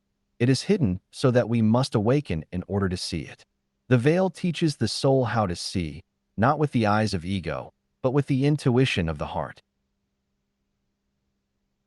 This chapter explores the transformative arc of veiling, death, and rebirth as it unfolds through both ritual and psyche. From the protective concealment of the veil to the symbolic death of the ego, from the silent tomb to the emergence of a new self, the process mirrors Sophia's own descent and return. It is not a linear progression, but a sacred spiral. The veil, far from being an obstacle, becomes the very invitation to cross into a deeper life. And on the other side, the initiate does not simply find truth, he becomes it. The veil as threshold, not punishment. In esoteric tradition, The veil is not a barrier of rejection or divine anger. It is a threshold of protection, an invitation to readiness. Throughout mystical systems, from ancient mystery schools to Freemasonry, the veil marks the boundary between the mundane and the sacred, not to prohibit entry, but to ensure reverence and preparation. As Manly P. Hall explains, the veil represents the mysteries of God hidden from the profane and revealed only to the purified. Its presence is not punishment, but mercy, honoring the sacred by concealing it from the ego's premature grasp. Sophia, in this context, is both behind the veil and the veil itself. She is the concealed wisdom and simultaneously the force that initiates the soul into deeper seeing. In the Gnostic pistis Sophia, her descent into chaos is not only a fall, but a veiling of her light, a necessary obscuration until the soul is ready to remember. They have taken my light from me, she laments, and I am become as one of the invisible ones. Yet her invisibility is not absence. Like the veil, it signals a sacred presence waiting to be revealed through inner readiness. Freemasonry mirrors this dynamic in the ritual use of the hoodwink. The initiate is blindfolded upon entrance into the lodge, symbolizing the spiritual blindness that precedes awakening. The veil, in this case, is not placed out of cruelty, but to dramatize the transition from unawareness to illumination. W. L. Wilmshurst observes, the hoodwinked state is an emblem of the mental darkness in which man lives before his spiritual faculties are awakened. The removal of the veil is timed precisely to the candidate's inward shift, symbolizing that only when the soul is inwardly ready can the light be seen. Sophia's role in this process is initiatory. She is not simply waiting behind the veil. She is the veil, the initiatrix, and the light beyond it. Her concealment is her compassion. She calls the initiate forward not through exposure, but through longing. The veil teaches the soul to see differently, not with the eyes of intellect, but with the heart of intuition. As Elaine Pagels puts it, mystery is not hidden to keep it from us. It is hidden so that we must awaken in order to see it. The veil is therefore a sacred threshold, and to cross it is not an act of entitlement, but of inward maturity. Thus, the veil marks the point where the initiate moves from outer seeking to inner sight. It reminds us that the sacred cannot be seized, it must be received. And it is Sophia who teaches us to wait, to listen, and to enter the holy not by force, but through transformation. Death of ego in ritual and psyche. Symbolic death has always been at the heart of true initiation. In both ritual and psychological transformation, it represents the necessary dissolution of the ego, the relinquishing of the false self that clings to control, certainty, and separation. Within the Masonic tradition, the Master Mason degree powerfully dramatizes this death. The slaying of Hiram Abiff is not merely a tale of loss. It is a profound allegory of egoic disintegration. W. L. Wilmshurst explains, the slaying of the Master is the obscuration of the divine within man, buried beneath the illusions of the outer self. Death in this context is not destruction, but unveiling. Psychologically, this process aligns with Carl Jung's recognition that the ego must yield to something greater within the psyche. The ego, though necessary, is not meant to dominate the soul. Its dominance leads to spiritual stagnation. Jung wrote, "Only what is really oneself has the power to heal." The death of ego in ritual reflects the soul's surrender to the self, that deeper, divine presence which cannot emerge until the ego steps aside. This surrender is not passive but courageous. It requires the initiate to allow the known self to dissolve in the crucible of unknowing. Sophia, in her role as inner wisdom, is the one who guides this death. She does not destroy the ego. She draws it into a deeper love that transforms it. Her fierce compassion initiates the soul into truth by revealing what is false. In the Pistis Sophia, she cries, "They oppressed me and took my light from me." Her light is taken not because she is weak, but because light must pass through darkness to become conscious. Likewise, the ego must lose its borrowed light, the light of external identity and illusion, in order to rediscover the true flame within. This symbolic death is therefore not morbid but essential. The rituals of initiation, like the myth of Sophia's fall, teach that transformation is not possible without loss. The ego's illusions must die for the self to rise. As Manly P. Hall observed, death in the mystery schools was a rite of passage, a release from the illusion of separateness. It is a moment when the veil thins, when the initiate glimpses that what must die was never real to begin with. In this way, the soul's journey through symbolic death becomes a preparation for rebirth. Only when the ego lets go of its illusion of supremacy can the sacred emerge. Sophia presides over this transition, not as a destroyer, but as a midwife. She holds the soul in the darkness of dissolution, guiding it gently toward the light that will come, not from the outside, but from within. The tomb as womb of initiation. In esoteric tradition, the tomb is never simply a place of death, it is a place of transformation. This symbolic space, often feared as an end, is in truth a womb. In the ritual death enacted during Masonic initiation or reflected in mystical and alchemical texts, the initiate enters the tomb not to perish, but to be reborn. W. L. Wilmshurst emphasizes this point. The grave into which the candidate is figuratively laid is not the grave of death, but the cradle of a higher life. What seems like burial is in fact planting, and from that dark soil, new life begins to stir. This notion echoes the spiritual process of gestation that follows the ego's surrender. After symbolic death, the soul does not emerge immediately into light. It must pass through an in-between space, one of stillness, integration, and incubation. Carl Jung spoke of this as a state of suspension, the dark night of the soul, where the old has died and the new has not yet emerged. The tomb then becomes a sacred vessel, much like the alchemical crucible, where opposites are held and transmuted. Sophia plays a central role in this mystery. As the archetypal feminine, she is not only the guide through darkness, but the container of transformation itself. In Gnostic imagery, Sophia descends into the lower worlds, her light diffused and hidden within chaos. Yet her descent is not a fall into failure. It is the necessary movement through matter so that spirit may be reborn within it. As she cries in the Pistis Sophia, "My light has failed in me, and I am become as matter that has no power." She reveals the essential truth. The light is not gone, only gestating. Within the tomb, Sophia waits, not as a lifeless corpse, but as the womb of remembrance. This transformation is also reflected in the myth of Hiram Abiff. His body is hidden beneath the rubble of the temple, symbolizing the divine spark concealed beneath the weight of worldly illusion. Yet his tomb is not a place of defeat. It is the beginning of resurrection. As Manly P. Hall writes, "The grave of Hiram is the womb of the soul's rebirth, where the word is lost only to be found again in a higher form." The initiate must lie in darkness long enough for the light to gestate anew within. Thus, the tomb as womb teaches that death is not the opposite of life, but its precondition. Transformation does not occur by bypassing pain or avoiding descent, but by entering the depths willingly. In Sophia's embrace, the soul is held through the silence and darkness, not abandoned, but protected. She is the sacred space in which all alchemical change occurs.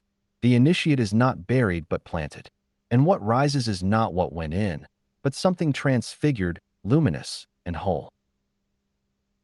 Silence before the word returns. After the symbolic death of the ego and the soul's descent into the tomb of transformation, there follows a period of profound silence. This silence is not emptiness or absence, but a sacred stillness pregnant with potential. In the aftermath of ego dissolution, the initiate enters what mystics and depth psychologists alike have called the fertile void, the space in which the Logos, the divine word, prepares to be reborn. This is not a passive state, but a threshold where the soul waits in quiet openness. As W. L. Wilmshurst affirms, the silence observed in the lodge is not a formality, but the natural environment in which the spirit speaks. The word cannot return in the noise of the outer world. It must rise from within, out of stillness. Sophia, the soul's wisdom, is intimately tied to this silence. Her voice is not loud, declarative, or argumentative. It is subtle, resonant, and intimate. She does not break silence. She dwells within it. In Gnostic literature, Sophia's cries and laments are not to the world but to the inner light, and often they are met not with immediate answers, but with presence. In Pistis Sophia, she says, I have cried unto thee, O light, but thou hast left me in the chaos. This silence is not a sign of absence, but of sacred timing. The soul must be stilled enough to receive. Carl Jung recognized the importance of silence following the death of the old self. He wrote, "The pause is not a cessation but a preparation. The silence before creation begins again." This is the same silence that precedes the return of the word in Freemasonic ritual, the quiet moment after Hiram's death before the raising. It is the stillness in the lodge before light is restored. This silence is the spiritual womb from which the new self is born. Many fear this space, fleeing it through distraction or spiritual bypassing. But to avoid the silence is to interrupt the alchemical process. The sacred pause is where integration begins, where Sophia weaves together what has been broken. In this void, the initiate is not asked to understand but to listen. As the psalmist writes, "Be still and know that I am God." Stillness becomes the gate to gnosis, the place where the sacred word, veiled for so long, begins to stir again in the soul's depths. In Freemasonry and the mystery traditions, this silence is ritually preserved and honored. The lodge's moments of quietude, the spaces between words, gestures, and light, all reflect the recognition that the most profound transformations do not occur through speech but through presence. Manly P. Hall notes, all real initiation begins in silence, proceeds through silence, and returns to silence. It is in this silence that the Logos prepares to return, not as an external doctrine, but as the living voice of the soul. Thus, the silence after symbolic death is not a void to be escaped, but a sanctuary to be entered. Sophia's wisdom is not shouted but whispered, not taught but remembered. In this sacred hush, the initiate learns to wait, to listen, and to trust that what is truly real does not rush to appear. The word will return, but first, the soul must grow quiet enough to hear it. The new self born from old forms. The final stage in the symbolic journey through death and silence is the emergence of the transformed self. This rebirth is not a return to former identity, but the unveiling of a new consciousness forged within the tomb of initiation. The initiate who rises is not the same as the one who entered. The ego that clung to control has been surrendered, the veils of illusion thinned, and the word, once lost, begins to resound from within. As W.L. Wilmshurst writes, the raising of the Master Mason is the raising of man to the knowledge of his divine origin and destiny. This act symbolizes the soul's conscious embodiment of its sacred nature. The initiate emerges not simply as a seeker, but as a bearer of light. The rituals of Freemasonry mirror this transformation, particularly in the third degree where symbolic death gives way to a new life aligned with inner truth. The raising is not a performance, it is an awakening. Sophia, once hidden behind the veil, now dwells consciously within. Her wisdom is no longer merely glimpsed in symbols. It is embodied in the life of the initiate. The Logos, too, is transformed from abstraction into expression. As Carl Jung observed, the self is a union of opposites and the goal of the process of individuation. It is the emergence of a whole that was always there, waiting to be realized. This rebirth is not instantaneous. It is the fruit of a long gestation in the silence of transformation. The initiate, like Sophia, carries within him the memory of descent and the knowledge of return. He steps into the world with new eyes, not to escape it, but to illuminate it. The light he bears is not for himself alone. The sacred wisdom he embodies becomes a healing presence for others. As Pistis Sophia proclaims, I have remembered thee, O light, and I am redeemed through thy power. In this remembrance, the initiate becomes a vessel for redemption, not through doctrine, but through being. With the unveiling of Sophia within, the sacred marriage is fulfilled. The Logos and wisdom now live not as distant ideals, but as energies harmonized in the soul. Freemasonry's allegories find their fulfillment in this lived union. The temple is no longer an external structure. It is the initiate's own awakened being. Manly P. Hall captures this beautifully. The true temple is the purified body and soul of man. Within him lies the Holy of Holies where wisdom and the Word unite. The journey does not end with revelation. It begins anew in sacred responsibility. To be reborn through symbolic death is to take on the mantle of conscious participation in the great work. The initiate no longer seeks from a place of absence, but lives from a place of fullness. He becomes the voice of the Word, the presence of Sophia, the continuation of the mystery. The old forms of identity, belief, and separation have dissolved. From their ashes rises the new self, not perfect but whole, not finished but fully alive. Summary: from veiling to awakening. The journey through the veil, the descent into symbolic death, and the silent pause before rebirth is the archetypal path of transformation found across mystical, alchemical, and initiatory traditions. What begins as a concealment is gradually revealed to be a protection, a sacred space within which the soul may prepare to meet the holy.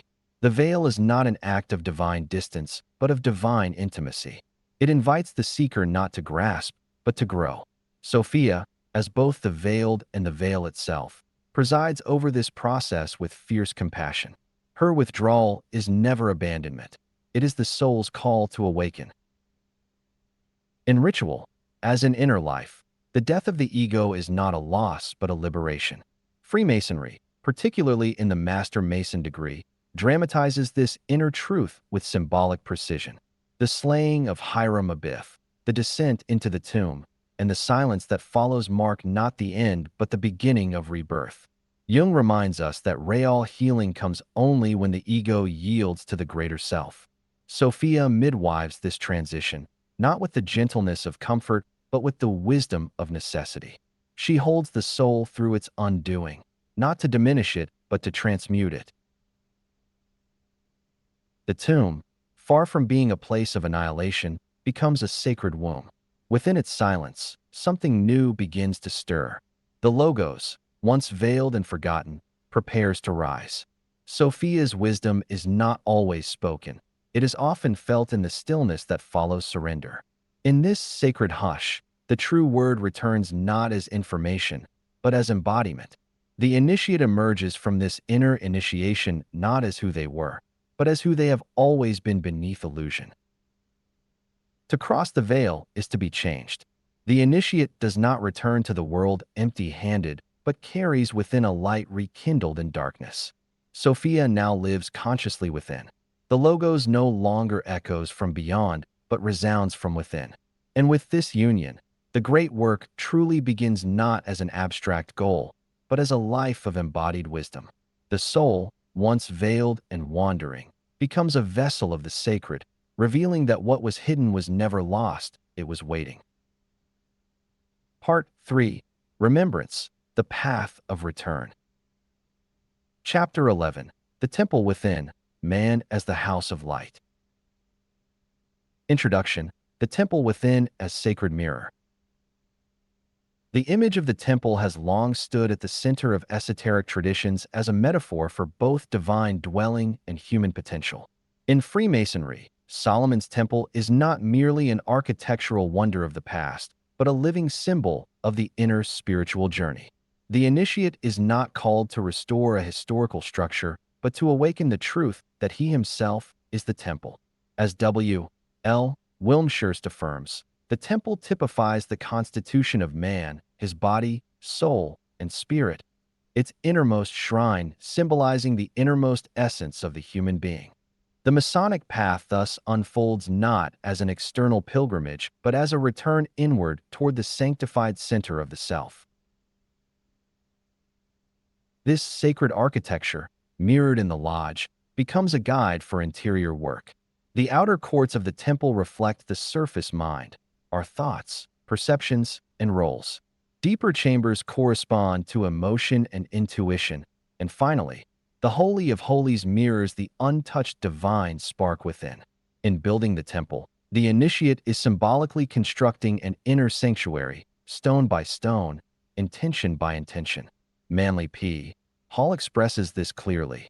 The temple is not only a structure built with hands, it is the temple of the soul, constructed by thoughts, deeds, and purified aspirations. Sophia, as the embodiment of divine wisdom, plays a hidden yet essential role in this sacred construction. Though rarely named in Masonic language, her presence is felt in the silence between words, in the illumination that follows inward attention, and in the longing that draws the initiate toward wholeness. She is the soul's memory of light, the wisdom that stirs when the sacred is honored. Like the Shekinah in mystical Judaism, Sophia descends when the inner chamber has been prepared with reverence. Her presence transforms the temple from ritual object to living reality. Thus, to understand the temple within is to understand the work of Freemasonry as an interior labor, one that sanctifies daily life. Each gesture, tool, and symbol is an invitation to look deeper.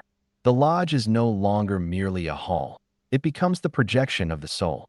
The rituals cease to be recitations and become acts of becoming. And as Sophia awakens in the heart of the initiate, the temple is revealed for what it has always been. Not a structure of stone, but a sanctuary of light already alive within.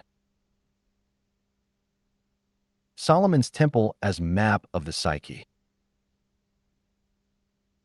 The structure of Solomon's Temple, central to Masonic tradition and mystical literature, is far more than an architectural marvel. It is a symbolic map of the human psyche. The temple, with its outer courts, inner sanctuaries, and holy of holies, mirrors the layered nature of consciousness itself. The outer courts represent the surface mind, the domain of ordinary awareness and sensory perception. Deeper within lies the sanctuary, the domain of emotion, intuition, and subtle knowing. And at the innermost point, the Holy of Holies, resides the divine spark, the untouched core of spiritual essence. As W. L. Wilmshurst writes, the temple typifies the constitution of man, his body, soul, and spirit, its innermost shrine symbolizing the innermost essence of the human being. Thus, the temple becomes a mirror of the initiate's interior world, not just a physical edifice. In constructing the temple, the initiate is not merely studying external forms, but engaging in the work of inner alignment. Each stone laid represents an intention to build consciousness in harmony with the divine order. The architecture of the temple is sacred geometry rendered in form, a testament to the spiritual principle that the outer must reflect the inner. As Manly P. Hall affirms, the temple is not only a structure built with hands, it is the temple of the soul, constructed by thoughts, deeds, and purified aspirations. The building process becomes a spiritual path, a labor of love that shapes both character and consciousness. Sophia, in this symbolic context, is the wisdom that animates the temple's meaning. She is the soul's quiet presence, urging remembrance. Though not physically present in the temple narrative, her essence pervades it, for the temple itself is built to house the Shekinah, the indwelling presence of God, a feminine image of divine immanence that resonates with Sophia. As in Gnostic myth, Sophia is both distant and near, veiled and immanent, waiting in the inner chamber for the soul to return. The temple thus becomes not only a place of worship, but a map of return to inner wisdom. When the initiate approaches the temple as an inner structure, the symbols cease to be external teachings and become inner realities. To build the temple is to construct a life capable of reflecting the divine. Each ritual act, each symbolic tool, becomes a way to purify and prepare the soul. In doing so, the outer lodge transforms into a sacred mirror of the inner self. And it is in this work, the alignment of form with essence, of structure with spirit, that the temple fulfills its ultimate purpose, to reveal that the Holy of Holies has always dwelled within. Freemasonry's inner temple symbolism. The symbolic language of Freemasonry transforms the lodge into more than a ceremonial space. It becomes an archetypal structure representing the initiate's own inner life. Every element within the lodge, from its layout to its tools, echoes the architecture of the soul and the drama of spiritual transformation. The two pillars at the entrance, Jachin and Boaz, are among the most recognizable emblems in Masonic imagery. Representing strength and stability, they also embody duality, masculine and feminine, light and darkness, intellect and intuition. As W. L. Wilmshurst explains, these pillars typify the two fundamental aspects of all existence and of our own inner nature. Between them lies the path of equilibrium. Their presence signals that the initiate must learn to walk this middle path, holding opposites in balance within. At the center of the lodge stands the altar, which serves not just as a ritual platform, but as a profound symbol of the heart. It is the place where intention is laid bare and where sacrifice becomes sacred offering. It corresponds to the interior altar of the soul, the heart center, where truth, humility, and devotion converge. In this sacred middle space, the initiate meets the divine not through external performance, but inward sincerity. Manly P. Hall notes, the altar is the point of union between the visible and the invisible worlds, between man and God. The initiate's movement toward the altar mirrors the soul's longing to return to its source, to align itself with eternal principles. Within the lodge's structure, light plays a central role. The light in the east, where the worshipful master is seated, represents the logos, order, consciousness, and divine clarity. From this direction, wisdom flows into the symbolic temple just as illumination arises in the psyche from the higher self. Opposite this is the middle chamber, or the symbolic heart, where Sophia dwells, not always named but ever present as the soul's inner wisdom. The lodge thereby becomes a place where Logos and Sophia are gradually brought into harmony, mirroring the union of masculine and feminine principles within the self. Wilmshurst affirms this inner function, writing, "The lodge is a representation of man himself, and its officers and furniture are symbols of his spiritual possibilities." Understanding the lodge in this way transforms Freemasonry from a moral fraternity into a path of initiation. The inner temple is not merely built once through ritual. It is continually constructed through living presence and spiritual practice. Sophia's role in this symbolic structure is to animate it from within. She is the silent wisdom in the sacred space, the breath behind the ritual words, the whisper of truth that emerges when the initiate listens deeply. As the lodge becomes more than a building and the initiate becomes more than a student, the rituals cease to be performances and become living enactments of the soul's unfolding. Thus, Freemasonry's inner temple symbolism points toward an embodied spiritual reality. When the initiate begins to see the lodge as a reflection of his inner world and the tools as instruments of inner refinement, the work of building the temple becomes the work of becoming whole. Sophia's presence fills this sacred structure not through external invocation, but through the quiet readiness of the heart. In this inner lodge, every light shines inward, and every step toward the east is a step toward remembrance. Know ye not that ye are the temple? The statement from 1 Corinthians 3 verse 16, "Know ye not that ye are the temple of God, and that the Spirit of God dwelleth in you?" is more than theological doctrine. It is the heart of esoteric initiation.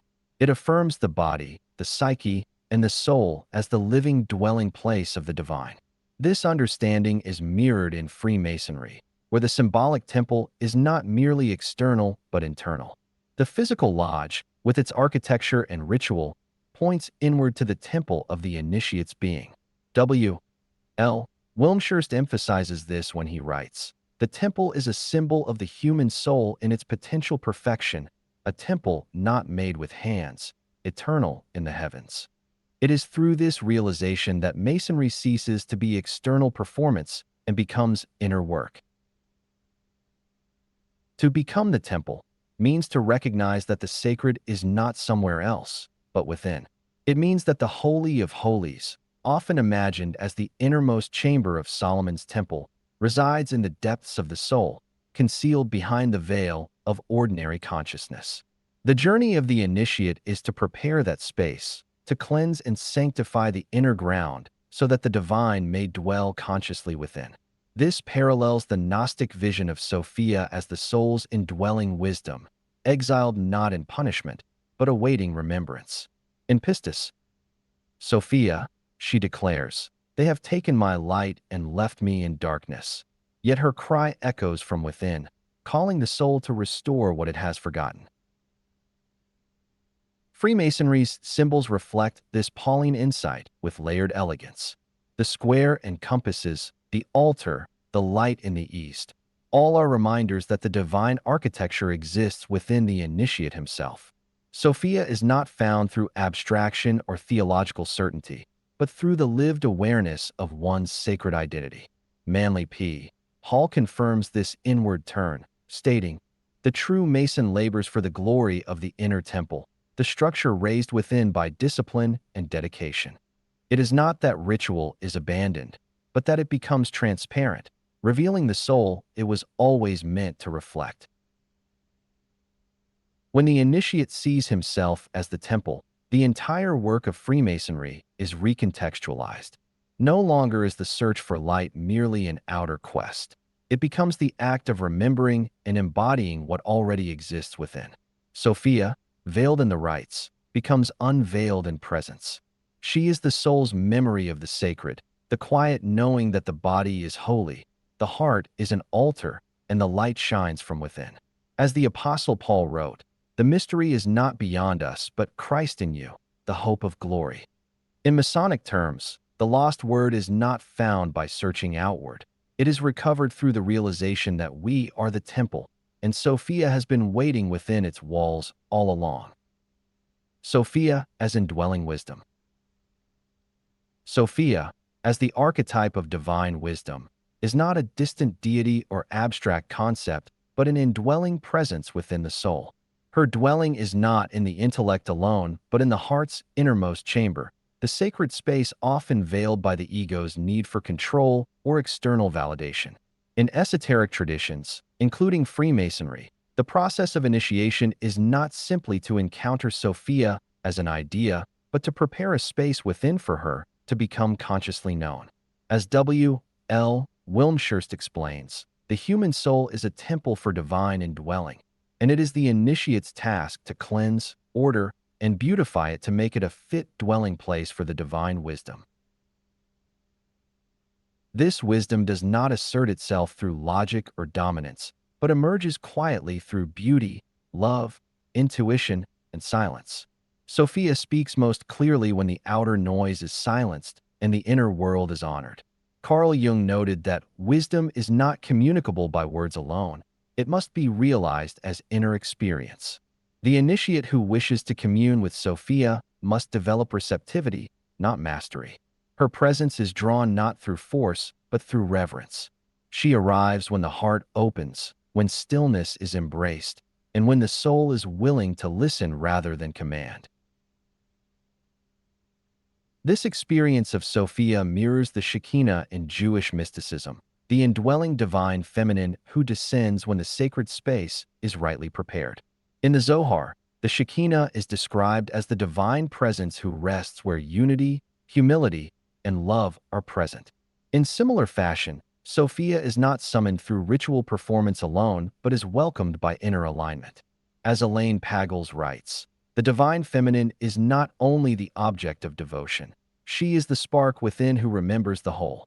When the initiate builds the inner temple with sincerity and care, Sophia does not need to be called. She returns on her own. This inner work is the true labor of the initiate. It is not enough to memorize symbols or recite charges. One must become a living vessel of wisdom.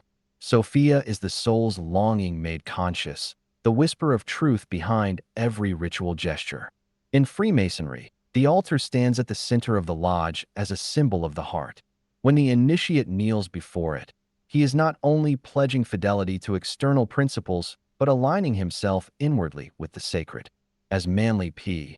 Hall puts it, the light that Masonry seeks is already present within man, but veiled by ignorance and the illusions of matter. To unveil that light is to awaken Sophia. Thus, Sophia as indwelling wisdom is both the goal and the guide of the initiatory path. She is not found in books alone, nor is she confined to myth.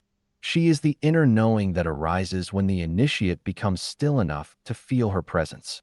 In her presence, the work shifts from outer ritual to living communion. The temple is no longer a metaphor. It is the self made sacred by the return of the one who has always dwelt within. Ritual space as soul space. In esoteric tradition, and particularly within Freemasonry, the ritual space is not merely a setting for symbolic action. It is a mirror of the soul. Every object within the lodge, every movement, word, and symbol is charged with psychological and spiritual significance. The lodge is not separate from the initiate. It is an extension of his inner being. As W. L. Wilmshurst writes, the lodge is within us before it is around us. It is the soul's own structure projected outward in ritual form. This perspective transforms the lodge from a ceremonial hall into a sacred echo of the soul's architecture. Each ritual enacted within the lodge is therefore a dramatization of processes already occurring in the psyche. When the initiate enters the lodge in darkness, he is symbolically confronting his own ignorance. When he is brought to light, he is enacting the soul's awakening to truth. These external actions are meaningful only to the extent that they reflect and activate internal transformation. Carl Jung noted that rites and symbols are vessels that carry the contents of the unconscious into consciousness. The sanctification of the lodge is, in truth, the sanctification of self. Sophia, as indwelling wisdom, fills this ritual space when the initiate becomes truly present. Her presence is not forced or summoned. It is invited through intention, humility, and alignment with the sacred. The initiate who enters the lodge with reverence becomes the vessel through which Sophia may speak. In this sense, the lodge is not holy because of its form or tradition, but because of the soul who inhabits it consciously. As Manly P. Hall writes, the sacredness of the temple lies in the consciousness of those who enter it with hearts turned toward the light. When Sophia is present, the ritual becomes sacramental. The initiate no longer performs for outer validation, but lives each gesture as prayer. Each movement, from lighting the candles to taking the steps, becomes an act of remembrance. The lodge becomes the soul's sanctuary, and the initiate's life becomes the ritual. Elaine Pagels echoes this sacramental understanding when she writes, the Gnostic sacraments are not outward displays of faith, but inward realizations of the soul's divine origin. The ritual space thus extends beyond the physical lodge and begins to permeate daily life. To live in this way is to see the world as temple and the self as altar. Every moment becomes an opportunity for presence, every act a means of communion. Sophia's wisdom transforms ritual from performance into presence. The initiate no longer seeks light outside himself, but learns to embody it. And in doing so, he discovers that the most sacred space is not built by hands, but by love, humility, and the quiet labor of the soul. Through Sophia, the initiate learns to live sacramentally, each breath a remembrance, each deed an offering. Summary: the temple within, man as the house of light. This chapter explores the Masonic and mystical teaching that the true temple is not an external edifice, but the soul of the initiate. Drawing from Freemasonry, Gnosticism, and esoteric traditions, it presents Solomon's temple as a symbolic map of human consciousness. The outer courts correspond to surface awareness. the inner sanctuary to intuition and emotion, and the Holy of Holies to the divine spark at the center of the soul. The initiate's task is to build this inner temple through intention, purification, and conscious alignment with spiritual truth. Freemasonry's symbols, such as the pillars, altar, and orientation of the lodge, are revealed to be reflections of inner realities. The light in the east signifies Logos, the divine mind, while the heart of the lodge holds the hidden presence of Sophia, the indwelling wisdom. These elements illustrate that ritual is not merely performance, but a sacred mirror for the initiate's transformation. Scriptural echoes like, "Know ye not that ye are the temple of God," affirm the body and soul as vessels of the divine. Sophia is seen not as an abstract figure, but as the quiet, living presence within the heart, accessible through stillness, love, and inner devotion. Her presence fills the lodge when the initiate becomes fully present and aligned with the sacred. Ultimately, the lodge and the temple become interchangeable with the initiate's soul. Ritual space is soul space, and every movement becomes a sacrament. Through this realization, Sophia is no longer veiled in symbolism. She becomes embodied wisdom. The initiate does not just seek the light, but becomes its vessel, transforming life itself into the great work. Chapter 12. The Middle Chamber and the Grail, the Womb of Wisdom. Introduction, the Grail and the Inner Journey.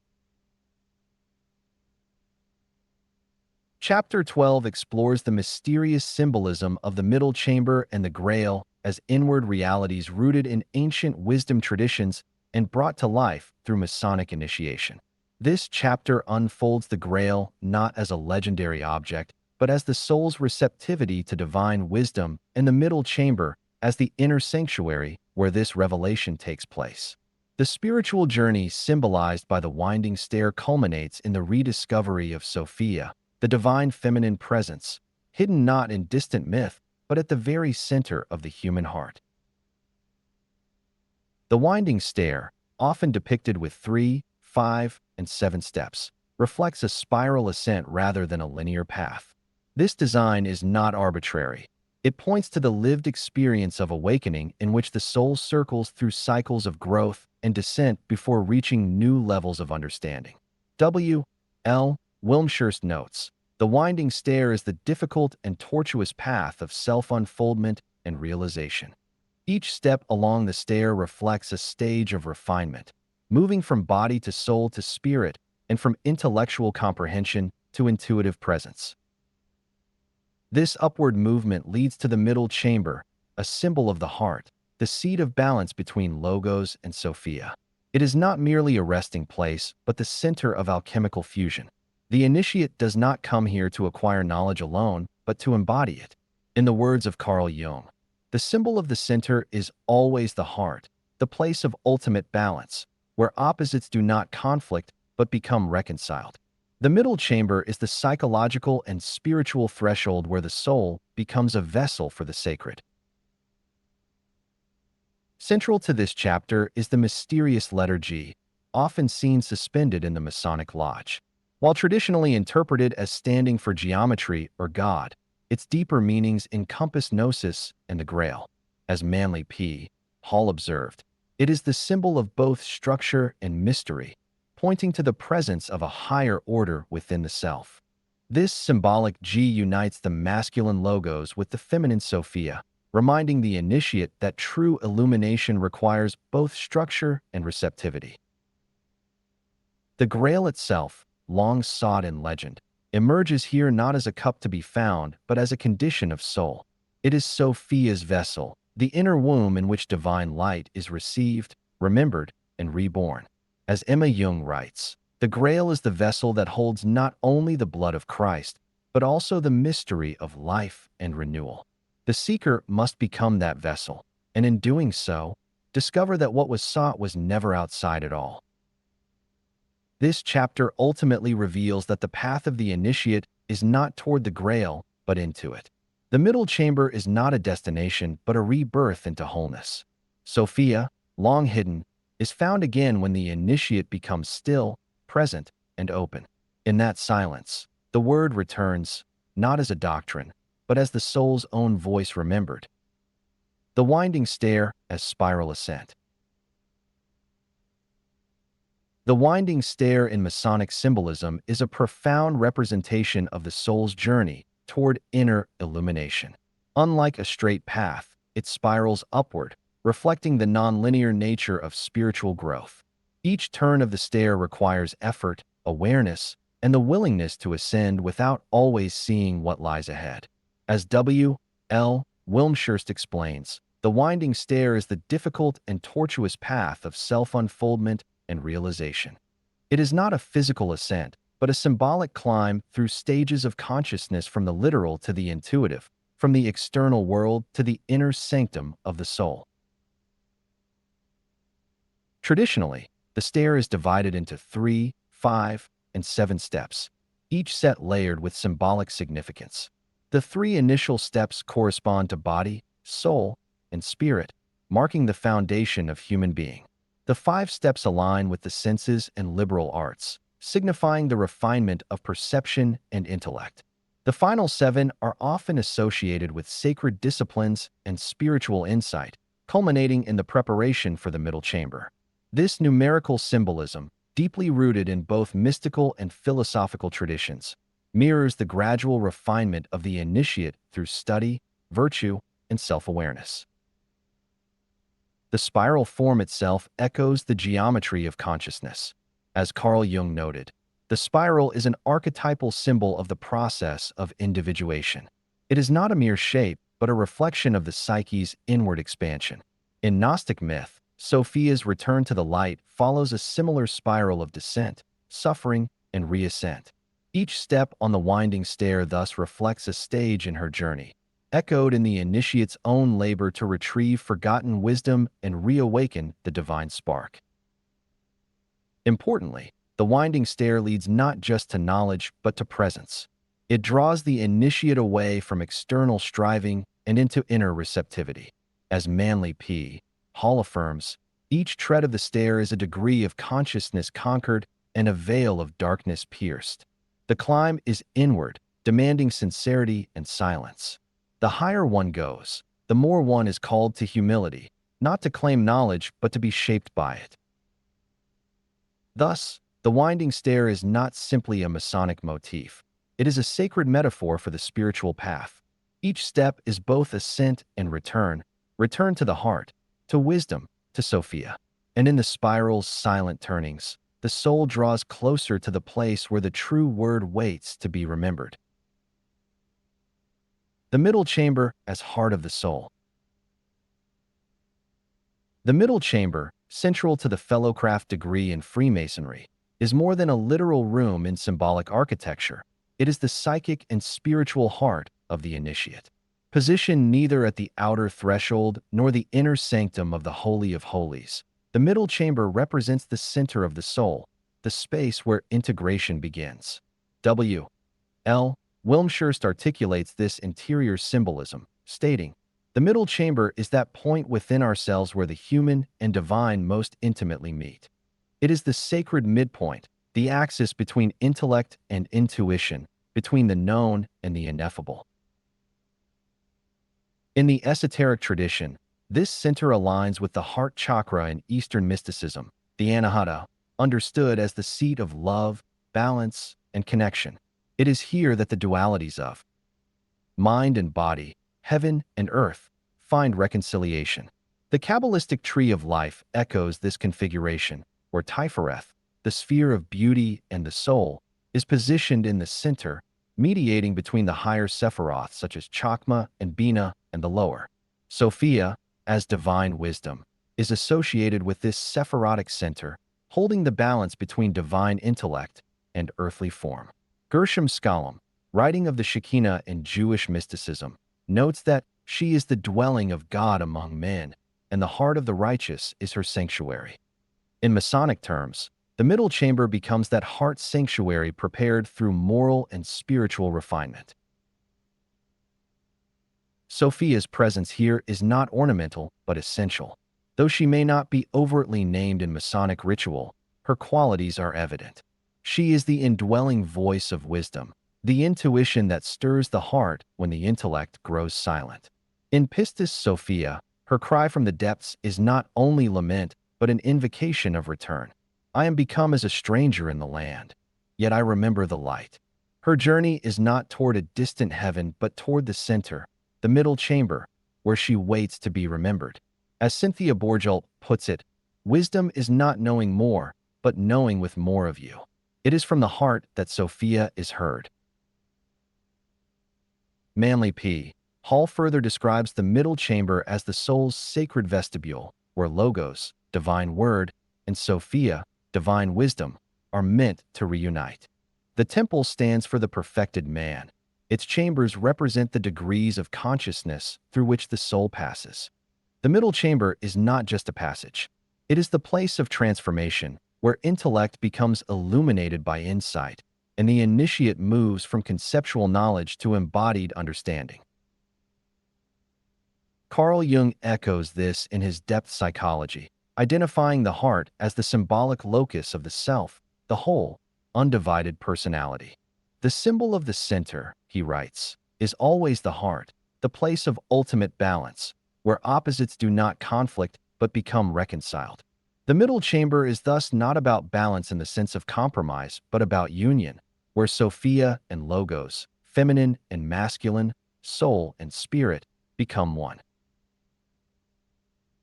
To enter the middle chamber, then, is not to arrive at final mastery, but to begin a different way of seeing and being.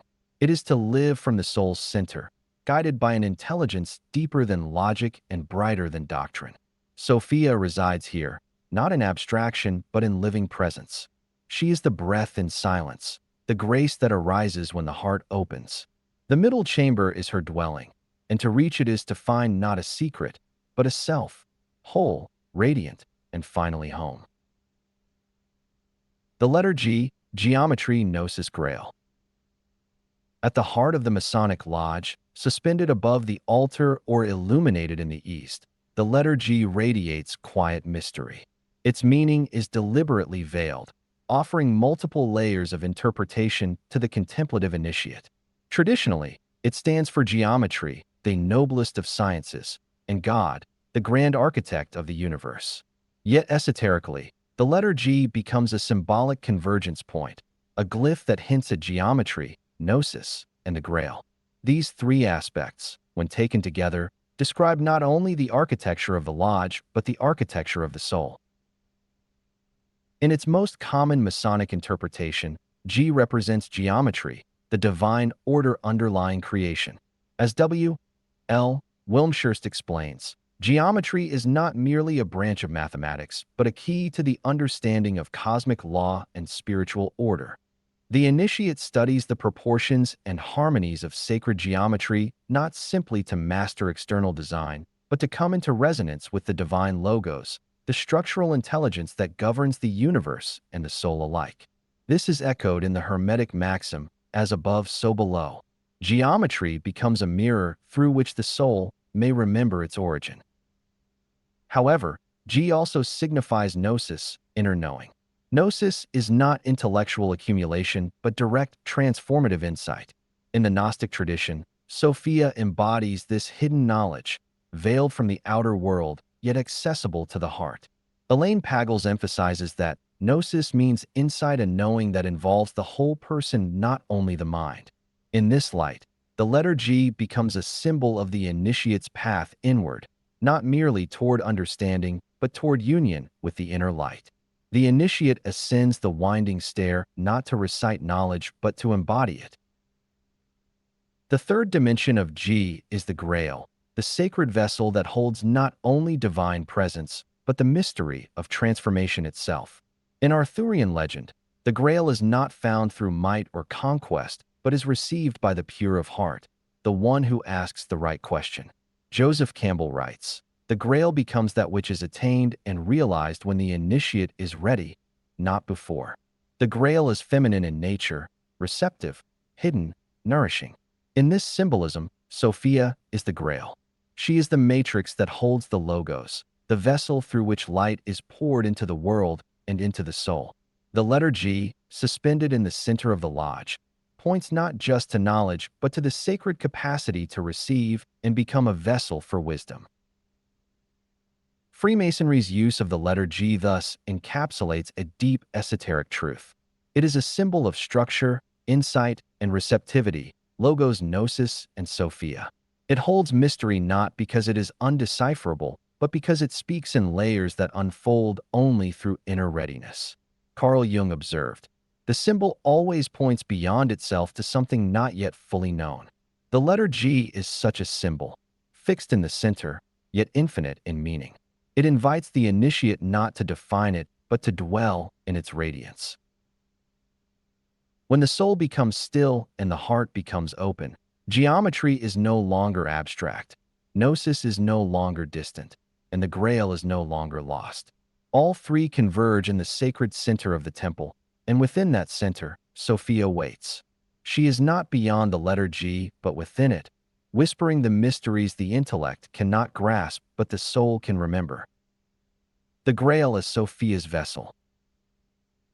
The Holy Grail, central to both Arthurian legend and esoteric symbolism, is far more than a relic or cup. It is the archetypal vessel of transformation, traditionally viewed as the chalice that caught Christ's blood or the object of a knight's highest quest. The Grail also represents a deeper inner mystery, the soul's capacity to receive the divine. Within a mystical and psychological framework, the Grail is Sophia's vessel, the container of sacred light, the matrix of rebirth, and the embodiment of receptive wisdom. As Emma Jung and Marie-Louise von Franz explain, the Grail is the vessel that holds not only the blood of Christ, but also the mystery of life and renewal. It heals not by force, but through its quiet, radiant presence, just as Sophia does. The Grail is not won through conquest. It is received through grace. The legends of Perceval and Galahad emphasize this. The seeker must be pure in heart, capable not of domination, but of spiritual receptivity. This mirrors the inner path to Sophia.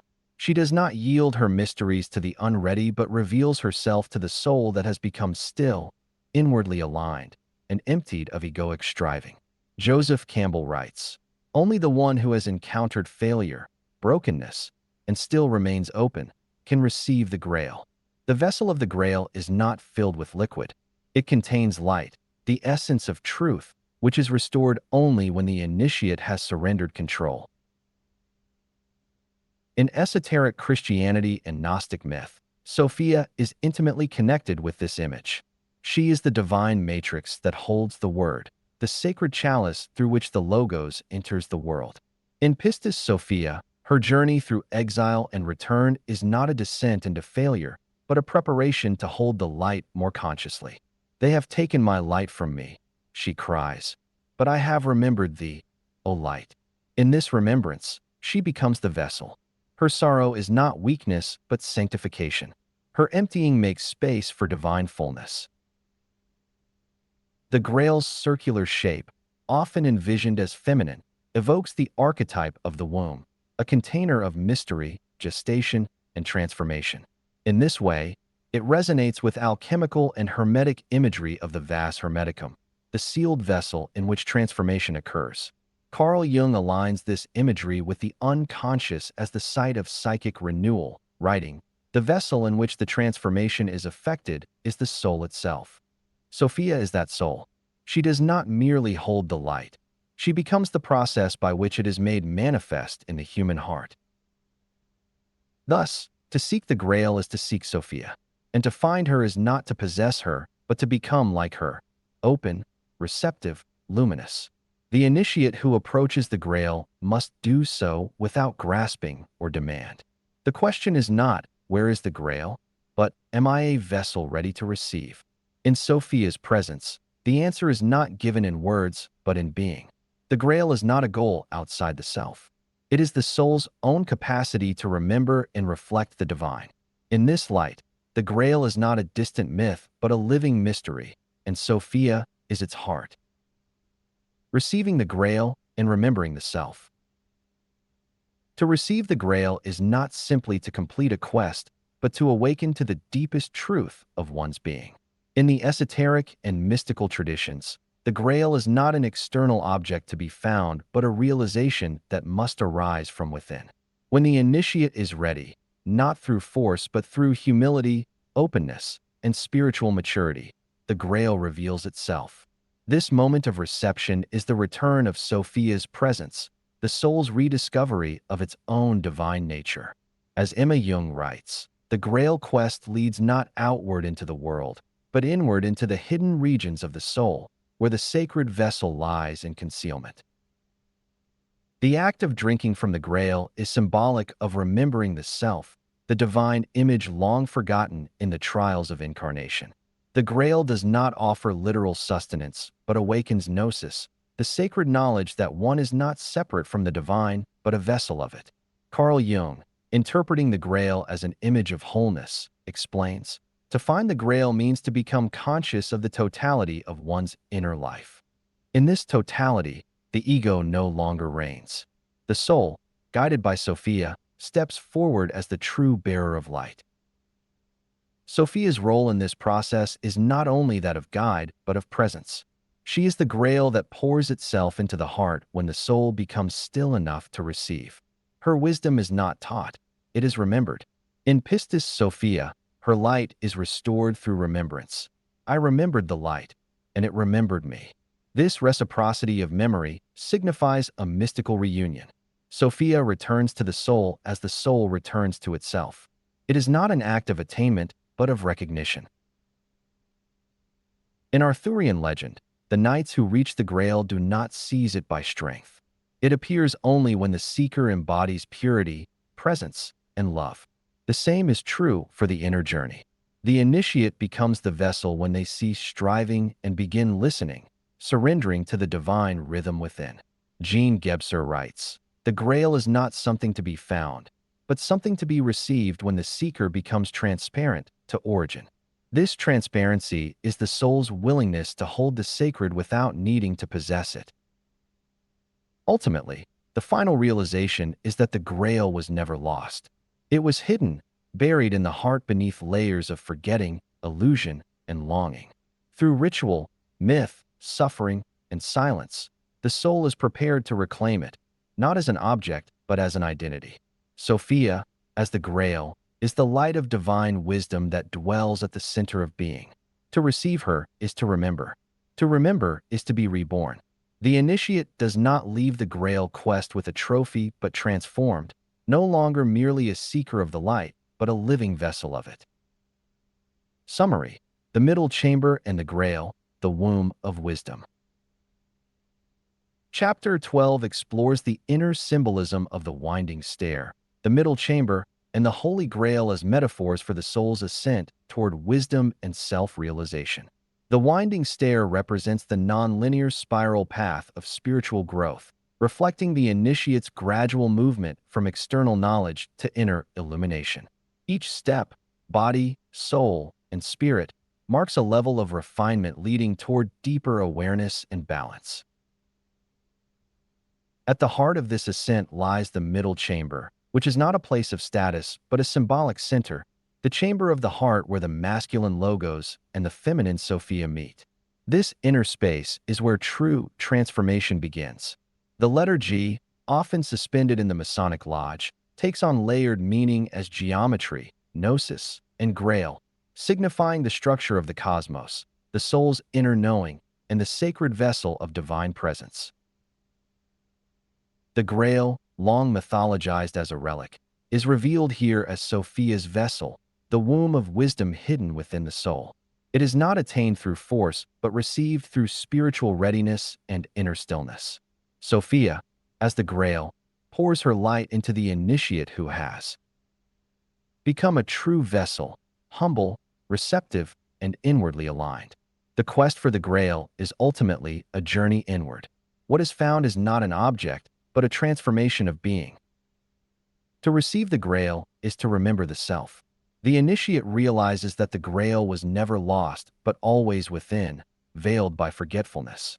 When Sophia returns, it is not as a figure of myth, but as living wisdom, dwelling at the center of the awakened soul.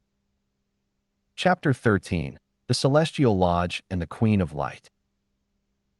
Introduction. The Celestial Lodge and the Queen of Light. In the culminating vision of Masonic and esoteric symbolism, the Celestial Lodge represents not a distant paradise to be entered after death, but a state of perfected consciousness attainable in this life through the inner work of initiation. It is the realization of the fully built temple within, where the fragmented aspects of the self have been reconciled and illumined by the presence of Sophia. W. L. Wilmshurst affirms, the Celestial Lodge is the soul's ultimate condition of harmony with divine order, a consciousness freed from illusion and rooted in the eternal. This lodge is not found in the sky, but in the heart of the illumined soul. The tools of the craft, such as square, compass, and level, are no longer symbolic teachings alone, but embodied qualities. In this state, the initiate no longer performs the virtues, he becomes them. Manly P. Hall expresses this shift, writing, in the higher lodge, the initiate no longer practices the principles, he becomes them. The word, long lost and sought through degrees and allegory, now resounds clearly within. It is no longer veiled or hidden, but lived as the vibration of truth and wholeness. Logos is no longer a concept, but a presence woven into the very fabric of being. This transformation also brings a shift in the experience of time. The initiate no longer lives under the pressure of linear progression, but abides in the timeless present. Carl Jung spoke of this sacred unity when he wrote, "Wholeness is not achieved by cutting off a portion of one's being, but by integration of the opposites into a timeless unity." The Celestial Lodge, then, is the field in which all opposites have been reconciled and the soul rests in luminous presence, no longer divided against itself. In this light, Sophia is no longer a hidden archetype or distant guide. She is enthroned as Queen of Light, not ruling from afar, but dwelling as the heart of the soul itself. Her presence is not occasional or mysterious, but constant and radiant. As Wilmshurst concludes, the goal is not escape, but illumination. When the temple is finished and the light is restored, the Celestial Lodge is opened. The initiate discovers that heaven was never elsewhere. It was the self, rightly ordered, quietly awaiting remembrance. The lodge above as perfected consciousness. In Masonic symbolism, the Celestial Lodge is often spoken of as the realm to which the Master Mason ascends after death, yet esoterically, it signifies far more than a posthumous paradise. It represents a state of illumined consciousness, a level of being in which the soul awakens fully to its divine nature. Rather than a distant reward, the Celestial Lodge is a reality latent within the initiate, realized when the inner temple has been completed and the fragmented self made whole. As W. L. Wilmshurst writes, the Celestial Lodge is the soul's ultimate condition of harmony with divine order, a consciousness freed from illusion and rooted in the eternal. This state is not a place, but a condition of inward being. The tools of the craft, square, compass, level, once external emblems of moral teaching, become inner faculties, fully embodied as virtues. The initiate no longer uses them symbolically, but lives them. This transformation is not theoretical. It is experiential. Manly P. Hall affirms, in the higher lodge, the initiate no longer practices the principles, he becomes them. Here, the word, once lost and substituted in degrees below, resounds without distortion. It is no longer a secret to be uncovered, but a frequency lived from within. The Logos speaks not through doctrine, but through the being of the initiate. The Celestial Lodge also transcends linear time. As consciousness enters into deeper union with the eternal, the sense of temporal striving ceases. The soul abides in what the mystics call the eternal now. Carl Jung observed that wholeness is not achieved by cutting off a portion of one's being, but by integration of the opposites into a timeless unity. The initiate who dwells in the Celestial Lodge does not ascend to a heaven above, but discovers heaven within, the unified field where light becomes the very architecture of the self.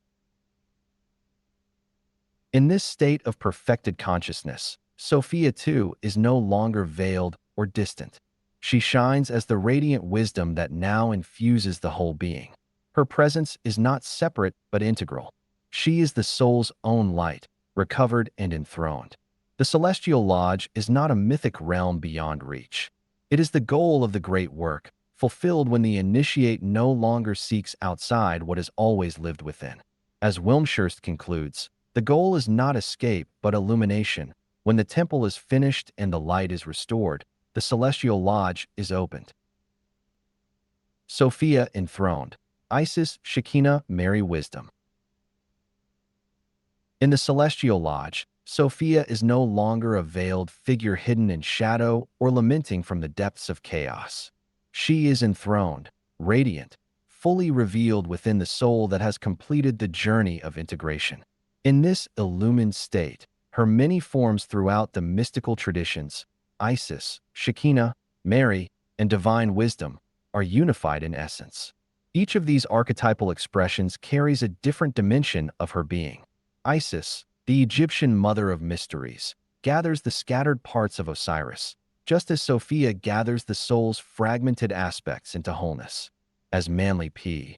Hall explains, Isis represents the great mystery of the eternal feminine, the soul of the world, veiled in time but unveiled in eternity.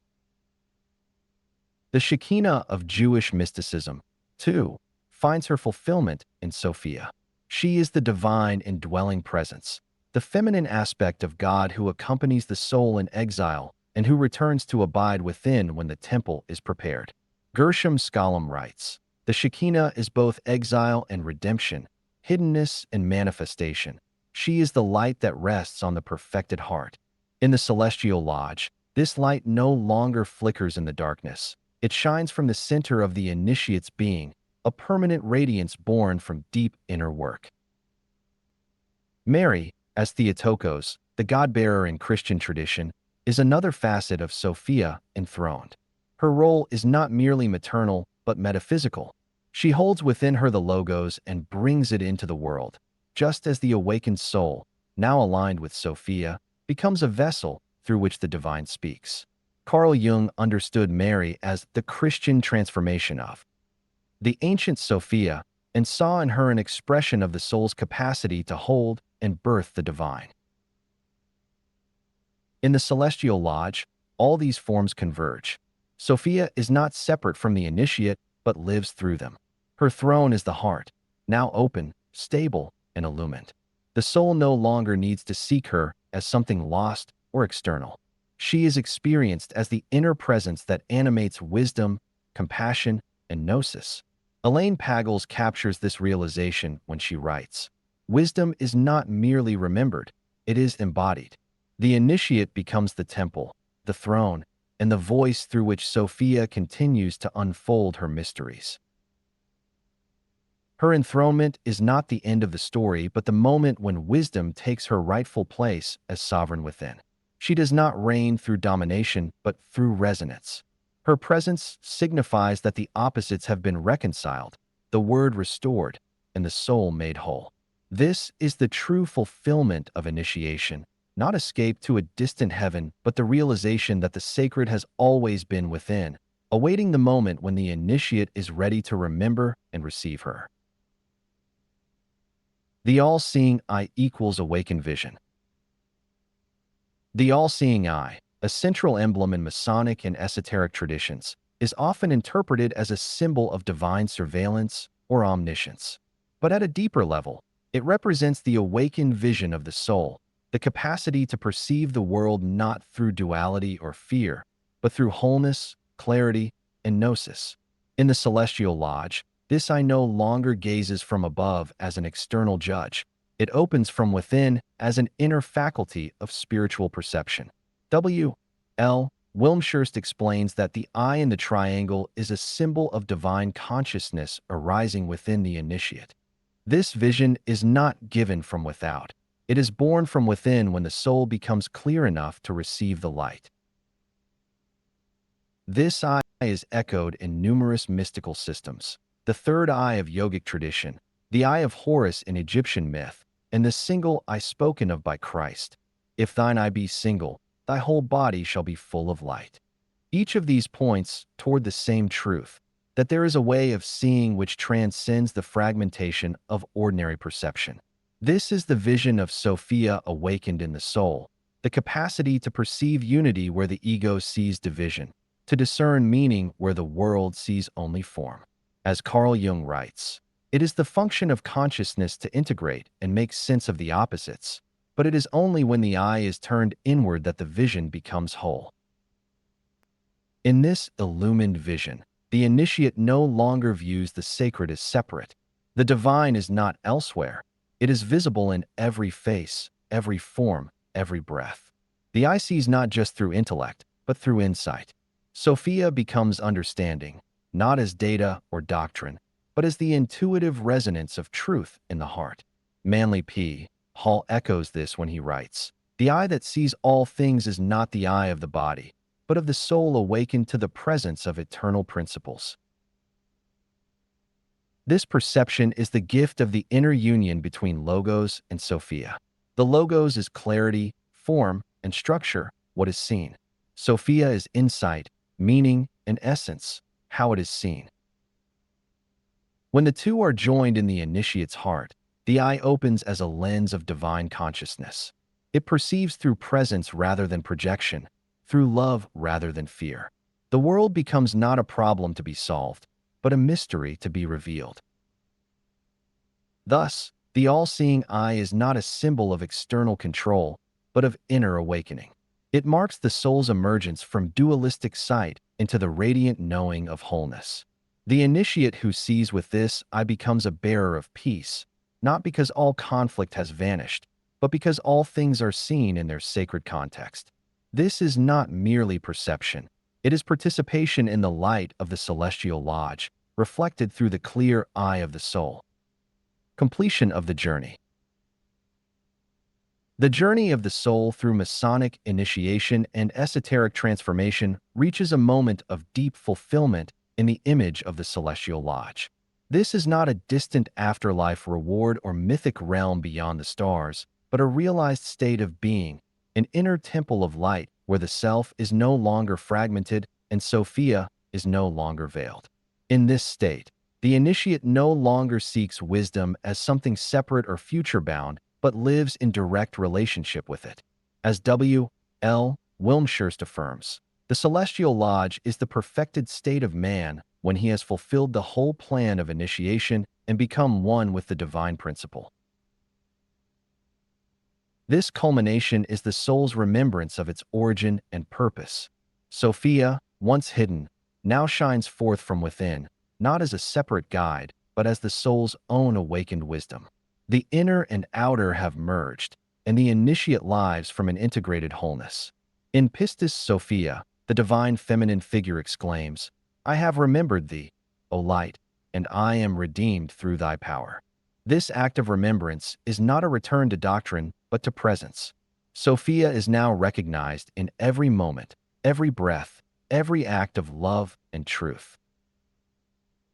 Myth, ritual, and symbol have served their purpose not by providing absolute answers, but by shaping the soul through stages of awakening. As Manly P. Hall explains, the real end of the mystery initiations is not to gain power, but to become the light, to live it in all things. The initiate becomes a vessel not just for sacred knowledge, but for sacred embodiment. Logos and Sophia no longer appear as abstract principles. They are lived qualities within a consciousness refined by the path. This completion, however, is not a final rest, but a beginning at a higher octave. The ego no longer drives the journey, but neither is the initiate removed from the world. Rather, he re-enters it transfigured. Joseph Campbell notes, "The hero returns from the unknown with a boon to bestow upon his people. So too does the initiate return, not to preach, but to serve, not to dominate, but to radiate." The light of the celestial lodge becomes service in the earthly lodge. The journey deepens into compassion, clarity, and communion. In this final movement, the initiate is not marked by status, but by presence. Sophia is no longer pursued. She is lived. The true word is no longer lost. It speaks through every sincere act. And the celestial lodge is no longer distant. It is here in the awakened heart where all paths converge and the light never fades. Inner and outer radiance united. The final realization of the Masonic and mystical path is not the retreat into some private spiritual illumination, but the radiant integration of the inner and outer worlds. The initiate, now embodying the light of the celestial lodge, becomes a living channel through which Sophia's wisdom flows into the fabric of daily life. This union is not abstract but tangible. The sacred is no longer confined to the lodge or the inner sanctuary. It shines through every gesture, every conversation, and every moment of conscious presence. As W. L. Wilmshurst affirms, the true Mason becomes a radiating center of light and harmony wherever he moves. This is not a performance of virtue, but the natural emanation of an integrated soul. Sophia, who once waited within the veiled chambers of the heart, now lives openly through the initiate. Her wisdom becomes compassion in action, discernment in dialogue, and peace in presence. The initiate no longer seeks to explain her mysteries, but to embody them. In the secret teachings of all ages, Manly P. Hall writes, the initiate does not worship light from afar, but becomes its living expression through selfless living and devotion to truth. The Grail, once pursued as a distant relic, is now recognized as the soul itself, overflowing with divine awareness and silently nourishing the world around it. This stage of the journey marks the transfiguration of the temple. It is no longer a place to enter for light, but a light that is carried into every place. Sophia's presence sanctifies the ordinary. The initiate's work, speech, and relationships become sacraments. Elaine Pagels reflects this shift in the Gnostic Gospels, where she notes, the Gnostic vision does not seek to escape the world, but to transform it through inner illumination. The great work is not complete until the light within is expressed without, until the celestial lodge is reflected in the world below. Carl Jung echoed this idea when he wrote, individuation is not an escape from life, but the very way into a more whole and meaningful participation in it. The initiate's return is not to the life of illusion, but to the life of conscious embodiment. Logos, once abstract, becomes presence. Sophia, once veiled, becomes a radiance that moves through every act of care, creation, and clarity. The sacred marriage that occurred within now gives birth to a new way of living, a life of harmony between spirit and matter, soul and world. Thus, the journey culminates not in departure, but in deepened engagement. The initiate becomes a bearer of inner and outer light, a living temple through which wisdom flows into the world. The celestial lodge is no longer elsewhere. It is within and among us, wherever presence, love, and truth are lived without division. Summary: the celestial lodge and the Queen of Light. Chapter 13 presents the culmination of the initiatory journey through the symbol of the celestial lodge, understood not as a distant afterlife realm, but as a state of illumined consciousness realized through inner transformation. The lodge represents the fully awakened self where dualities are reconciled, the word is no longer lost, and Sophia shines fully from within. The tools of the craft, once external symbols, become embodied virtues lived with presence and purpose. Sophia appears in her enthroned state, no longer veiled in sorrow or myth, but integrated as the soul's living wisdom. Her forms, Isis, Shekinah, Mary, and divine wisdom, converge to reflect a consciousness grounded in love, gnosis, and wholeness. The all-seeing eye likewise transforms from a symbol of external watchfulness to one of awakened inner vision. It reflects the initiate's ability to perceive with clarity, unity, and deep insight born of the union between Logos and Sophia. The chapter closes with the fulfillment of the great work. The initiate, no longer fragmented or seeking outside, becomes a living vessel of light. This realization leads not to retreat, but to sacred responsibility. The initiate radiates inner wisdom into the outer world, embodying Sophia in daily action. The celestial lodge is no longer a mystery beyond. It is the awakened heart, present and active wherever love, presence, and truth are lived. Chapter 14. The Recovery of the Word, the Voice of the Self. Introduction. The Return to Inner Voice. In the esoteric tradition of Freemasonry and its deeper mystical currents, the lost word is more than a forgotten utterance. It is the soul's estrangement from its own divine origin. This word represents not simply a name or sound, but the full resonance of the Logos, the divine vibration inherent in each human being. To lose the word is to forget that one's essence is rooted in light. To recover it is to return to that sacred identity. As W.L. Wilmshurst writes, the lost word is the lost consciousness of divinity in man. Its recovery is not intellectual but existential. It is the rebirth of the self as a vessel for divine presence.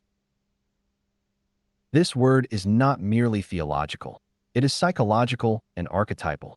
Carl Jung described the self as the totality of the personality, which includes all that was, is, and could be. The word, in this light, is the voice of that totality. It is not learned like a formula, but remembered through awakening. It is not about recitation, but about resonance, a lived reality in which the Logos moves through the soul as embodied truth. Sophia, the feminine archetype of wisdom, serves as the soul's guide in this sacred restoration. She is not the word itself, but its echo, its lure, its reminder. In Pistis Sophia, she calls from the depths, I have remembered thee, O light, and I am redeemed through thy power. This cry is not only a lament, but an invocation, a signal that remembrance is possible. Sophia's role is to make the soul receptive again, to soften the hardened places where the word was once buried beneath ego, fear, and forgetfulness. Manly P. Hall affirms this sacred dynamic, stating, the lost word is the eternal truth within man, silenced by ignorance, but always awaiting the ear that can hear it. The path to recovery is not through external attainment, but inward turning. The initiate does not claim the word, they become it. And in doing so, they no longer seek the divine as something outside themselves, but recognize that it has always been whispering from within. Thus, Chapter 14 marks not a conclusion but a return, the recovery of the inner voice, the remembrance of the light that never truly departed.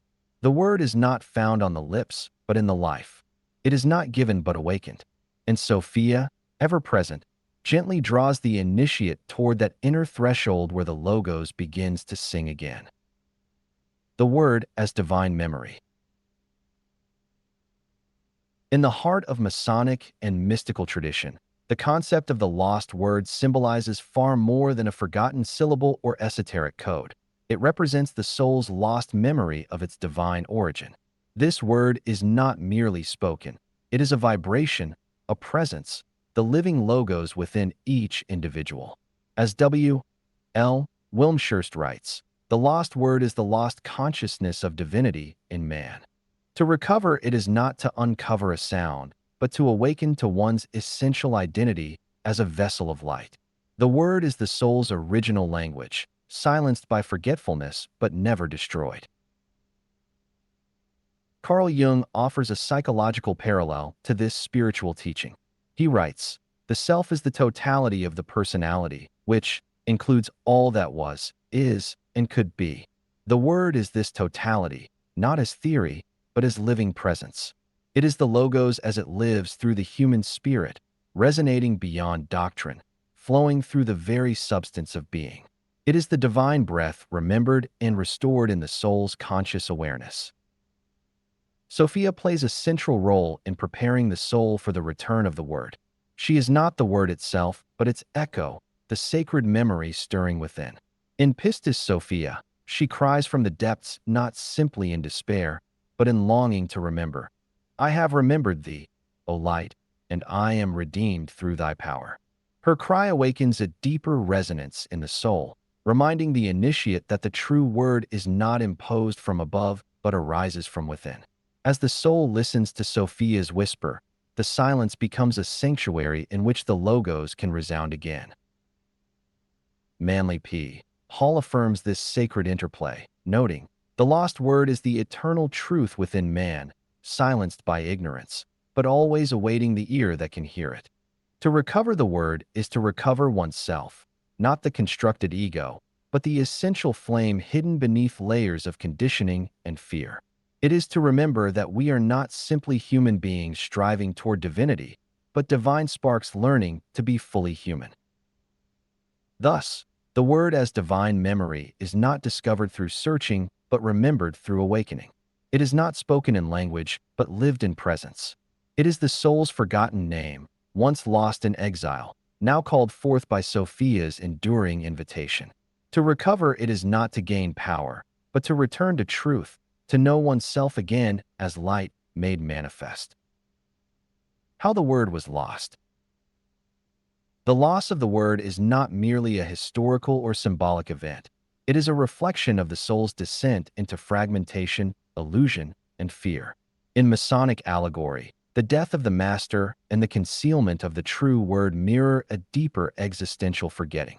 The initiate does not lose a sound or formula, but their remembrance of divine identity. As W.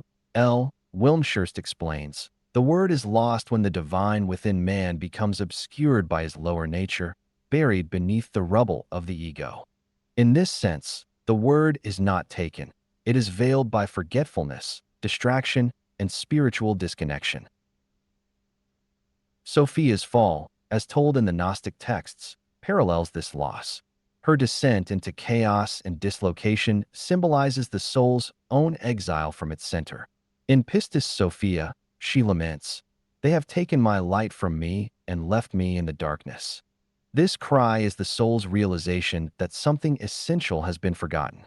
Like Sophia, the initiate has been scattered across mental constructs, emotional wounds, and survival mechanisms that silence the inner voice. The word, once innate, becomes buried beneath the layers of identity imposed by the world. External systems often contribute to this forgetting. Dogmatic religion, social conditioning, and institutional authority may substitute symbols for reality, teachings for experience. As Elaine Pagels notes, the Gnostics believed that the divine was not found in external forms, but in direct inner experience. When the initiate looks only outward, the inner flame dims. Ritual becomes rote, and the sacred is treated as distant or inaccessible. The word, as inner knowing, is drowned out by noise, conformity, and fear of the unknown. Carl Jung offers a psychological insight into this loss. He observed, "The more powerful and original a mind, the more it will incline towards the religion of inner experience rather than external authority. The ego, when unchecked, becomes the substitute for the self, claiming autonomy and silencing the deeper intuitive voice. In this way, the word is not rejected. It is forgotten, overshadowed by the ego's insistence on control, mastery, and separateness." Ultimately, the word is hidden not because it has vanished, but because the conditions for hearing it have been lost. Trauma, fear, and the demands of survival often force the soul to contract, to hide its light, in order to endure. The initiate forgets not only the word but their capacity to speak it. As Manly P.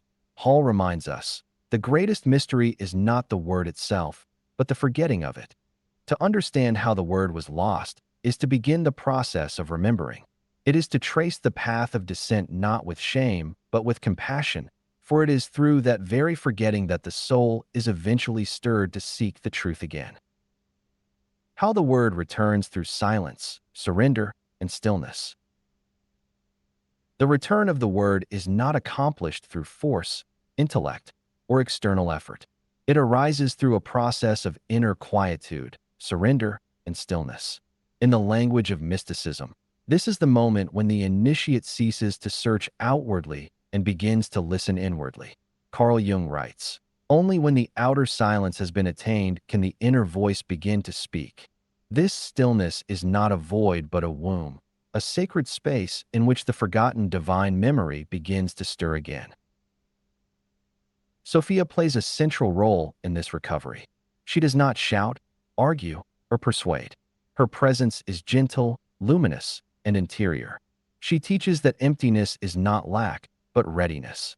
In Pistis Sophia, her cry is not a demand for rescue, but an invocation of remembrance. I have remembered thee, O light. Her wisdom instructs the soul that only when the surface mind falls silent can the deeper word begin to echo again. In the stillness, the Logos is not learned. It is heard, not as a sound, but as a knowing that resounds through the entire being. This is why the initiate's path must pass through silence. The ego, accustomed to control and noise, resists this phase. But the Logos does not contend with the ego, it waits. Manly P. Hall notes, the lost word is recovered not by analysis, but by stillness and reverence. This recovery is not a discovery of new information, but a return to original resonance. The word has not been destroyed, only obscured by habit, fear, and fragmentation. Sophia's guidance in this moment is not instructional, but relational. She teaches the initiate to become empty in order to be filled, to let go of striving in order to receive. As Cynthia Bourgeault observes, wisdom is not what you know, but how you know, through silence, through presence, through surrender. It is through this subtle shift that the soul attunes itself to the sacred frequency of the Logos. In this space of sacred stillness, the initiate does not speak the word in the usual sense. Rather, the word speaks through the initiate. It reverberates not as doctrine, but as being. The soul becomes an instrument, not of performance, but of presence. And in that silent music, the light remembered by Sophia becomes the light embodied by the initiate. Sophia speaks through presence. Sophia does not speak in the thunderous tones of dogma or external command. Her voice arises gently from within, carrying the resonance of intimacy, clarity, and deep knowing. She is not an external oracle, but the inner wisdom that dwells in the soul's quiet chambers, waiting to be recognized. Carl Jung noted, "The voice of the inner woman is a subtle guide, not a logic, but a living knowledge." This living knowledge is not accessed through argument or study alone, but through presence, through the attentive awareness that listens not just with the ears, but with the whole being. Sophia speaks in many forms. She may come through beauty that pierces the heart, synchronicities that defy rational explanation, moments of healing, or a sudden creative insight that seems to arise from nowhere. Her presence is often marked by a felt sense of sacredness, a luminous precision that cuts through confusion. As Elaine Pagels writes, the divine feminine in Gnostic thought reveals herself not in proclamation but in recognition. The soul knows her by resonance. Her voice is not bound to words. It moves through symbols, silence, and the spaces between events. In dreams and visions, Sophia often appears as a guide, a luminous woman, or a teacher cloaked in mystery. Yet her appearances are not limited to the mystical or the extraordinary. She may be sensed in the stillness of a morning walk, in the quiet joy of service, or in the courage that arises unbidden in a moment of truth. Emma Jung and Marie-Louise von Franz observed that the archetype of the feminine speaks in images and atmosphere, in the quality of the moment. To attune to her requires not only inner silence, but inner softness, a willingness to feel without immediately interpreting. Sophia's presence awakens the Logos within. She does not replace the word, but prepares the soul to embody it. She refines perception so that the Logos can move not as abstract idea, but as integrated life. Manly P. Hall reflects, the wisdom of the soul becomes audible only when the outer self falls silent and the inner chamber is opened. Her voice is the signal that the time of remembrance has arrived, the time not just to know the divine, but to become its living echo. Ultimately, to hear Sophia is to return to oneself. Her voice is not foreign. It is the soul's own deepest memory stirred back to life. The initiate learns to trust this voice not because it is loud or authoritative, but because it is true. It does not flatter the ego, but calls the soul into wholeness. And once it is heard, it becomes impossible to forget. Sophia continues to speak not to direct the initiates every step, but to remind them that the light they seek has already taken root within. The word is not learned, it is lived. The final stage of the initiate's journey is not the discovery of a hidden syllable or esoteric formula, but the awakening to a deeper reality. The word is not something to be learned, it is something to be lived. In the language of sacred tradition, the word represents the divine presence as it resonates through human consciousness. To embody it is to become a vessel through which truth, love, and wisdom are made manifest in the world. As W.L. Wilmshurst notes, the lost word is not an outward utterance, but the inward realization of divine identity. It is not found in doctrine, but in being. This realization shifts the goal of initiation from intellectual attainment to spiritual embodiment. The initiate does not exit the path with answers, but as a living glyph of the eternal life inscribed with meaning, humility, and presence. Each gesture, word, and choice becomes sacramental. The word is no longer spoken merely by mouth, but expressed through action, through presence, and through love. Carl Jung echoed this truth when he wrote, "One does not become enlightened by imagining figures of light, but by making the darkness conscious." The initiate who becomes the word does so not by bypassing the world, but by transfiguring it through lived awareness. Sophia is the midwife of this transformation. She prepares the soul to carry the Logos not as a distant principle, but as an embodied radiance. Her guidance does not instruct the mind so much as it aligns the heart, softens the will, and sanctifies the moment. When the Logos and Sophia unite within life, becomes the temple, the ritual, and the revelation. As Manly P. Hall affirms, the true initiate is a living word, a presence through whom divine truth flows without distortion. This is the meaning of incarnation, not as a theological mystery only, but as a lived reality for those who remember their sacred origin. The initiate who becomes the word does not claim superiority or spiritual pride. Rather, they live with quiet strength and radiant humility, carrying the great work not in secret chambers alone, but into the marketplace, the family, the creative act. Elaine Pagels writes, "Gnosis is not the accumulation of secret knowledge, it is the recognition that the sacred dwells in one's own being and in the heart of the world." To live the word is to return that recognition to others, not through persuasion, but through example. Thus, the journey that began with seeking ends with surrender. The word is not achieved, it is revealed when the ego grows quiet and the soul grows clear. The initiate becomes a bridge between visible and invisible, time and eternity, the human and the divine. In this final realization, Sophia no longer whispers the word from within, she sings it through the life of the initiate.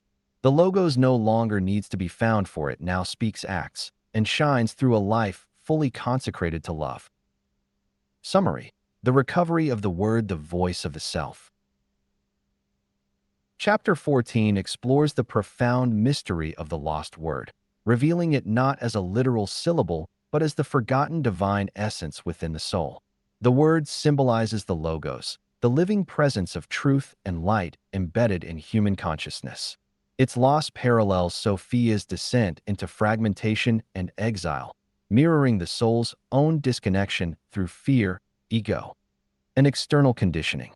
Through stillness, surrender, and inner silence, the word begins to return, not as something found, but as something remembered and embodied. Sophia plays a central role in this restoration, speaking not through doctrine, but through presence, intuition, and sacred knowing. Her voice emerges in moments of beauty, healing, and deep resonance, awakening the Logos within the soul. The chapter emphasizes that the word is not something to be learned intellectually, but lived spiritually. It expresses itself in the initiate's actions, choices, and way of being. Ultimately, to recover the word is to realize one's identity as a vessel of divine light. The initiate no longer seeks outward authority, but lives from inward truth. In this sacred integration, Sophia no longer whispers from within. She sings through a life consecrated to love, clarity, and service. The great work begins anew, not in seeking but in living as the Word made flesh. Part 4. Embodiment, Living the Light. Chapter 15. Wisdom in Action, the Great Work in the World. Introduction. Wisdom in Action, the Great Work in the World. The culmination of the initiatory path is not personal exaltation, but transformation into a vessel of service. Once the initiate has remembered Sophia, once wisdom is no longer distant, but indwelling, the orientation of the soul shifts from self-seeking to self-offering. W. L. Wilmshurst emphasizes this transition, writing, "The true Mason is one who has found the light and now lives to transmit it silently and without self-assertion. Seeker becomes the servant not out of duty, but from a natural overflow of presence. No longer striving to attain the divine, the initiate becomes a quiet flame through which the divine radiates into the world." This shift is reflected in Sophia's own journey. Having fallen and remembered, she does not return to the pleroma to rest, but becomes the active presence of compassion, grace, and clarity within the cosmos. In Pistis Sophia, her cry of remembrance is followed by redemptive action. "I will sing praises to the light, for it has saved me from the darkness." Her praise is not passive, it is the soul becoming luminous. In the same way, the initiate who has remembered the light does not withdraw from life, but steps more deeply into it, bearing the word not on the lips, but in presence. Manly P. Hall describes this embodiment as the natural fruit of inner illumination. The initiate is not called to isolate himself from the world, but to become a healing influence within it, bearing the burden of light in the darkness of ignorance.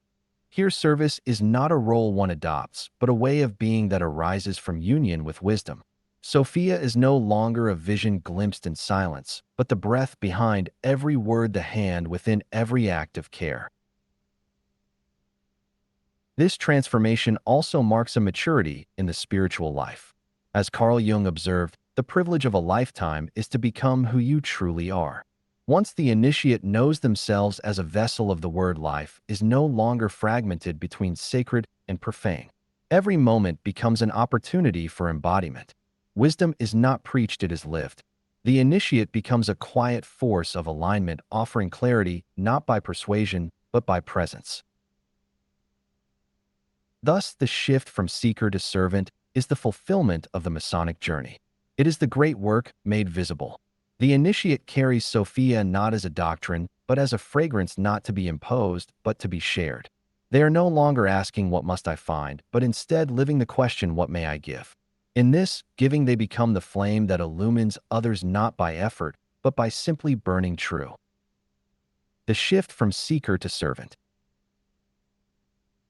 The culmination of the initiatory path is not personal exaltation, but transformation into a vessel of service. Once the initiate has remembered Sophia, once wisdom is no longer distant but indwelling, the orientation of the soul shifts from self-seeking to self-offering. W. L. Wilmshurst emphasizes this transition, writing, "The true Mason is one who has found the light and now lives to transmit it, silently and without self-assertion. The seeker becomes the servant, not out of duty, but from a natural overflow of presence. No longer striving to attain the divine, the initiate becomes a quiet flame through which the divine radiates into the world." This shift is reflected in Sophia's own journey. Having fallen and remembered, she does not return to the pleroma to rest, but becomes the active presence of compassion, grace, and clarity within the cosmos. In Pistis Sophia, her cry of remembrance is followed by redemptive action. "I will sing praises to the light, for it has saved me from the darkness." Her praise is not passive, it is the soul becoming luminous. In the same way, the initiate who has remembered the light does not withdraw from life, but steps more deeply into it, bearing the word not on the lips, but in presence. Manly P. Hall describes this embodiment as the natural fruit of inner illumination. The initiate is not called to isolate himself from the world, but to become a healing influence within it, bearing the burden of light in the darkness of ignorance. Here, Service is not a role one adopts, but a way of being that arises from union with wisdom. Sophia is no longer a vision glimpsed in silence, but the breath behind every word, the hand within every act of care. This transformation also marks a maturity in the spiritual life. As Carl Jung observed, the privilege of a lifetime is to become who you truly are. Once the initiate knows themselves as a vessel of the word, life is no longer fragmented between sacred and profane. Every moment becomes an opportunity for embodiment. Wisdom is not preached, it is lived. The initiate becomes a quiet force of alignment, offering clarity not by persuasion but by presence. Thus, the shift from seeker to servant is the fulfillment of the Masonic journey. It is the great work made visible. The initiate carries Sophia not as a doctrine, but as a fragrance, not to be imposed, but to be shared. They are no longer asking, "What must I find?" but instead living the question, "What may I give?" In this giving, they become the flame that illumines others not by effort, but by simply burning true. Sophia as embodied compassion. Sophia does not remain confined to visionary realms or abstract wisdom. She enters the world through acts of embodied compassion. Her presence is not reserved for the mystic silence alone, but manifests in listening, healing, justice, and creative expression. Compassion is her language, not as sentimentality, but as radiant clarity arising from the awakened heart. As Manly P. Hall writes, "Wisdom without love is sterile. It is only when love expresses itself in service that wisdom becomes alive." Sophia becomes visible in the way the initiate moves through the world with attention, reverence, and fierce tenderness. In this phase of integration, the initiate no longer seeks Sophia in dreams or ritual alone. Her presence becomes most palpable in the everyday gestures of care, the quiet moment of truly listening, the choice to speak truth in love, the courage to stand for justice when silence would be easier. Emma Jung and Marie-Louise von Franz point out that the Grail, as the feminine principle, heals not through power but through the presence that offers space for wholeness. This is the essence of Sophia's compassion, not rescue but the fierce willingness to hold space for another's light to emerge. This form of compassion also includes boundaries and clarity. Sophia is not passive. She is as fierce as she is tender, offering wisdom not as indulgence, but as transformation. W. L. Wilmshurst affirms that the true initiate stands firm in the balance between mercy and severity, between love and law. The heart awakened by Sophia knows how to offer grace without abandoning truth and how to remain rooted without becoming rigid. Compassion, in this sense, becomes a sacred art, one that cannot be faked or performed, but must be cultivated through inner alignment. Carl Jung understood this when he wrote, "Only the wounded physician heals." It is through suffering and inner work that one becomes capable of bearing the pain of others without collapsing or controlling. Initiate who has walked the descent and returned with Sophia does not emerge above others, but able to walk beside them with humility and light. In the presence of such an initiate, Sophia is felt, not as doctrine, but as embodied grace. Their compassion does not seek recognition, yet it transforms. Their clarity does not demand obedience, yet it liberates. This is the true expression of wisdom in the world, not separated from the human experience, but woven into it, breath by breath, act by act. Through them, Sophia no longer whispers, she lives. The tools of the lodge become tools of life. As the initiate's journey deepens, the symbolic tools of the Masonic Lodge, once studied as ritual implements, become interiorized as living principles. These tools no longer reside only upon the altar or in the hand of an officer. They are absorbed into the consciousness of the initiate and applied through action, speech, and intention. W. L. Wilmshurst writes, "The working tools of the craft are symbols of inner faculties, to be employed in the shaping of character and the building of the inner temple." In this way, Masonic symbols become spiritual instruments for daily embodiment. The gavel, once used to chip away the rough edges of stone, now becomes the faculty of discernment. It signifies the initiate's ability to remove what is no longer in alignment with truth, habits, thoughts, or attachments that distort inner clarity. As Manly P. Hall explains, the gavel of the initiate is the mind purified of illusion, capable of judgment without condemnation. It is the tool of transformation, wielded not in anger but in love, shaping the soul into a more accurate expression of the light. The plumb line becomes a symbol of spiritual integrity. It guides the initiate to remain upright, not in moral rigidity, but in energetic alignment with the vertical axis that connects the self to the divine. As Sophia is remembered and integrated, this tool becomes not merely a measure of righteousness, but of resonance. The initiate learns to stand in truth regardless of external pressure, cultivating an inner posture that reflects the soul's remembrance of light. Carl Jung referred to this inner alignment as the straightness of the self, a center that needs no defense because it is whole. The square, in Masonic ritual, represents fairness, balance, and right relationship. It now becomes a guide for the initiate's interactions with others. No longer symbolic alone, the square becomes embodied in the way the initiate listens with openness, speaks with honesty, and acts with justice. The square is the measure of moral action, writes Wilmshurst. It teaches the Mason to square his conduct with all men.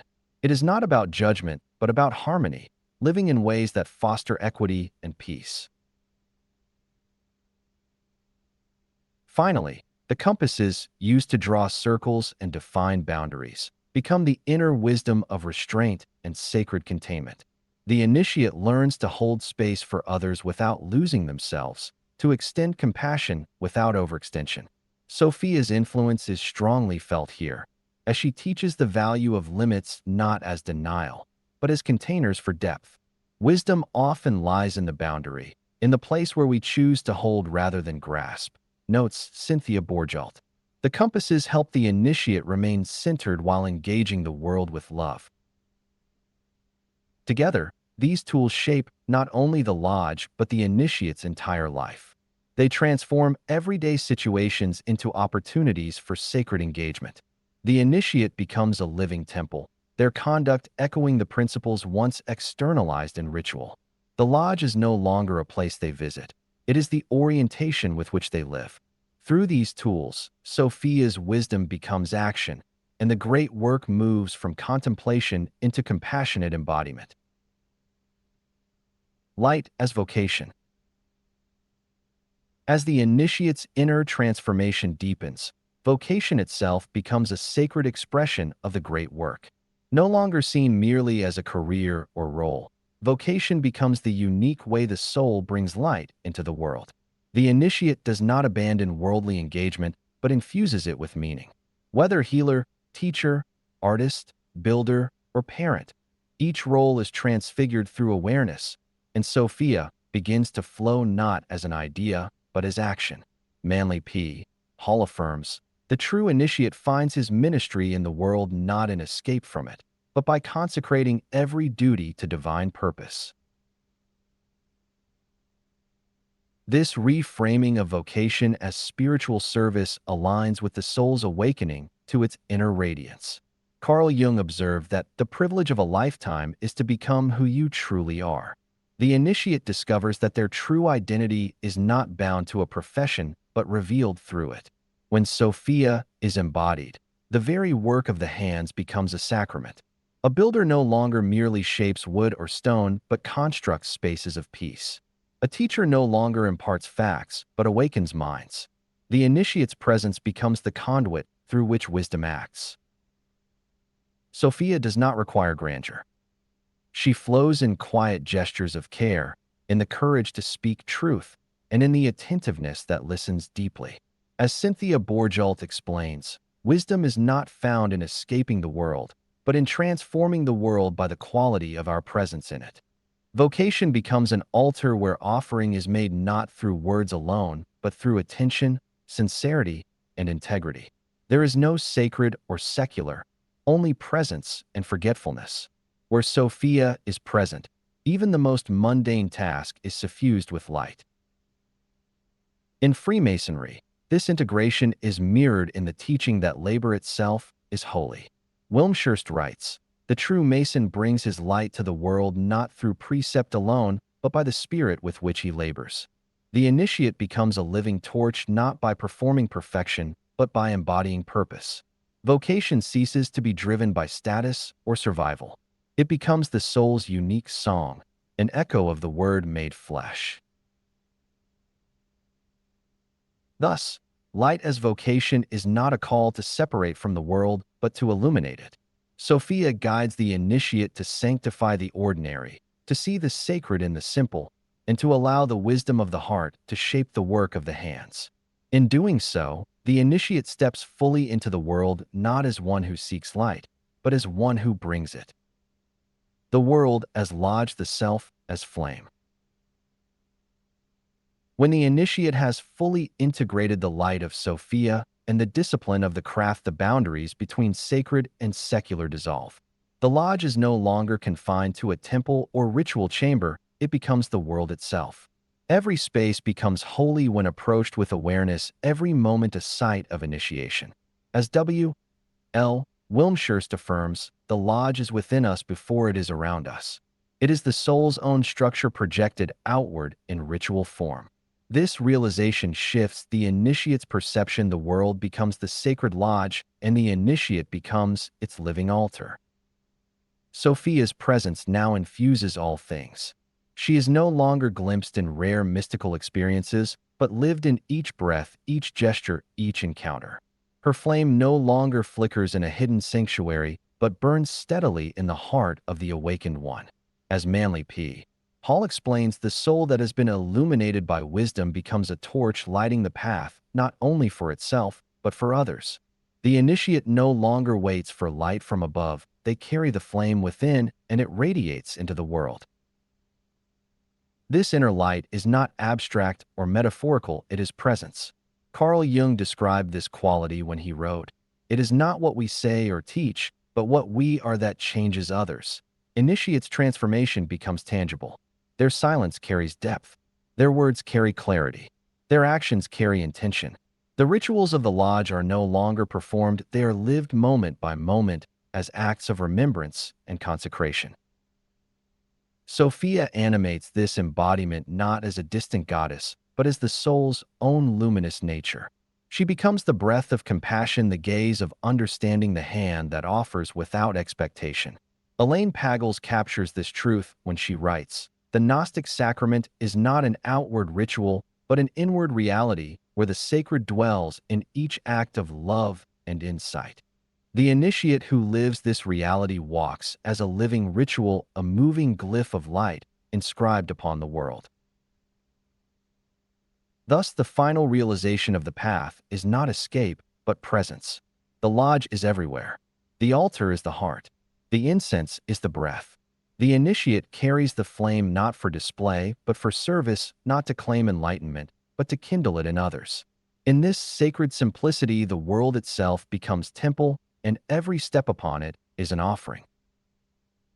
Summary: Wisdom in action, the great work in the world.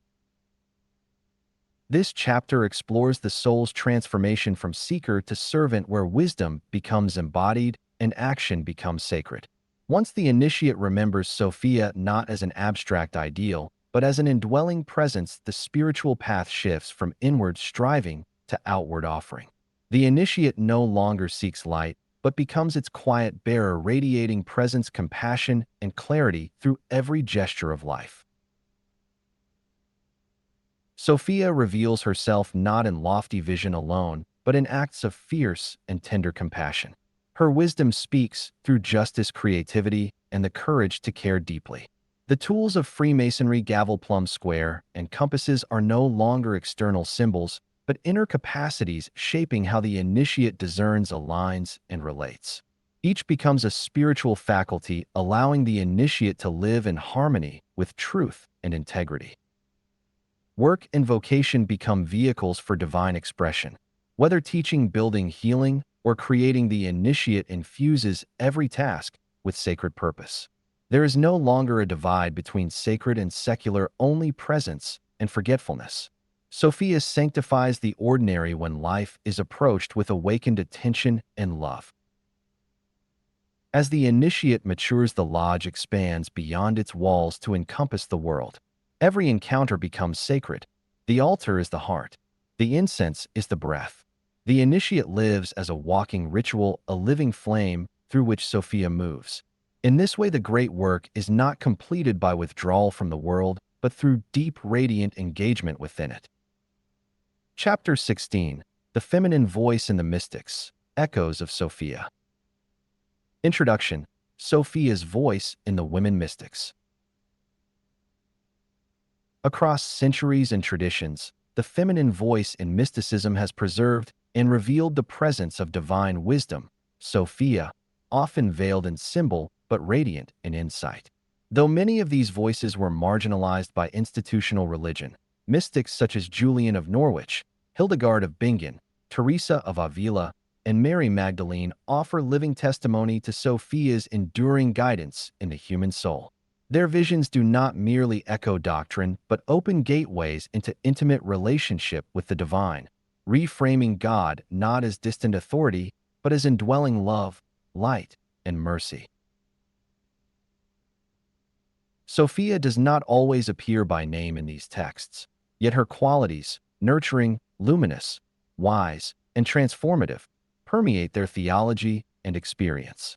Julian of Norwich speaks of God as both Father and Mother, emphasizing the maternal nature of divine mercy. As truly as God is our Father, so truly is God our Mother. Hildegard of Bingen experiences sapientia as a fiery force of justice and beauty animating all creation, a wisdom that burns for reform and healing. Teresa of Avila maps the soul's interior journey toward divine union, a path of fierce discipline and mystical surrender guided by the presence of silent wisdom. Mary Magdalene, through the Gnostic gospel bearing her name, reveals Sophia as inner knowing, embodied leadership, and the voice of courage in the face of resistance. Sophia's expression is not confined to Christian mysticism alone. Her presence pulses through Rabia's ecstatic Sufi devotion, the Shekinah's indwelling light in Kabbalah, the Tao's yielding harmony in Chinese philosophy, and Shakti's dynamic force in Tantra. As Mirabai Starr writes, the divine feminine is not a doctrine to be believed, but a truth to be remembered. These mystics remind us that wisdom is not only to be studied, it is to be lived, loved, and shared. In every era, Sophia's voice rises in those who have the courage to listen. Julian of Norwich and the Motherhood of God. Julian of Norwich, a 14th-century English mystic and anchorite, offers one of the most profound and tender articulations of divine femininity in Christian mysticism. Her revelations, recorded in Revelations of Divine Love, center not only on the mercy and intimacy of God, but on the unmistakable presence of the feminine within the Godhead. Most famously, Julian writes, "As truly as God is our Father, so truly is God our Mother." This assertion is not a metaphorical flourish, but a theological affirmation that the nurturing, birthing, and sustaining qualities traditionally associated with the feminine are intrinsic to the divine nature. Sophia is present in Julian's visions not always as a named figure, but as the animating wisdom behind Julian's revelations of God's compassion and unity with creation. Julian speaks of a God who is endlessly intimate with the soul, and who works not through wrath, but through mercy. Her description of Christ's suffering carries an unmistakably maternal tone. She depicts Christ as a mother who labors, nourishes, and teaches with boundless love. Our Savior is our true mother in whom we are endlessly born and out of whom we shall never come. Here, Sophia's voice rises in the gentle yet radical reframing of divine action as maternal compassion. This vision of motherhood is not one of weakness, but of transformative power. Julian's oft-quoted reassurance, "All shall be well, and all shall be well, and all manner of things shall be well," is not naive optimism, but a deep trust in divine wisdom's redemptive movement through all suffering. Elaine Pagels notes that Julian's theology subtly recovers the feminine aspect of God without abandoning Christian orthodoxy, demonstrating how Sophia can be felt even within established doctrinal frameworks. Julian's mystical theology is an invitation into wholeness. She dissolves the binary between justice and mercy, wrath and tenderness, masculine and feminine. Sophia, through Julian, becomes a voice not only of spiritual truth, but of deep psychological and emotional healing. Her vision teaches that God is not distant, but intimately present in every sorrow and joy, nurturing the soul like a mother guiding her child into the fullness of life and love. Hildegard of Bingen and the Living Light. Hildegard of Bingen, the 12th century Benedictine abbess, visionary, composer, and healer, brought forth a mysticism saturated with radiance, cosmic vitality, and profound reverence for the divine feminine. Her visionary writings are infused with a theology of light that is not distant or abstract, but pulsing with embodied beauty and sacred intelligence. She identified this light as the living presence of divine wisdom, whom she called sapientia, a clear echo of Sophia. In her text Civias, Hildegard describes a vision in which I saw a great light, and in this light a woman of marvelous brightness, and her voice said, I am the supreme and fiery power of God. This fiery woman is Sophia in her cosmic, creative form, animating the universe with insight, justice, and divine order. For Hildegard, wisdom is not confined to theological speculation. She is the living soul of the cosmos, present in the greening power of nature, viriditas, in music, and in the healing arts. Sophia appears in her work as a bridge between the divine and the material, fusing heaven and earth through harmony and generative love. Barbara Newman notes that Hildegard saw wisdom not as an abstraction, but as the shining thread of vitality running through the world, feminine in voice and radiant in form. This wisdom is not passive but active, birthing justice, reform, and beauty. Unlike many mystics of her time, Hildegard did not retreat from the world but used her visions to intervene in politics, ecclesiastical corruption, and social injustice. Sophia's guidance for her was not only contemplative but prophetic. Hildegard wrote letters to emperors and popes, reminding them of divine law and calling them to accountability. Her music, composed in ecstatic states of vision, carried this same luminosity. Each note, each chant, was an invocation of divine presence. As Sabina Flanagan observes, for Hildegard, music was the echo of the divine word itself, where Sophia could be heard singing creation into wholeness. In Hildegard's cosmology, Sophia becomes the heartbeat of the universe and the moral intelligence of creation. She is seen in the swirling stars, in the fruitful earth, and in the soul's deep longing for justice and beauty. The mystic becomes not just a recipient of divine knowledge, but an embodiment of it. In this way, Hildegard invites the initiate to see Sophia not only in visions but in all of life, to recognize her fiery wisdom wherever truth is spoken, healing is offered, or beauty is born. Teresa of Avila and the Interior Castle. Teresa of Avila, the 16th century Spanish mystic and reformer, offered one of the most profound symbolic maps of the soul's interior life in her seminal work, The Interior Castle. In this visionary text, Teresa presents the soul as a luminous crystal castle with many rooms, culminating in the innermost chamber where the divine beloved dwells. This beloved is not separate from the soul, but united with it in the deepest space of intimacy and light. Sophia, as the divine wisdom, is subtly present in this inner architecture. She is the quiet presence who opens the doors of the castle, inviting the soul inward toward transformation. It is foolish to think we will enter heaven without first entering our own soul, Teresa writes, echoing the ancient wisdom that the path to God is a path through the self. In the seventh and final mansion, the soul is united with the beloved in what Teresa calls spiritual marriage, a sacred union that transcends all prior stages of mystical experience. This union mirrors the esoteric fusion of Logos and Sophia, masculine and feminine, intellect and intuition.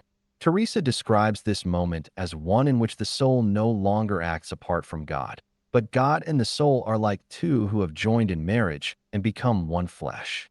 It is a moment not of absorption but of harmony, where the soul retains its identity while being wholly suffused with divine presence. Sophia's qualities are palpable throughout Teresa's journey: clarity, silence, fierce devotion, and the guidance of subtle intuition. She is not a named figure in Teresa's lexicon, but her essence pervades the mystic's descriptions.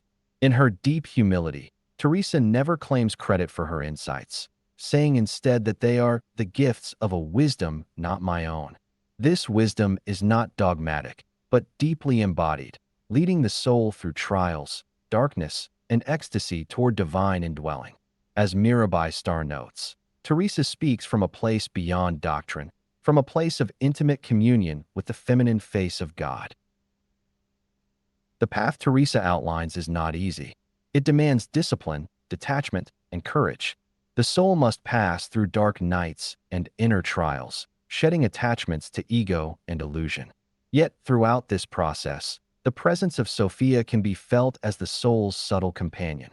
She opens the doors as the soul becomes ready, never before. God withholds himself not because he is distant, but because the soul is not yet capable of receiving him, Teresa insists. This mirrors the Gnostic theme of Sophia as the initiator. She does not force revelation, but waits until the soul is mature enough to receive it. Through the interior castle, Teresa becomes a guide for the initiate seeking union with wisdom. Her writings offer not only theological insight, but a step-by-step initiation into mystical life. Sophia shines through her voice in the clarity of vision, the gentleness of instruction, and the profound reverence for the mystery of the soul. For those who journey inward, Teresa's castle becomes a living temple, and Sophia, the keeper of its innermost chamber. The Gnostic Gospel of Mary Magdalene. The Gospel of Mary Magdalene offers a powerful and often overlooked voice within early Christian mysticism, one that reflects the inner authority of Sophia and the primacy of direct spiritual knowing. Unlike many canonical texts, this gospel centers not on external miracles or hierarchical structures, but on the soul's journey inward to recover peace and divine understanding.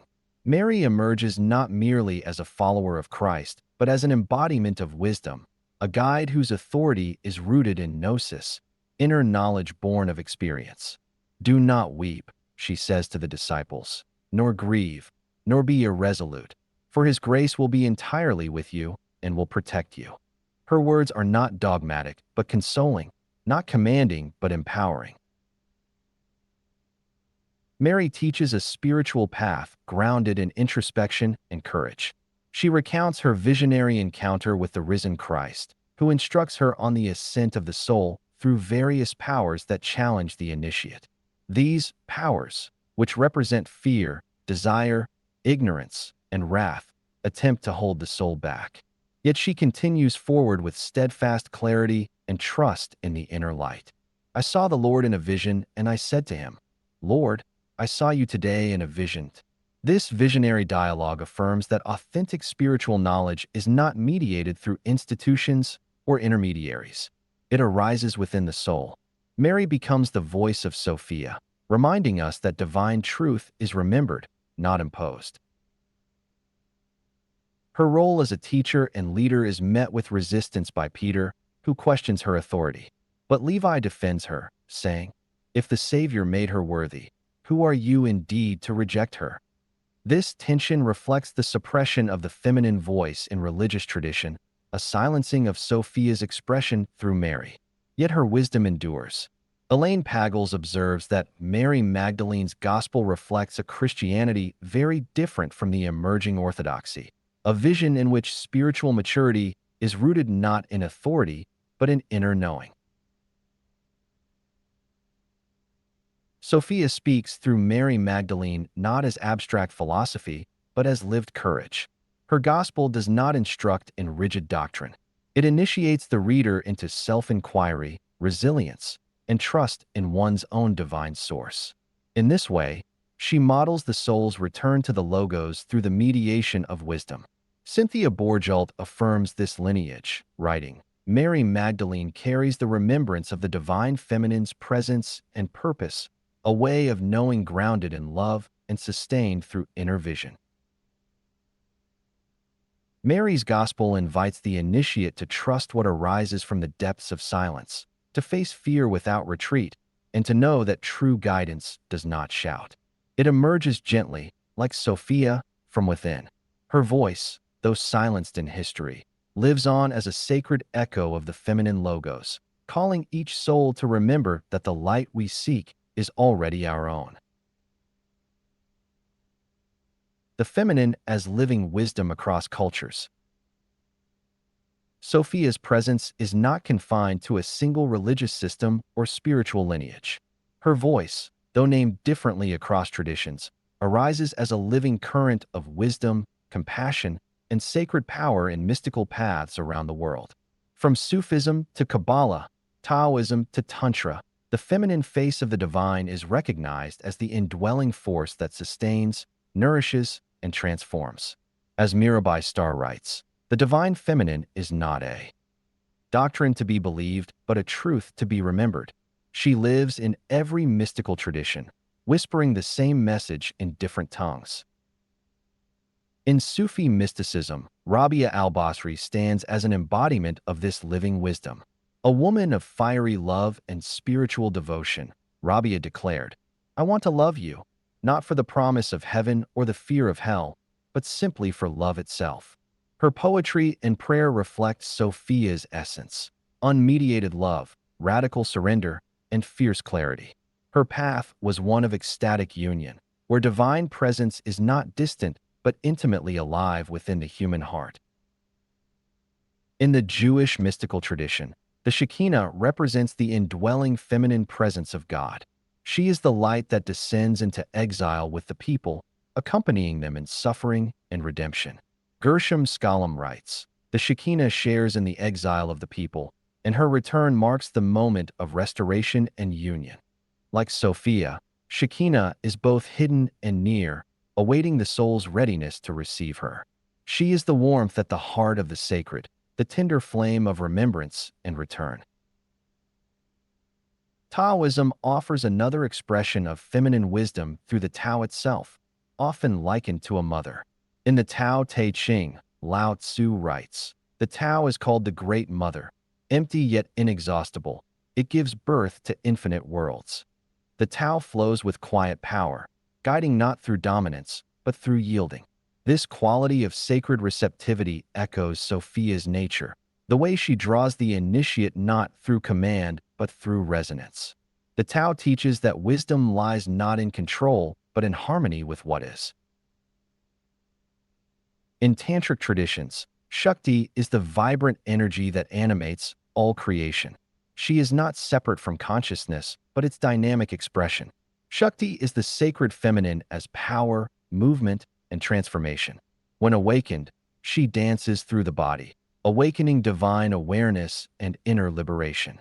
As George Forstein explains, Shakti is the world-shaping energy of the divine, the cosmic urge toward manifestation. Sophia, in this context, is not passive wisdom but active force. She births, destroys, and restores with equal grace. These diverse expressions reveal a shared mystical recognition. The feminine as sacred wisdom is not an abstract ideal, but a living force within and around us. Whether as Rabia's love, Shekinah's nearness, the Tao's stillness, or Shakti's radiance, Sophia sings the same eternal song. Her presence in every tradition reminds the initiate that truth is not owned but discovered, not taught but revealed. As Andrew Harvey affirms, the divine feminine is the wisdom of the earth and the stars, the heartbeat of compassion in every tradition. In honoring these voices, the initiate does not move away from Sophia, but deeper into her universal presence. Her light is woven through all mystical languages, her truth echoing in the hearts of saints, sages, and seekers. She is not bound to a name or form, but eternally present wherever love deepens, insight awakens, and the soul remembers. Summary: Echoes of Sophia in the voice of the mystics. This chapter traces the presence of Sophia, divine feminine wisdom, through the lives and teachings of mystics across Christian and global spiritual traditions. Julian of Norwich affirms God as both Father and Mother, revealing Sophia in divine mercy and maternal compassion. Hildegard of Bingen experiences wisdom as radiant light and cosmic vitality, bridging heaven and earth through music, healing, and prophetic action. Teresa of Avila's vision of the soul as a crystal castle culminates in mystical union, where Sophia silently opens the door to divine intimacy. The Gospel of Mary Magdalene reclaims inner authority and gnosis, offering a path of courage, love, and remembrance that mirrors Sophia's own redemptive journey. The chapter also honors feminine wisdom across cultures. Rabia al-Basri's ecstatic Sufi love, the Shekinah of Kabbalah, the Tao as yielding mother, and Shakti as transformative energy. In each of these voices, Sophia speaks not as doctrine but as living presence, guiding the soul toward wholeness, service, and awakened being. Chapter 17: Sophia and the Body, the Temple Made Flesh. Introduction: The Body as Temple of Sophia. In the esoteric and mystical traditions, the body has often been misunderstood, seen as a limitation to spiritual progress, an earthly burden to be transcended. But Sophia, the divine feminine wisdom, offers a radically different vision. In her light, the body is not a prison but a holy vessel, a temple through which the divine enters time and space. The Apostle Paul echoes this sacred vision when he writes, "Know ye not that your body is the temple of the Holy Spirit which is in you?" Far from mere metaphor, this insight becomes the cornerstone for a wisdom path in which incarnation is not a fall but a fulfillment. W. L. Wilmshurst affirms this orientation, writing, "The temple represents the purified and spiritualized human body, the soul's rightful dwelling place on earth." Sophia is not a distant archetype. She animates form from within. She is breath, heartbeat, and sensation, the subtle rhythms through which divine consciousness becomes embodied. In the alchemical and tantric traditions, such embodiment is not a compromise but a crucible of transformation. Carl Jung observed this dynamic when he wrote, "The opus deals with the Konjunktio, the sacred union of spirit and body, of heaven and earth." Sophia's Konjunktio is not abstract theory but lived integration. The light must be rooted in flesh to become whole. This chapter explores how Sophia's wisdom does not bypass the body but fully enters it. Through the practices of breath, movement, sensation, and presence, the initiate comes to experience the body not as an obstacle but as an altar. As George Forstein states in the Tantric tradition, the body is the field of transformation. It is the sacred theater of the spirit's unfolding. It is in the temple of flesh that the Logos and Sophia unite, not in doctrine, but in presence. Sophia's voice resounds through the very fabric of our being, calling us not to escape embodiment, but to inhabit it with reverence. To walk this path is to dissolve the false split between matter and spirit. It is to realize that holiness is not only found in cathedrals or texts, but in the way we move, breathe, touch, and dwell. As Manly P. Hall reflects, the perfected temple is the human body spiritualized, every cell vibrating in harmony with the Logos. In this sacred remembering, the body is no longer forgotten or feared. It becomes the grail through which Sophia pours her light into the world. The body as sacred vessel. In many mystical traditions, the human body has too often been cast as an impediment to spiritual realization, a prison to be escaped or transcended. Yet in the wisdom of Sophia, the body is not a hindrance but a holy vessel, a temple through which the divine expresses itself. As the Apostle Paul affirms, Know ye not that your body is the temple of the Holy Spirit which is in you? This biblical declaration echoes throughout esoteric literature, reminding the initiate that embodiment is not a deviation from the spiritual path, but its very ground. W. L. Wilmshurst reinforces this understanding, writing, "The temple represents the purified and spiritualized human body, the soul's rightful dwelling place on earth." Sophia's presence is most intimately realized when the initiate learns to inhabit their own body with reverence. She is not merely an abstract principle or celestial archetype. She lives through sensation, breath, and movement. In the alchemical tradition, matter, especially the human form, is not rejected but redeemed. Carl Jung saw this clearly in his psychological interpretations of alchemy, asserting, "The opus deals with the Konyangsho, the sacred union of spirit and body, of heaven and earth." This Konyangsho is the inner marriage of Logos and Sophia, expressed through a soul that has taken root in flesh. Rather than seeking to escape the body, the initiate is called to sanctify it, to recognize it as altar and oracle, as the place where divine intelligence and earthly experience converge. This is also affirmed in Tantric philosophy, where Shakti, the dynamic feminine force, awakens not in spite of the body but through it. As George Forstein writes, "The body is the field of transformation. It is the sacred theater of the spirit's unfolding." Sophia, as the feminine face of divine wisdom, animates this unfolding, drawing the soul not away from form but deeper into it. This embodied mysticism dissolves the false dichotomy between matter and spirit. The light the initiate seeks is not found by withdrawing from the world, but by entering it fully, including the temple of their own being. Manly P.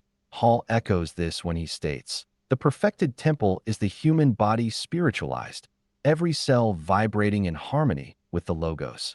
In honoring the body as sacred vessel, the initiate steps into alignment with Sophia's way, one that does not deny the flesh but transfigures it into a vessel of divine radiance. Reclaiming the sacred feminine in flesh. The exile of the body from spirituality has often mirrored the exile of the feminine voice from theology. For centuries, the feminine was associated with sensuality, and sensuality with sin. This distorted lens not only maligned women, but severed the soul's connection to its own incarnate wisdom. Sophia's return signals a reclamation of body, of sensuality, and of the sacred feminine as essential to spiritual wholeness. As W. L. Wilmshurst observed, "The divine within man must descend into and illumine the material in order to be fulfilled. That descent is not a fall, but a radiance entering form." Sophia's wisdom restores the dignity of embodiment. Rather than treating sensation as a distraction, she teaches the initiate to listen through the body. Feeling, rhythm, and emotion are no longer spiritual liabilities, but sacred modes of knowing. Barbara Newman, writing on Hildegard of Bingen, notes that Hildegard refused to separate the intellect from the senses, believing that divine knowledge moves through the entire being. In this light, the body becomes a collaborator in revelation, not its opponent. The veiling of the feminine both historically and psychologically has often resulted in the silencing of the body's wisdom. This veiling was not simply cultural but spiritual, representing the suppression of the very portal through which divine presence could be fully known. Elaine Pagels reflects this when she writes, "The repression of the feminine is the repression of embodied spirit." Sophia reverses this repression by honoring the flesh as the site of divine intimacy. She is the wisdom that flows through touch, breath, sensuality, and presence, not in indulgence, but in sacred awareness. This sacred reclamation is also found in Tantric traditions, where the feminine principle is not merely revered but enacted through Shakti.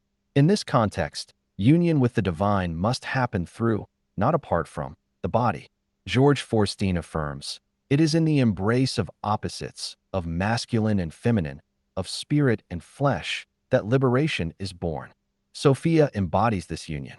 She does not flee the world but infuses it with the divine, inviting the initiate to sanctify not only their thoughts but their skin, senses, and movements. Ultimately, the sacred marriage cannot occur in abstraction. It must happen in the temple of the body, where Logos and Sophia unite not as theory but as experience.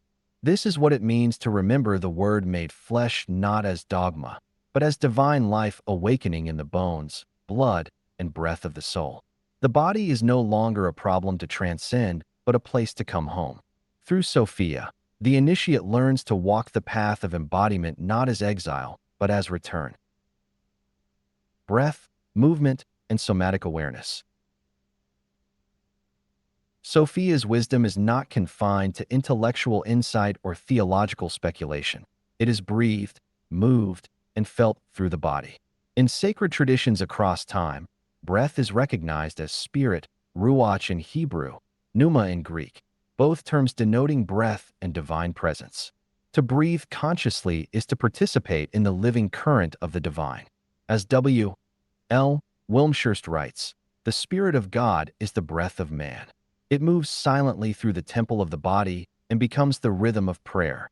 Sophia rides on this breath, becoming perceptible when awareness returns to the present, embodied moment. Movement is similarly revelatory. Ritual gestures, walking meditations, sacred dance, and postures found in traditions such as yoga and qigong are not simply physical acts, but embodied prayers. They carry memory, unlock emotion, and awaken presence. Hildegard of Bingen, whose visions were deeply somatic, wrote, "The body is the earth upon which the soul builds its temple, and through it, the soul learns to sing." This integration of movement and mystical insight reveals that embodiment is not a hindrance to revelation, but its necessary vessel. Somatic practices allow the initiate to access wisdom stored not in the intellect, but in the nervous system, the musculature, and the breath. Trauma and memory are stored in the body, as modern psychology affirms, but so too is spiritual knowing. Carl Jung noted, "The body is not a dumb vessel. It is the living record of the psyche's history." When the initiate begins to listen to the body as oracle rather than obstacle, Sophia's voice becomes clearer, moving through sensations and subtle shifts as messages from within. Sacred movement practices become tools for remembrance. The spiral dance echoes the winding stair. The deep inhale mirrors the drawing in of light. The stillness after movement reflects the sacred pause in which meaning is received. Cynthia Bourgault writes, "Wisdom enters not through intellect alone, but through the whole body, which must be trained in attention, surrender, and integration." Through this training, the initiate's body becomes not only an instrument of perception, but of sacred participation. As somatic presence deepens, the grail within begins to overflow. The body becomes the vessel that holds and expresses divine awareness. The initiate, rooted in their breath and movement, begins to live sacramentally. Every step becomes a prayer, every breath an invocation. Sophia's wisdom no longer resides in distant heavens or abstract texts. She pulses in the heartbeat, radiates in the spine, and sings through the limbs. The initiate, awake in the body, becomes a dancer of light, weaving the sacred into the fabric of lived experience. Healing the mind-body split. The disconnection between mind and body has long plagued both spiritual and psychological traditions, often fueled by dualistic philosophies that elevate spirit while diminishing flesh. This split, rooted in centuries of theological and cultural conditioning, leads to a fragmentation of self that suppresses bodily wisdom in favor of abstract reasoning or disembodied transcendence. Yet in the esoteric and mystical path, this division is not only illusory, it is a wound in need of healing. W. L. Wilmshurst acknowledges this divide when he writes, "The fall of man is the descent from spiritual unity into the disintegration of body and soul. The recovery of wholeness, then, requires not escape from the body, but reconciliation with it." Sophia, as the embodiment of divine wisdom, plays a central role in healing this split.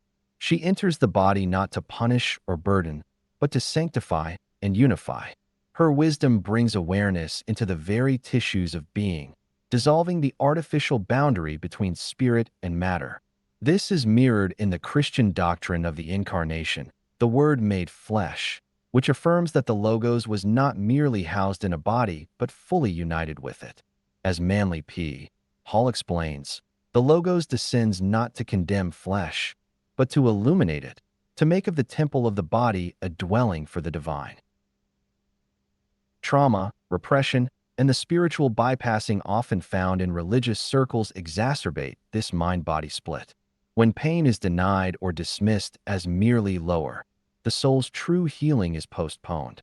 Carl Jung emphasizes that one does not become enlightened by imagining figures of light, but by making the darkness conscious. This darkness often resides in the body, unfelt emotions, unconscious fears, and unmet needs that must be integrated, not ignored. Sophia's wisdom comes through compassionate attention, inviting the initiate to meet the body with tenderness rather than control. Reuniting mind and body is not merely therapeutic, it is mystical. The body becomes the chalice in which the divine light is received and expressed. Breath, sensation, and presence are no longer distractions, but doorways. As Cynthia Bourgeault writes, wisdom is not accessed by leaving the body, but by dropping more deeply into it, into the heart space where all polarities dissolve. In this space, Logos and Sophia meet, not as abstract principles, but as lived awareness and felt presence. Ultimately, healing the mind-body split is a return to Eden, a re-entry into the garden of embodied being. The initiate comes to see that flesh and spirit are not adversaries, but allies. Through Sophia's guidance, the inner temple is restored, not by escaping the body, but by inhabiting it with love. The soul is no longer scattered. It is rooted, radiant, and whole. The temple walks. When the body is no longer viewed as an obstacle but embraced as a sacred vessel, the initiate begins to live as a walking temple, a sanctuary of presence where the divine is not only remembered but embodied. This is the culmination of the inner work, the realization that the sacred does not dwell only in architecture or ritual, but in the human form infused with awakened consciousness. As W. L. Wilmshurst writes, the temple typifies man's spiritual anatomy, and it is within him that the true sanctuary must be built and illumined.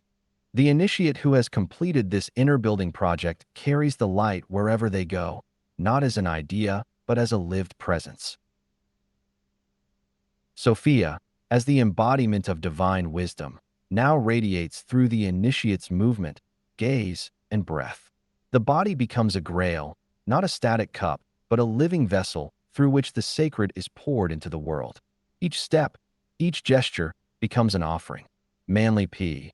Hall affirms this embodiment, stating, the perfected man is himself a temple of the divine, a flame that moves in harmony with cosmic truth. No longer is sacredness confined to holy days or temples, it walks the earth in human form.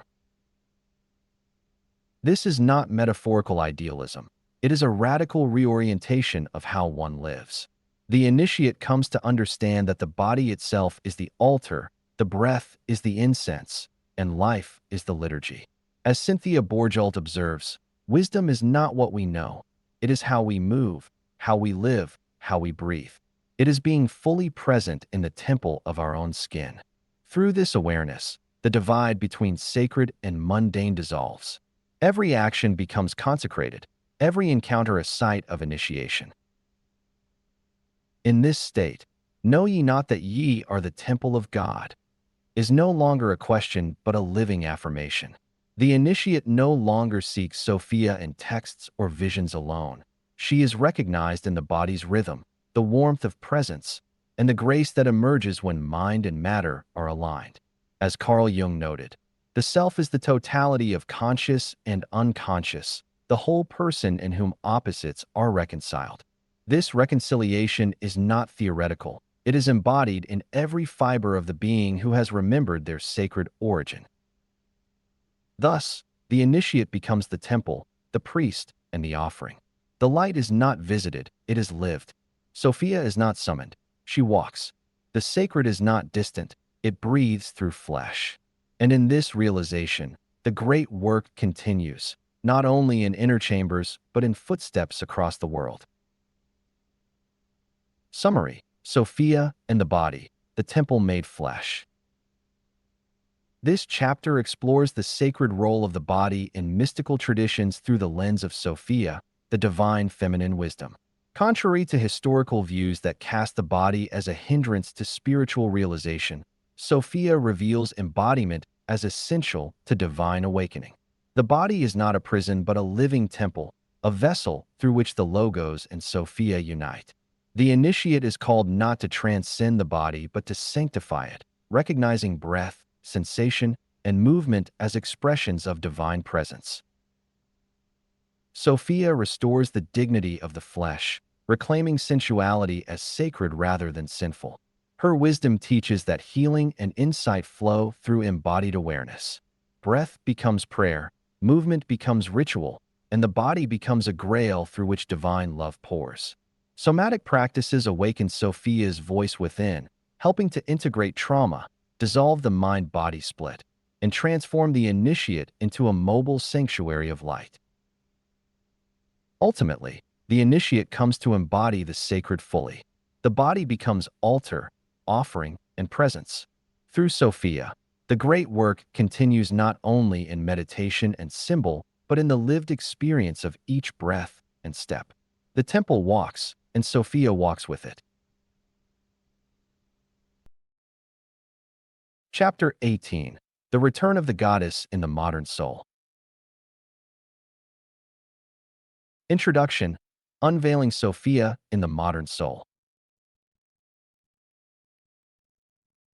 For millennia, the voice of the divine feminine has been muted, veiled beneath patriarchal structures that privileged logos, reason, order, and hierarchy, over Sophia, the embodiment of intuition, embodiment, and relational wisdom. This imbalance did not merely distort theology, it fractured the human soul. As W. L. Wilmshurst observed, when the masculine principle is allowed to dominate without its feminine counterpart, the result is intellectual rigidity and spiritual sterility. In this way, the sacred feminine was not eradicated but pushed into shadow, coated in myth, cloaked in symbol, and exiled from official doctrine. Yet Sophia never disappeared. Her presence endured in hidden streams of mysticism, in the intuitive knowing of the body, and in the enduring symbols of the goddess. Elaine Pagels points out that the early Christian Gnostic texts reveal a profound reverence for the feminine aspect of the divine, a reverence later silenced by Orthodox canonization. This suppression was both spiritual and societal, reinforcing the marginalization of women and devaluing the embodied, emotional, and relational aspects of human experience. Carl Jung recognized that this devaluation was not only cultural, but deeply psychological. The devaluation of the feminine is a symptom of the modern psyche's imbalance, a splitting that leaves the soul disoriented and the spiritual quest incomplete. Without Sophia, spiritual life becomes abstract and disembodied, severed from the roots of compassion, feeling, and the wisdom of the earth. Even so, Sophia's wisdom has never truly vanished. Manly P. Hall reminds us, the goddess does not fall away, she withdraws, until the soul is ready to receive her again. Now, in the context of collective upheaval and planetary crisis, her memory stirs again. She rises not in rebellion, but in remembrance, not to overthrow, but to reintegrate. Her return is a call to wholeness, not only for women, but for the masculine soul as well, inviting both to heal the ancient fracture. The chapters that follow explore this return of Sophia through the lens of psychology, mysticism, culture, and ritual. They trace how she reemerges not only in sacred texts but in media, art, and the body itself. Through her, the modern soul is called back into balance, a reconciliation of heart and mind, spirit and flesh, Logos and Sophia. Her awakening is not a myth of the past, but a reality unfolding in the present, calling each of us to remember what was never truly lost. Patriarchy and the veiling of Sophia. Throughout much of recorded history, the sacred feminine has been systematically veiled, marginalized, or outright suppressed by dominant religious and cultural structures. The figure of Sophia, divine wisdom, was once central to early mystical and philosophical traditions, but was gradually eclipsed as patriarchal frameworks took hold. W. L. Wilmshire speaks to this imbalance, observing that when the masculine principle is allowed to dominate without its feminine counterpart, the result is intellectual rigidity and spiritual sterility. In many traditions, logos, reason, structure, hierarchy, was elevated as the sole path to divine truth, while Sophia, the embodiment of intuition, relationality, and embodiment, was hidden or discarded. This veiling was not always overt. Often, the feminine voice endured in encoded forms, preserved in myth, ritual, and the arts, surviving persecution and doctrinal purging. As Elaine Pagels notes, the early Christian Gnostic texts reveal a profound reverence for the feminine aspect of the divine, a reverence later silenced by Orthodox canonization. The wisdom of Sophia was not lost, but driven underground. She spoke through the whisperings of mystics, the symbolism of alchemical texts, and the intuitive knowing of those who listened inwardly. Yet, her absence in formal theology left a void, one filled instead by dogma, control, and disembodied religiosity. The suppression of Sophia parallels the broader marginalization of the feminine in spiritual and societal life. In cultures where women were denied leadership, where the body was seen as impure, and where feeling and intuition were dismissed as weakness, the soul's capacity for relational wholeness diminished. Carl Jung perceived this dynamic clearly. The devaluation of the feminine is a symptom of the modern psyche's imbalance, a splitting that leaves the soul disoriented and the spiritual quest incomplete. The veiling of Sophia is not only theological, it is psychological and existential. Yet even during these long centuries of repression, Sophia never disappeared. She remained in the memory of the body, in the cycles of nature, in the dreams of poets and prophets. Her silence was not absence, but gestation. Her wisdom was encoded in symbols: the Black Madonna, the sacred well, the spiral path. In esoteric traditions, she waited not to be rediscovered by force, but to be remembered through longing and love. As Manly P. Hall affirms, the goddess does not fall away, she withdraws, until the soul is ready to receive her again. The return of Sophia begins not as revolution, but as remembrance. It starts in the heart that dares to question inherited dogma, and in the body that awakens to its own sacredness. Her unveiling marks the rebalancing of spiritual life, not only restoring the feminine to her rightful place, but healing the soul's fractured vision. In this way, the recovery of Sophia is not merely a correction, it is a return to wholeness. The emergence of the divine feminine in consciousness. The reawakening of Sophia in the modern soul is not an isolated phenomenon, but a profound emergence within consciousness that has gained momentum across psychology, spirituality, and culture. Beginning in the 20th century, figures such as Carl Jung, James Hillman, and Marion Woodman helped to illuminate the archetype of the feminine not merely as gendered identity, but as a symbolic structure of soul. Jung noted that the feminine principle, long relegated to the unconscious, must rise again in consciousness if wholeness is to be achieved. In this light, the return of Sophia is less a rebellion and more a remembering, a reintegration of what has been lost to spiritual amnesia. Depth psychology, particularly in the work of Marion Woodman, became a vessel through which the divine feminine was reinsouled. In The Pregnant Virgin, she writes, "To become conscious of the feminine is to awaken a different kind of knowing, one that listens through the body and sees through the heart." Sophia in this context is not merely an idea, but a felt presence rising through dreams, myth, and the body's own wisdom. She is the healing current that draws the fragmented psyche back toward integration and embodiment. This psychological awakening has been mirrored in modern mystical and theological movements. Feminist theology, eco-spirituality, and goddess traditions have all worked to restore Sophia to the sacred center. Figures like Hildegard of Bingen and Julian of Norwich, once obscured, are now celebrated as prophetic voices of the feminine face of God. As Rosemary Radford Ruther asserts, we are witnessing the rebirth of a spirituality that places wisdom, Sophia, at the heart of the divine image, relational, just, and embodied.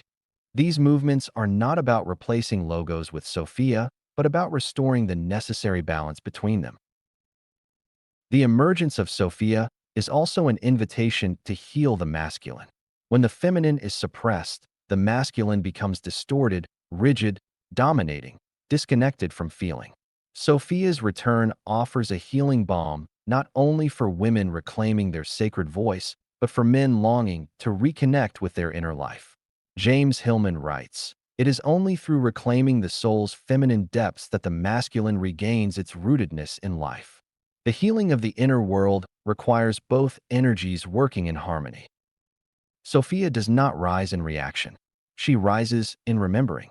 Her return is not a revolution against the past, but a reorientation toward the wholeness we never truly lost, only forgot.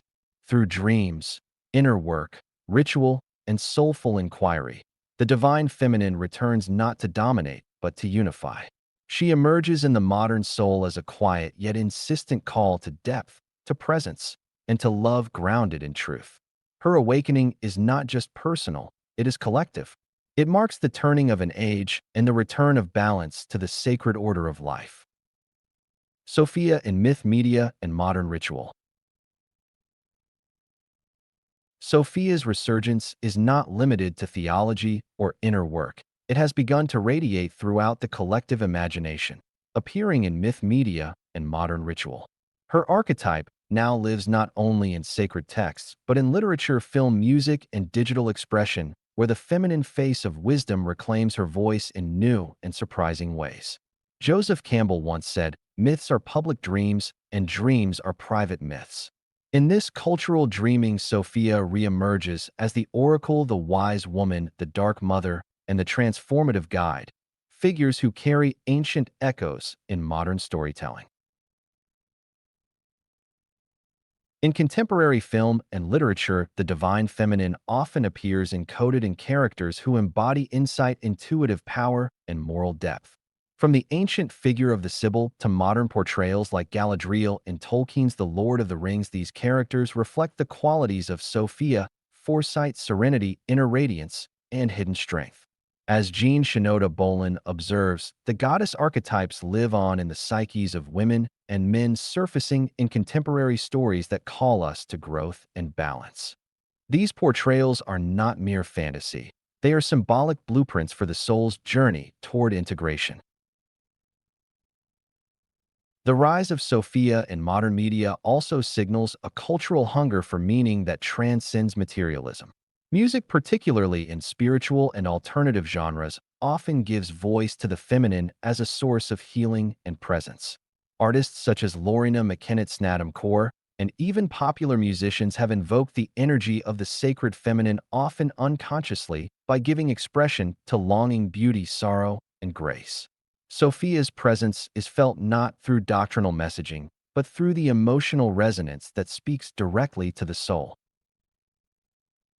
Meanwhile, new forms of ritual and communal practice have emerged to consciously invoke her.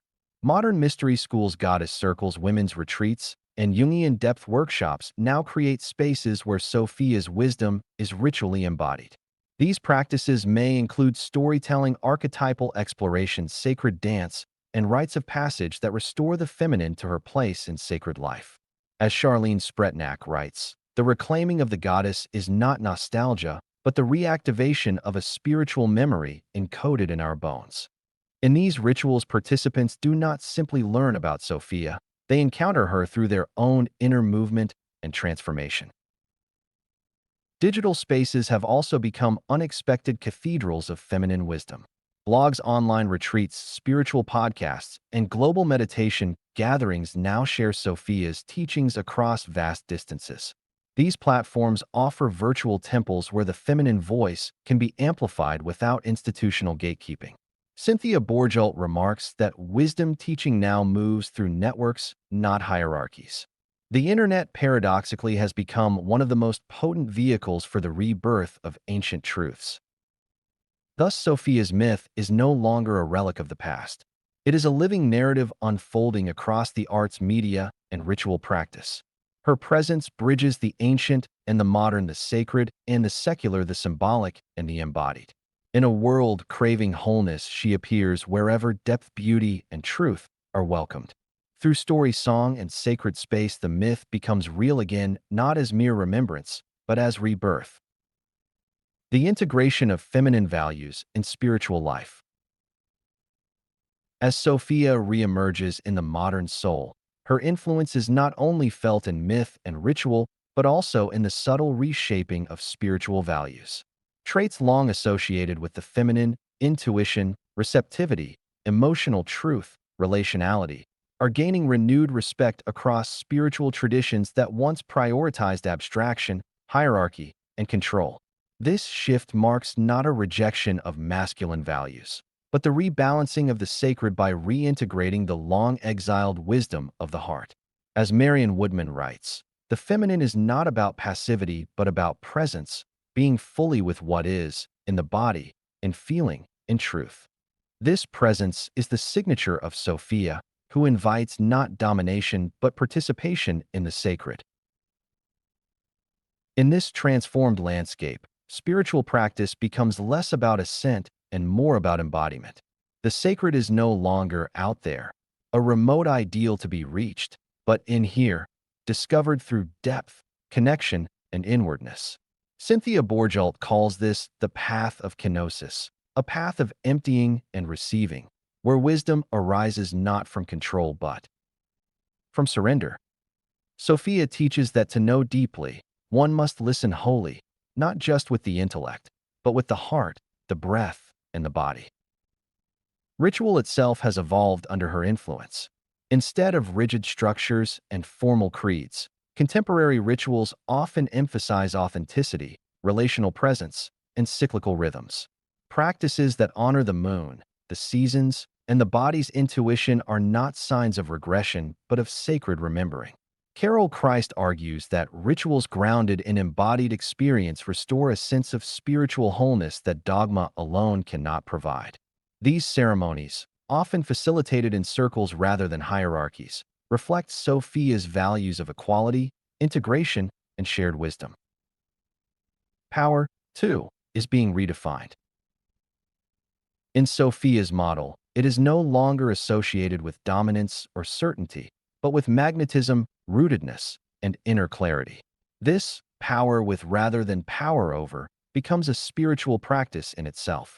As Riane Eastler notes, true spiritual authority does not arise from coercion, but from coherence with the deeper truths of life. Sophia's authority is felt not in command, but in resonance, in the way her presence draws others toward their own truth and centers them in the web of life. Perhaps most importantly, the return of these feminine values does not create a new polarity, but a deeper integration. The intellect is not dismissed, but illuminated by the heart. Doctrine is not rejected, but refined by experience. The masculine is not overthrown, but healed. Jungian analyst Helen Luke writes, "Wisdom unites the opposites in us. It draws the sword of truth without severing the soul." Sophia teaches that when heart and intellect reunite, when intuition and insight dance together, the light of truth becomes whole again. In this way, the return of Sophia into spiritual life is not a reversal, but a reconciliation. She invites the initiate to walk a path where wisdom is relational, not remote, intuitive, not only rational, and embodied, not abstract. This is not a revolution of violence, but of remembrance, where the sacred is felt as near, and life itself becomes the altar upon which truth is lived. The goddess returns not to rule, but to heal. Sophia's reemergence in the modern soul signals not the return of an old deity to claim a throne, but the arrival of a healing presence that seeks no domination. Her return is not about establishing a new hierarchy to replace the old, but about dissolving the structures that separated spirit from matter, feminine from masculine, and wisdom from love. As Marion Woodman writes, the feminine is not interested in conquest, but in communion. Sophia comes not to rule, but to restore, not to demand allegiance, but to awaken remembrance. This healing is urgently needed in a world fragmented by disconnection and imbalance. Patriarchal structures, religious, political, and psychological, have often suppressed the voice of the soul, reducing spirit to law and reducing wisdom to dogma. In contrast, Sophia's voice is relational, inclusive, and transformative.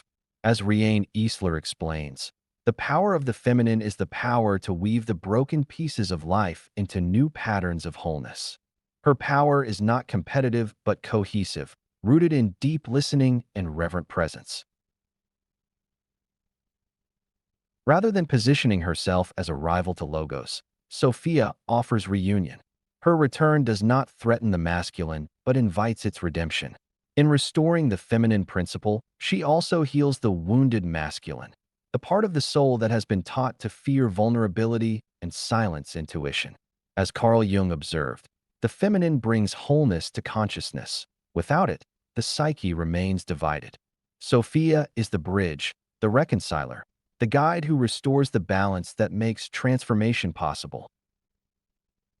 Her rise in contemporary consciousness reflects a planetary shift, from ecological awareness to social justice, from inner healing to collective awakening. Sophia moves not through spectacle, but through subtle coherence. Mirabai Starr captures this when she writes, "The return of the feminine is the return of embodied compassion, a force that unites rather than separates, heals rather than conquers." The myth of Sophia is not locked in the past. It is alive in this moment, unfolding in the heart of every soul that longs for wholeness. Sophia's return is thus not a replacement of old gods with new ones, nor the inversion of patriarchy into matriarchy. It is the emergence of a new way of being, one where power is shared, presence is sacred, and the divine is recognized in all. She brings no crown, only light, no commandments, only communion. Her revolution is not of sword or scripture, but of stillness, beauty, and deep recognition. In remembering her, we remember ourselves, not as rulers or subjects, but as vessels of the sacred, born to walk the earth in wisdom and love. Summary: the return of Sophia in the modern soul. This chapter explores the reemergence of Sophia, the divine feminine, as a vital force in the modern spiritual psyche. Historically suppressed by patriarchal religious systems that privileged logos, reason, and structure, Sophia's wisdom was exiled but never extinguished. Her voice endured in mysticism, myth, art, and the intuitive body. Thinkers like W. L. Wilmshurst and Carl Jung identify the loss of the feminine as a spiritual and psychological imbalance, leading to dogma, emotional repression, and soul fragmentation. The chapter follows Sophia's reappearance through depth psychology, feminist theology, eco-spirituality, media, and modern ritual. Visionaries such as Marion Woodman, Elaine Pagels, and Cynthia Bourgeois illuminate how her return is not reactionary but restorative. Sophia's wisdom is relational, embodied, and compassionate, offering healing not just to women but to the wounded masculine as well. Her presence transforms spiritual life by reintroducing feminine values such as intuition, receptivity, and cyclical ritual. This shift does not seek to replace the masculine, but to harmonize it. Sophia's revolution is not about domination, but integration. She returns not to rule, but to heal. Her myth is not past. It is alive now, calling the soul into remembrance, balance, and embodied wholeness. Part 5. Transmission, the light that gives itself. Chapter 19. The Radiant Soul, the Rebirth of the Divine Human. Introduction. the light remembered. The human soul, in the view of mystical and esoteric traditions, is not merely a product of evolution or culture, it is a spark of divine origin, a fragment of primordial light refracted through the prism of matter. This light is not lost but veiled, and the spiritual journey is the gradual unveiling of that buried radiance. Sophia, the divine wisdom, mirrors this human condition through her own mythic descent from the pleroma into density. Her fall and striving for reunification reflect the soul's own path of exile and return. Manly P. Hall captures this dynamic poignantly. Man is a god in the body of a beast, lost and wandering through the labyrinth of form. The fracture of the soul is not a sin but a strategy, a way for divinity to experience its own return. This return is not a movement outward, but inward. The divine memory of the soul is not erased, only buried, flickering up through moments of longing, through creativity, love, and the ache of homesickness. Carl Jung affirmed this mystery when he wrote, "The self is the totality that was always there, awaiting consciousness. Light is never acquired, it is remembered. The initiate does not become divine. They recall that they already are." W. L. Wilmshurst draws the same arc when he writes, "The soul of man is a ray of the divine sun, broken and imprisoned in the flesh, yet ever striving to return to its source." This striving is not escapism. It is Sophia's whisper in the heart, calling the soul not to flee embodiment, but to illuminate it. Her wisdom lives in the longing itself, in the impulse toward beauty, truth, and self-transcendence. To awaken, then, is not to reach upward toward some external godhead, but to recognize the sacred at the core of one's being. The Logos lives within, and Sophia walks beside us through every movement of breath, creativity, and compassion. This is not a loud realization. It is a quiet knowing, a dissolution of separation and striving.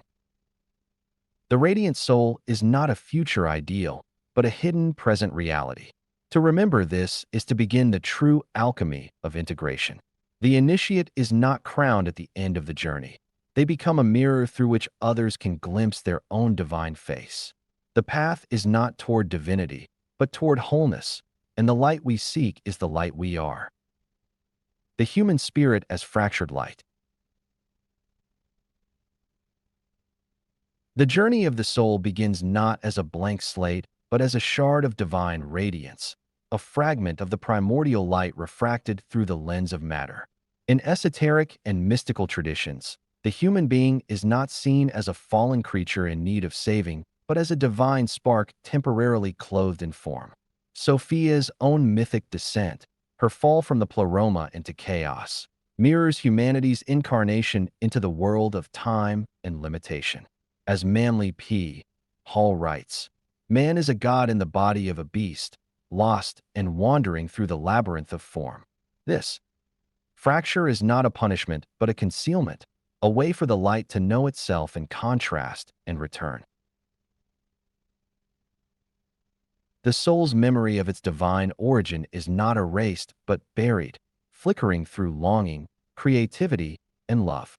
Carl Jung understood this archetypal truth, noting, "The self is the totality that was always there, awaiting consciousness." That self is not an idea to be attained, but the truth of our being, always present behind the masks and movements of ego. The feeling of spiritual homesickness that so often arises in the seeker is not illusion. It is the soul's innate orientation toward its original light. W. L. Wilmshurst affirms this when he writes, "The soul of man is a ray of the divine sun, broken and imprisoned in the flesh, yet ever striving to return to its source." This inner yearning is not escapism, but initiation. Sophia's whisper can be heard in the ache of the heart, in the impulse to create beauty, in the longing to love without condition.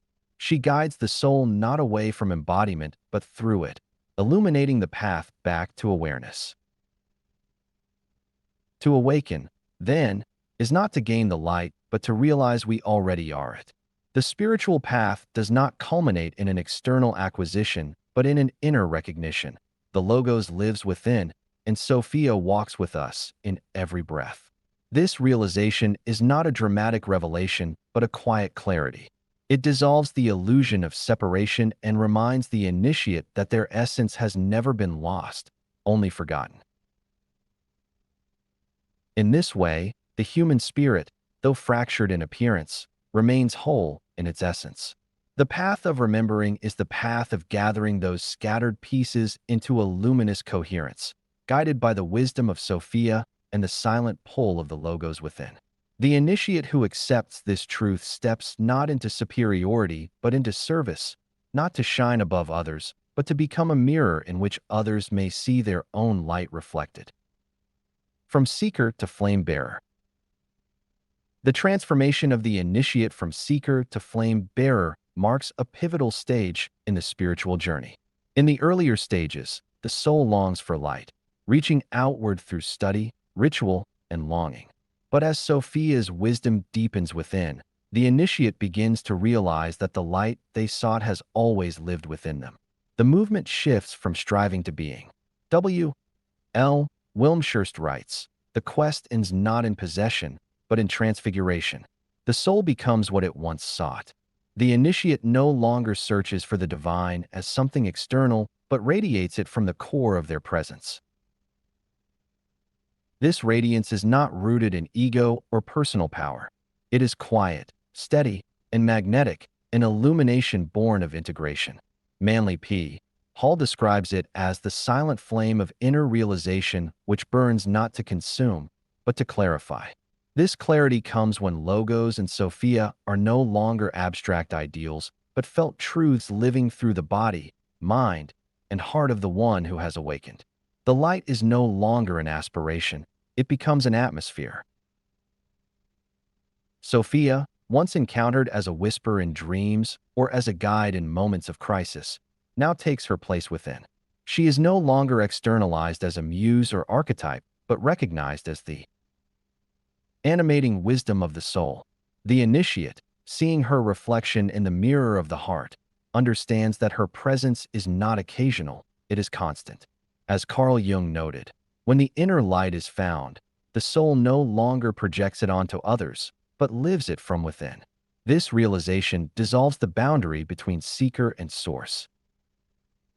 In this phase, the identity of the initiate is no longer defined by the path, but by presence. They do not lead with knowledge, titles, or roles. Instead, they live with authenticity, humility, and resonance. The light they carry does not require announcement. It is felt in their stillness, in their clarity, in their compassionate engagement with the world. Sophia's presence becomes the ground of their actions, the tone of their voice, the quality of their silence. Thus, the journey from seeker to flame bearer is not marked by arrival, but by embodiment. It is the moment when the soul stops looking for the light and starts becoming it.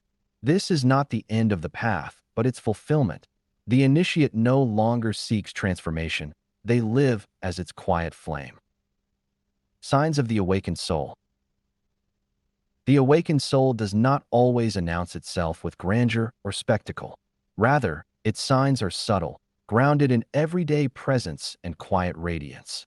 One of the most striking marks of awakening is serenity amidst chaos, a calm that does not depend on external conditions but arises from inner integration. As Carl Jung observed, peace comes not through the absence of conflict, but through the presence of wholeness. The awakened one does not avoid difficulty, but carries a centeredness that transforms their response to it. Another sign is the ability to see the sacred in the ordinary. The initiate, now illumined by Sophia, finds wonder not only in ritual or revelation but in simple acts, a shared glance, the rustle of leaves, the warmth of breath. Manly P. Hall writes, "The initiate who has found the light sees the mystery in all things, for to him the world is not a distraction but a scripture." This perceptive clarity is not intellectual alone.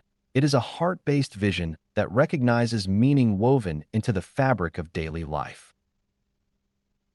With this vision comes authenticity and lightness. The awakened soul does not posture or pretend. There is a naturalness, a humor that arises from self-acceptance and deep trust.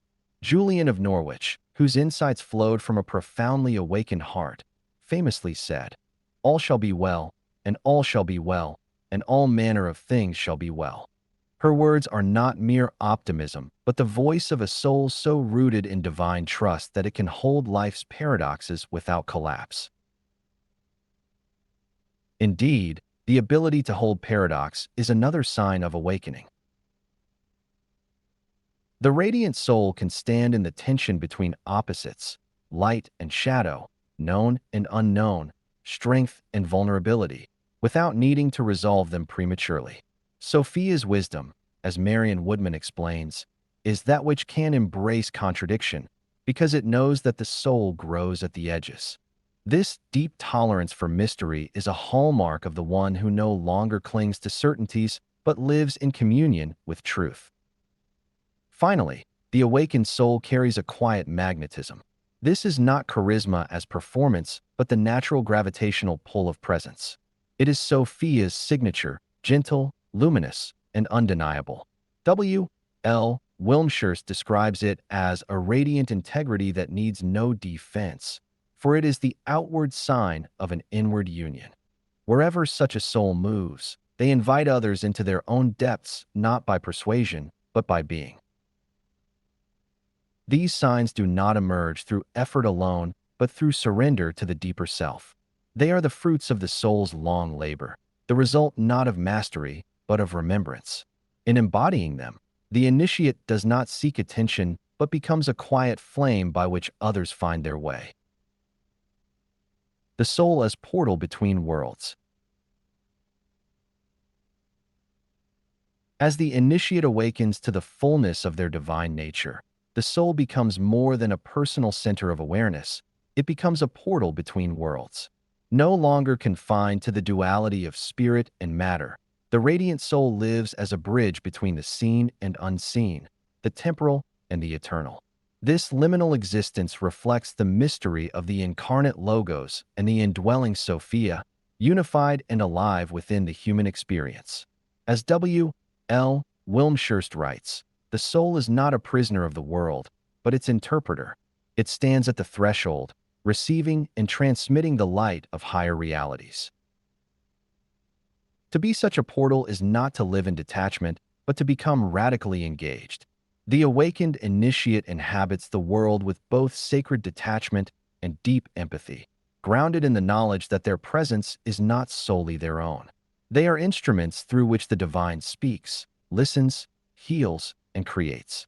In this sense, every act of art, teaching, healing, or listening becomes a spiritual technology, a way through which Sophia and the Logos work together to restore wholeness. As Manly P. Hall affirms, the wise soul serves as a lens through which the rays of truth are focused and brought to bear upon the needs of the world. The soul as portal does not guard a hidden threshold, it opens it. It welcomes others into the sacred without gatekeeping, extending a hand rather than drawing a line. This kind of presence is magnetic yet humble, inviting without imposing. Carl Jung recognized this archetypal role when he wrote, "Individuation does not isolate, it relates." The more truly a man becomes himself, the more he becomes a bridge for others.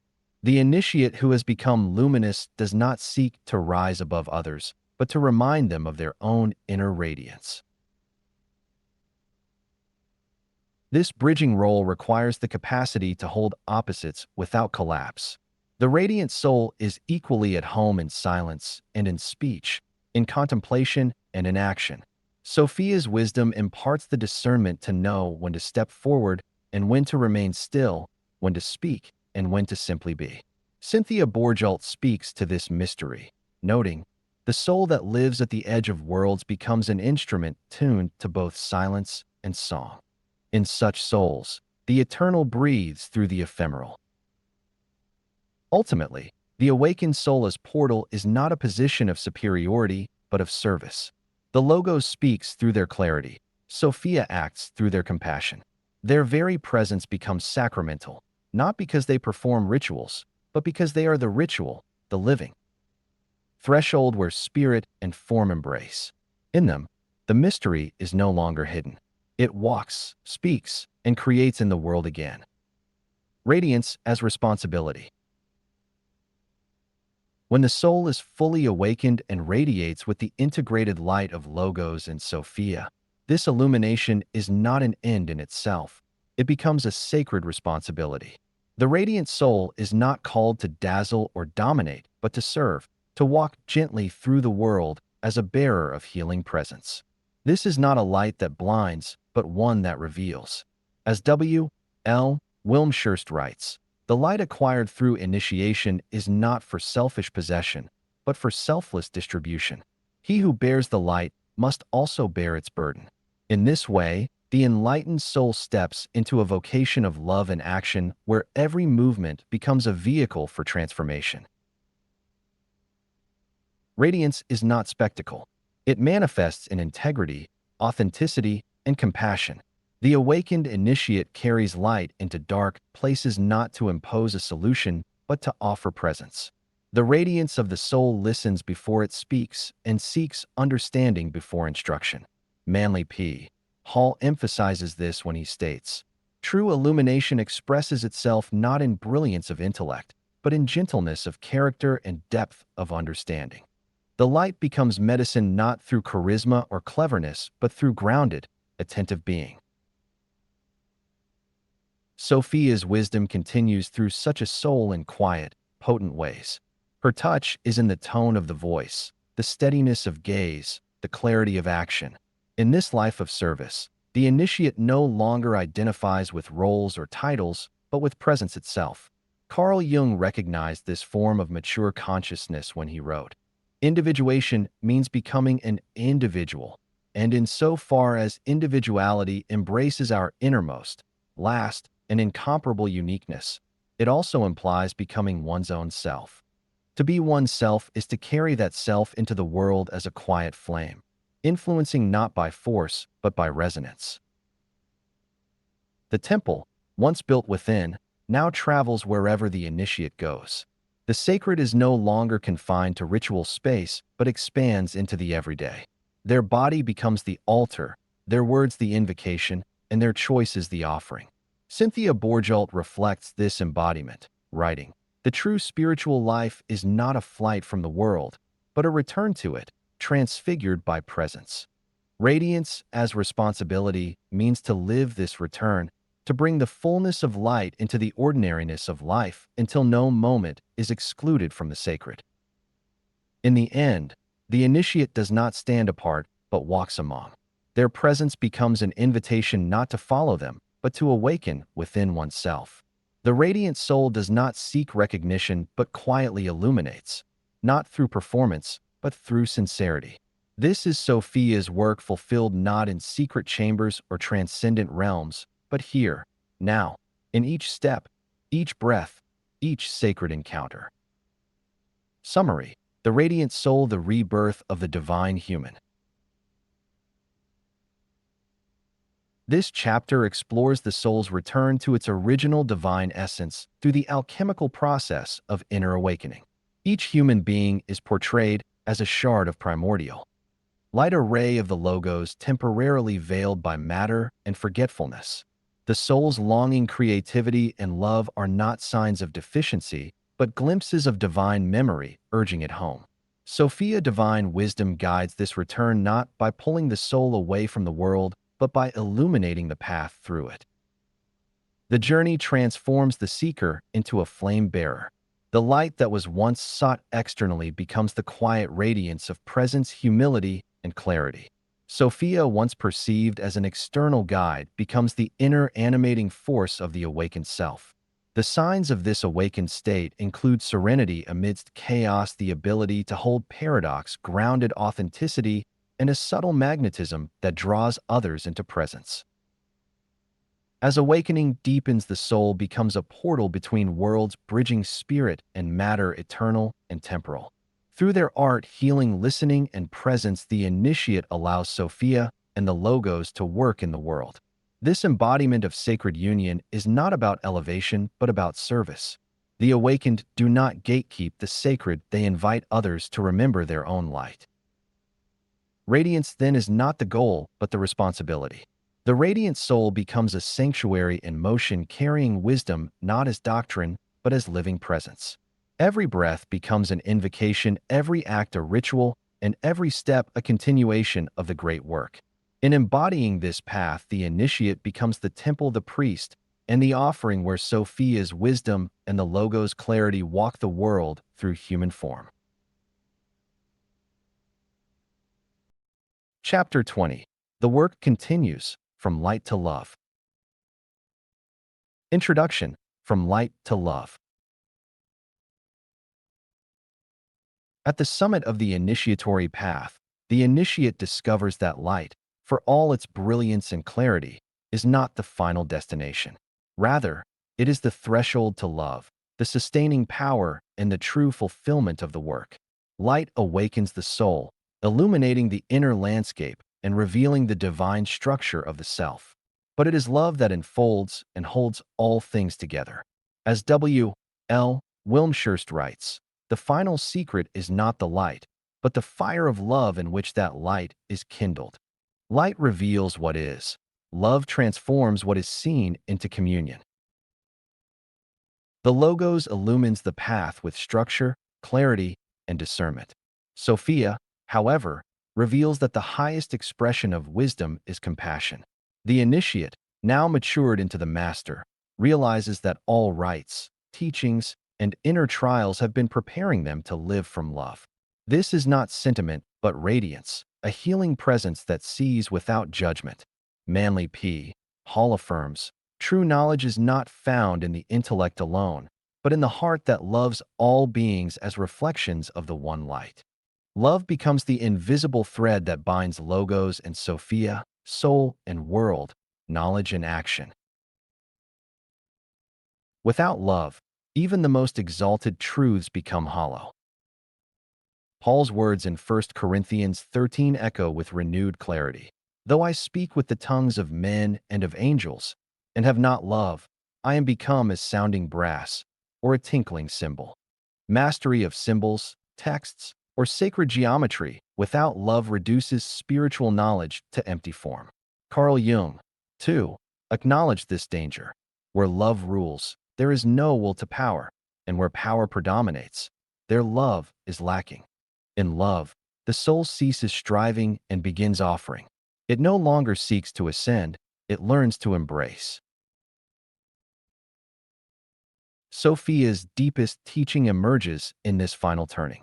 She does not seek worship, but embodiment. She does not demand belief, but invites participation. The soul is taught not only to hear the light, but to feel the tenderness behind it, the grace that wraps truth in gentleness. Marion Woodman expresses this beautifully. Love is the vessel that holds the opposites, that heals the split, that brings spirit into form. Thus, the final realization is not about the acquisition of more knowledge, but the surrender into love. The initiate no longer stands above others, but beside them, not as a master of mystery, but as a servant of the heart. The journey ends, as it always truly began, in compassion. The word is no longer spoken merely in brilliance, but whispered in presence. Love, silent and abiding, becomes the greatest teaching of all. Love as the final teaching. At the summit of the initiatory path, the initiate discovers that light, for all its brilliance and clarity, is not the final destination. Rather, it is the threshold to love, the deepest mystery, the sustaining power, the true fulfillment of the work. Light awakens the soul, illuminating the inner landscape and revealing the divine structure of the self.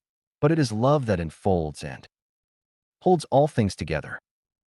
As W. L. Wilmshurst writes, the final secret is not the light, but the fire of love in which that light is kindled. Light reveals what is. Love transforms what is seen into communion. The Logos illumines the path, offering structure, clarity, and discernment. Sophia, however, reveals that the highest expression of wisdom is compassion. The initiate, now matured into the master, realizes that all the rites, teachings, and inner trials have been preparing them to live from love. This is not sentiment, but radiance, the kind of presence that heals without words and sees without judgment. Manly P. Hall affirms, true knowledge is not found in the intellect alone, but in the heart that loves all beings as reflections of the one light. Love is the invisible thread that binds Logos and Sophia, soul and world, knowledge and action. Without love, even the most exalted truths become hollow. Paul's words in 1 Corinthians 13 echo across centuries with renewed clarity. Though I speak with the tongues of men and of angels, and have not love, I am become as sounding brass, or a tinkling cymbal. The initiate may master symbols, texts, and sacred geometry, but without love, these become mere forms without essence. Carl Jung, too, acknowledged this, writing, "Where love rules, there is no will to power, and where power predominates, their love is lacking." In love, the soul ceases striving and begins offering. It no longer seeks to ascend, it learns to embrace. Sophia's teaching is most fully revealed in this final turning. She does not ask for worship, she asks for embodiment. She does not demand belief, she invites participation. The soul learns to listen not only to light, but to the tone of tenderness behind it, the grace that wraps truth in gentleness. Marion Woodman expresses this beautifully. Love is the vessel that holds the opposites, that heals the split, that brings spirit into form. Thus, the final realization is not the acquisition of knowledge, but the surrender into love. The initiate stands not above others, but beside them, not as master of the mysteries, but as servant of the heart. The journey ends, as it always truly began, in compassion. The word is no longer spoken merely in brilliance, but whispered in presence. Love, silent and abiding, becomes the greatest teaching of all. The great work as ongoing offering. The completion of the initiatory journey does not signal a retreat into transcendence, but a deeper entry into service. Enlightenment, far from being the end, becomes the beginning of sacred responsibility. The initiate, now transformed into a vessel of Sophia and the Logos, understands that the great work is not about holding the grail, but pouring it forth. As W. L. Wilmshurst affirms, to receive the light is to assume the burden of bearing it for others. The Grail, symbolic of divine presence, is not an object of possession but a current of blessing meant to be shared. Service in this context is not dramatic or grandiose. It becomes woven into the fabric of daily life. Every gesture, word, and silence can carry the sacred when aligned with love. Manly P. Hall writes, "The greatest of all services is the consecration of daily living. The true initiate pours the sacred oil into the lamps of others by the quiet constancy of his example." The initiate is not above the world but deeply within it, tending, listening, creating, and caring. Their presence becomes a midwife to remembrance, helping others awaken to the divine within themselves. In this stage, the initiate no longer relies on outer ritual. They have become the ritual. The sacred architecture once built in temples or lodges is now inscribed in their very being. As Cynthia Bourgeault describes, wisdom becomes a way of life, not a path to follow, but a path one becomes. This becoming is marked by humility, consistency, and grace. The initiate does not need to announce their enlightenment. It is evident in the tenderness with which they hold the world. Sophia's wisdom, now fully alive in them, moves through acts that may seem small but are charged with presence. A glance, a touch, a word of encouragement becomes an alchemical moment. As Marion Woodman puts it, it is in the smallest acts that the soul reveals its greatest radiance. The initiate becomes a steward of peace, a silent blessing in a chaotic world. Thus, the great work continues, not in the search for more light, but in the pouring out of the light one has become. The initiate lives not to attain, but to give. And in each act of offering, they discover anew that the journey never truly ends. It evolves, deepens, and flows forward as love in action, blessing the world through the embodied grace of one who remembers. Radiating light without demand. The truly awakened soul no longer seeks validation or recognition. Their illumination does not stem from a desire to persuade, but from a quiet presence that transforms by simply being. Having internalized Sophia's wisdom and the Logos' clarity, the initiate becomes a source of light that asks for nothing in return. W. L. Wilmshurst affirms this subtle power, writing, "The master exerts no authority, demands no acknowledgement, but in silence radiates the wisdom that draws the earnest to the light." It is this selfless radiance that defines the mature initiate, the one who no longer needs to be seen but is seen by many. This transmission of light is not through rhetoric but resonance. The initiate's presence becomes the teaching, their life the scripture. Manly P. Hall echoes this in saying, "The illumined soul gives freely, scattering seeds of truth and beauty without concern for who gathers them."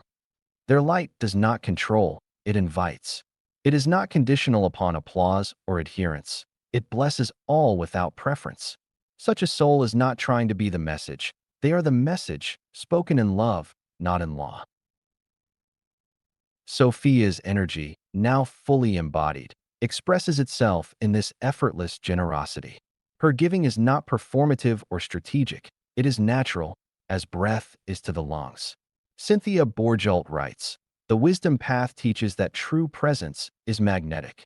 It draws others not through force, but through the soul's inner coherence."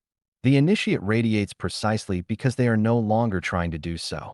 Their alignment with truth, love, and silence makes them a living word, accessible to all who are ready to receive. Carl Jung understood this as a hallmark of individuation, stating, "The self does not impose, it reveals." The more one is rooted in one's own light, the less one needs to control others. This radiant soul does not broadcast itself. Instead, it quietly illuminates the path for others who are ready to remember. The initiate's gift is not instruction, it is invitation, a nonverbal reminder that divine wisdom already lives within each of us. This is the grace of the true master, not to convince, but to embody, not to demand, but to bless. In their silence, others hear. In their simplicity, others see. In their humility, others rise. And through their gentle radiance, Sophia continues her sacred work, whispering through them, "You too are the light." Becoming a dwelling place for the sacred. As the initiate moves from illumination to embodiment, their very being becomes a dwelling place for the sacred. No longer is the divine perceived as something to reach or achieve. It is recognized as already present, seeking only space to abide. The initiate's body, heart, mind, and soul become not just tools of spiritual growth, but the very temple through which Sophia lives. W. L. Wilmshurst expresses this realization clearly. The goal is not to ascend away from the world, but to sanctify it by becoming the temple in which the divine indwells. The initiate ceases to search for sacred space because they have become it. In this sacred indwelling, Sophia does not merely visit in visions or insights. She resides. Her wisdom is no longer an occasional guide, but a continual companion, the very rhythm of breath and thought. Carl Jung touches on this intimate integration when he writes, "When the self is realized, one no longer projects God outwardly, but lives from the place where God lives within." This union is not theoretical. It is experiential, known through stillness, compassion, and depth of presence. Every act, every word, every silence becomes a blessing. The initiate, having relinquished the need to prove or perform, now walks as a mirror for others to see their own light. This is the power of embodied Sophia, to reveal without effort, to awaken without instruction. Manly P. Hall affirms this sacred simplicity, stating, "The initiate, once transformed, no longer speaks of the word. He is the word in action, silent yet heard, still yet alive." Initiate becomes a living scripture, an altar of quiet invitation. The temple in this stage is rebuilt not with stone, but with presence. Its architecture is humility, its roof is grace, its foundation is love. This living temple moves through the world blessing everything it touches, not because it seeks to convert, but because it cannot help but radiate. Cynthia Bourgeault describes this transfiguration beautifully. Wisdom is not contained in doctrine, but lives in presence. It is how we carry ourselves, how we breathe, how we meet the world in each moment. Thus, the initiate does not leave the world behind to find the sacred. They bring the sacred into the world through who they have become. In them, Sophia has found her home. And through them, the light becomes visible not in fire or thunder, but in kindness, steadiness, and grace. The true temple walks. The return that never ends. The journey of the initiate culminates not in an ending, but in an eternal return, a spiraling movement of awakening, embodiment, and loving service. Sophia's story, like the soul's own, is not linear. It does not follow a straight path from ignorance to enlightenment, but loops, weaves, and deepens with each cycle of remembrance. Each act of love, each moment of presence, becomes a thread in the ever-unfolding tapestry of her restoration. As Mirabai Starr writes, the sacred feminine returns not as a climax, but as a rhythm, a pulse that moves through the heart of all things. In this rhythm, the soul returns again and again not to escape, but to serve. This return is not regression, but expansion. The initiate, now radiant, no longer seeks the light as something to possess. They are the light, fallen into matter, rising through it, and illuminating from within. Manly P. Hall affirms this cycle when he states, the soul does not end its journey in illumination. Rather, it begins its work anew, returning to the world as the hand of the divine. The master is not one who departs from the world, but one who re-enters it carrying the flame of love with humility and grace.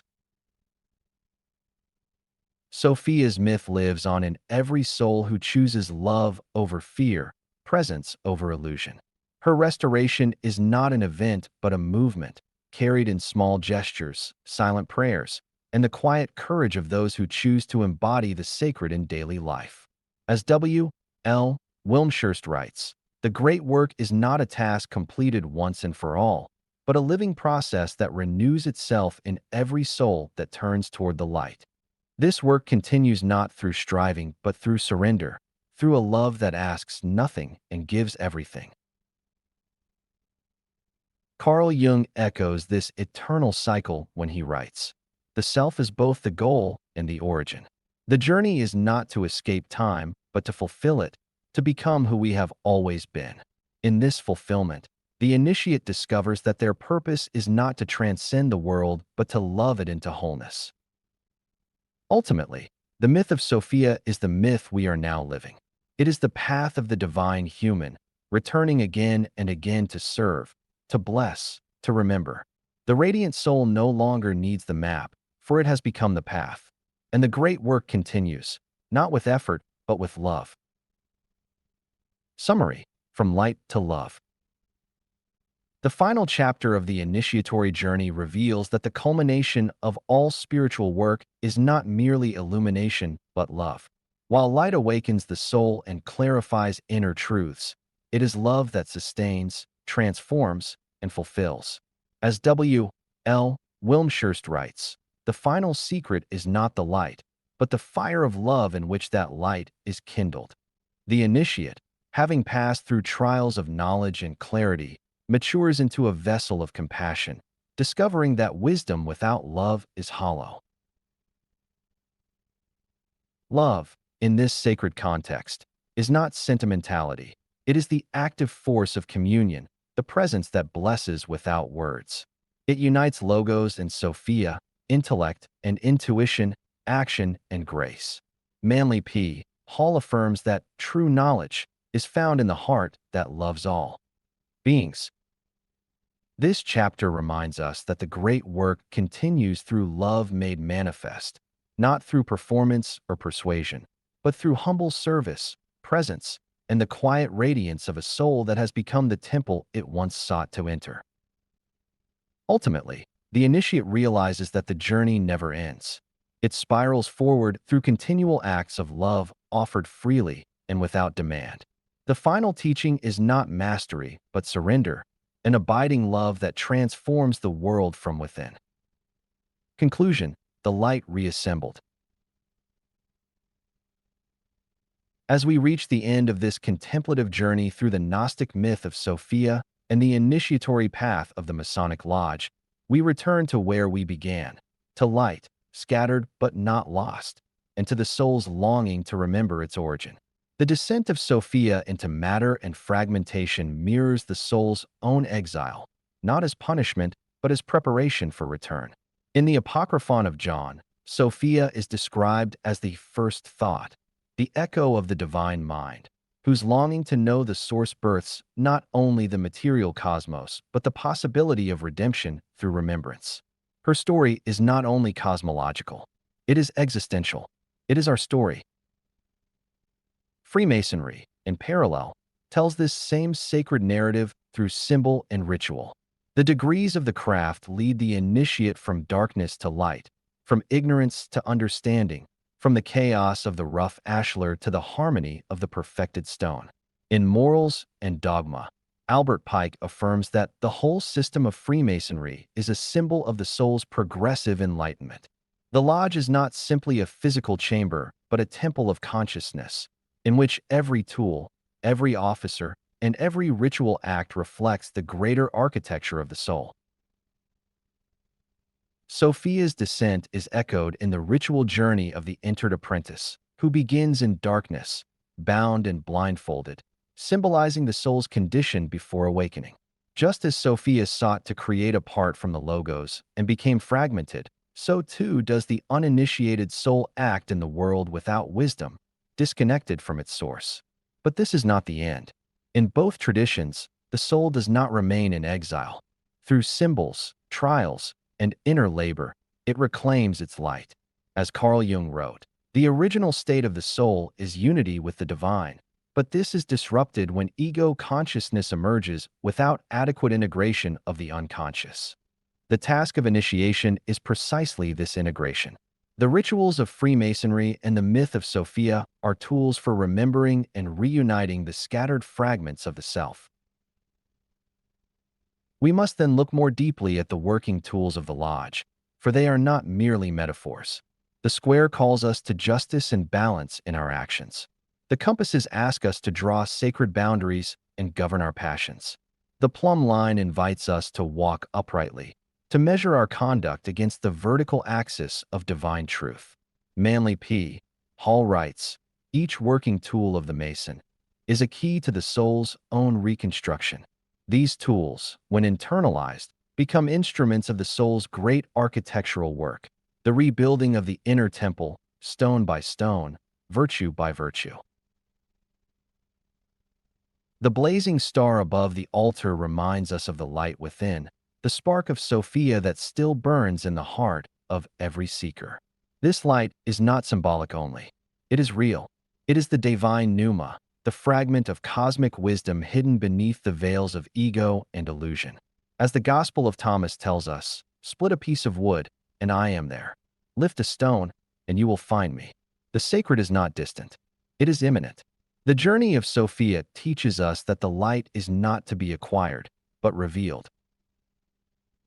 For the modern seeker, this message is more vital than ever.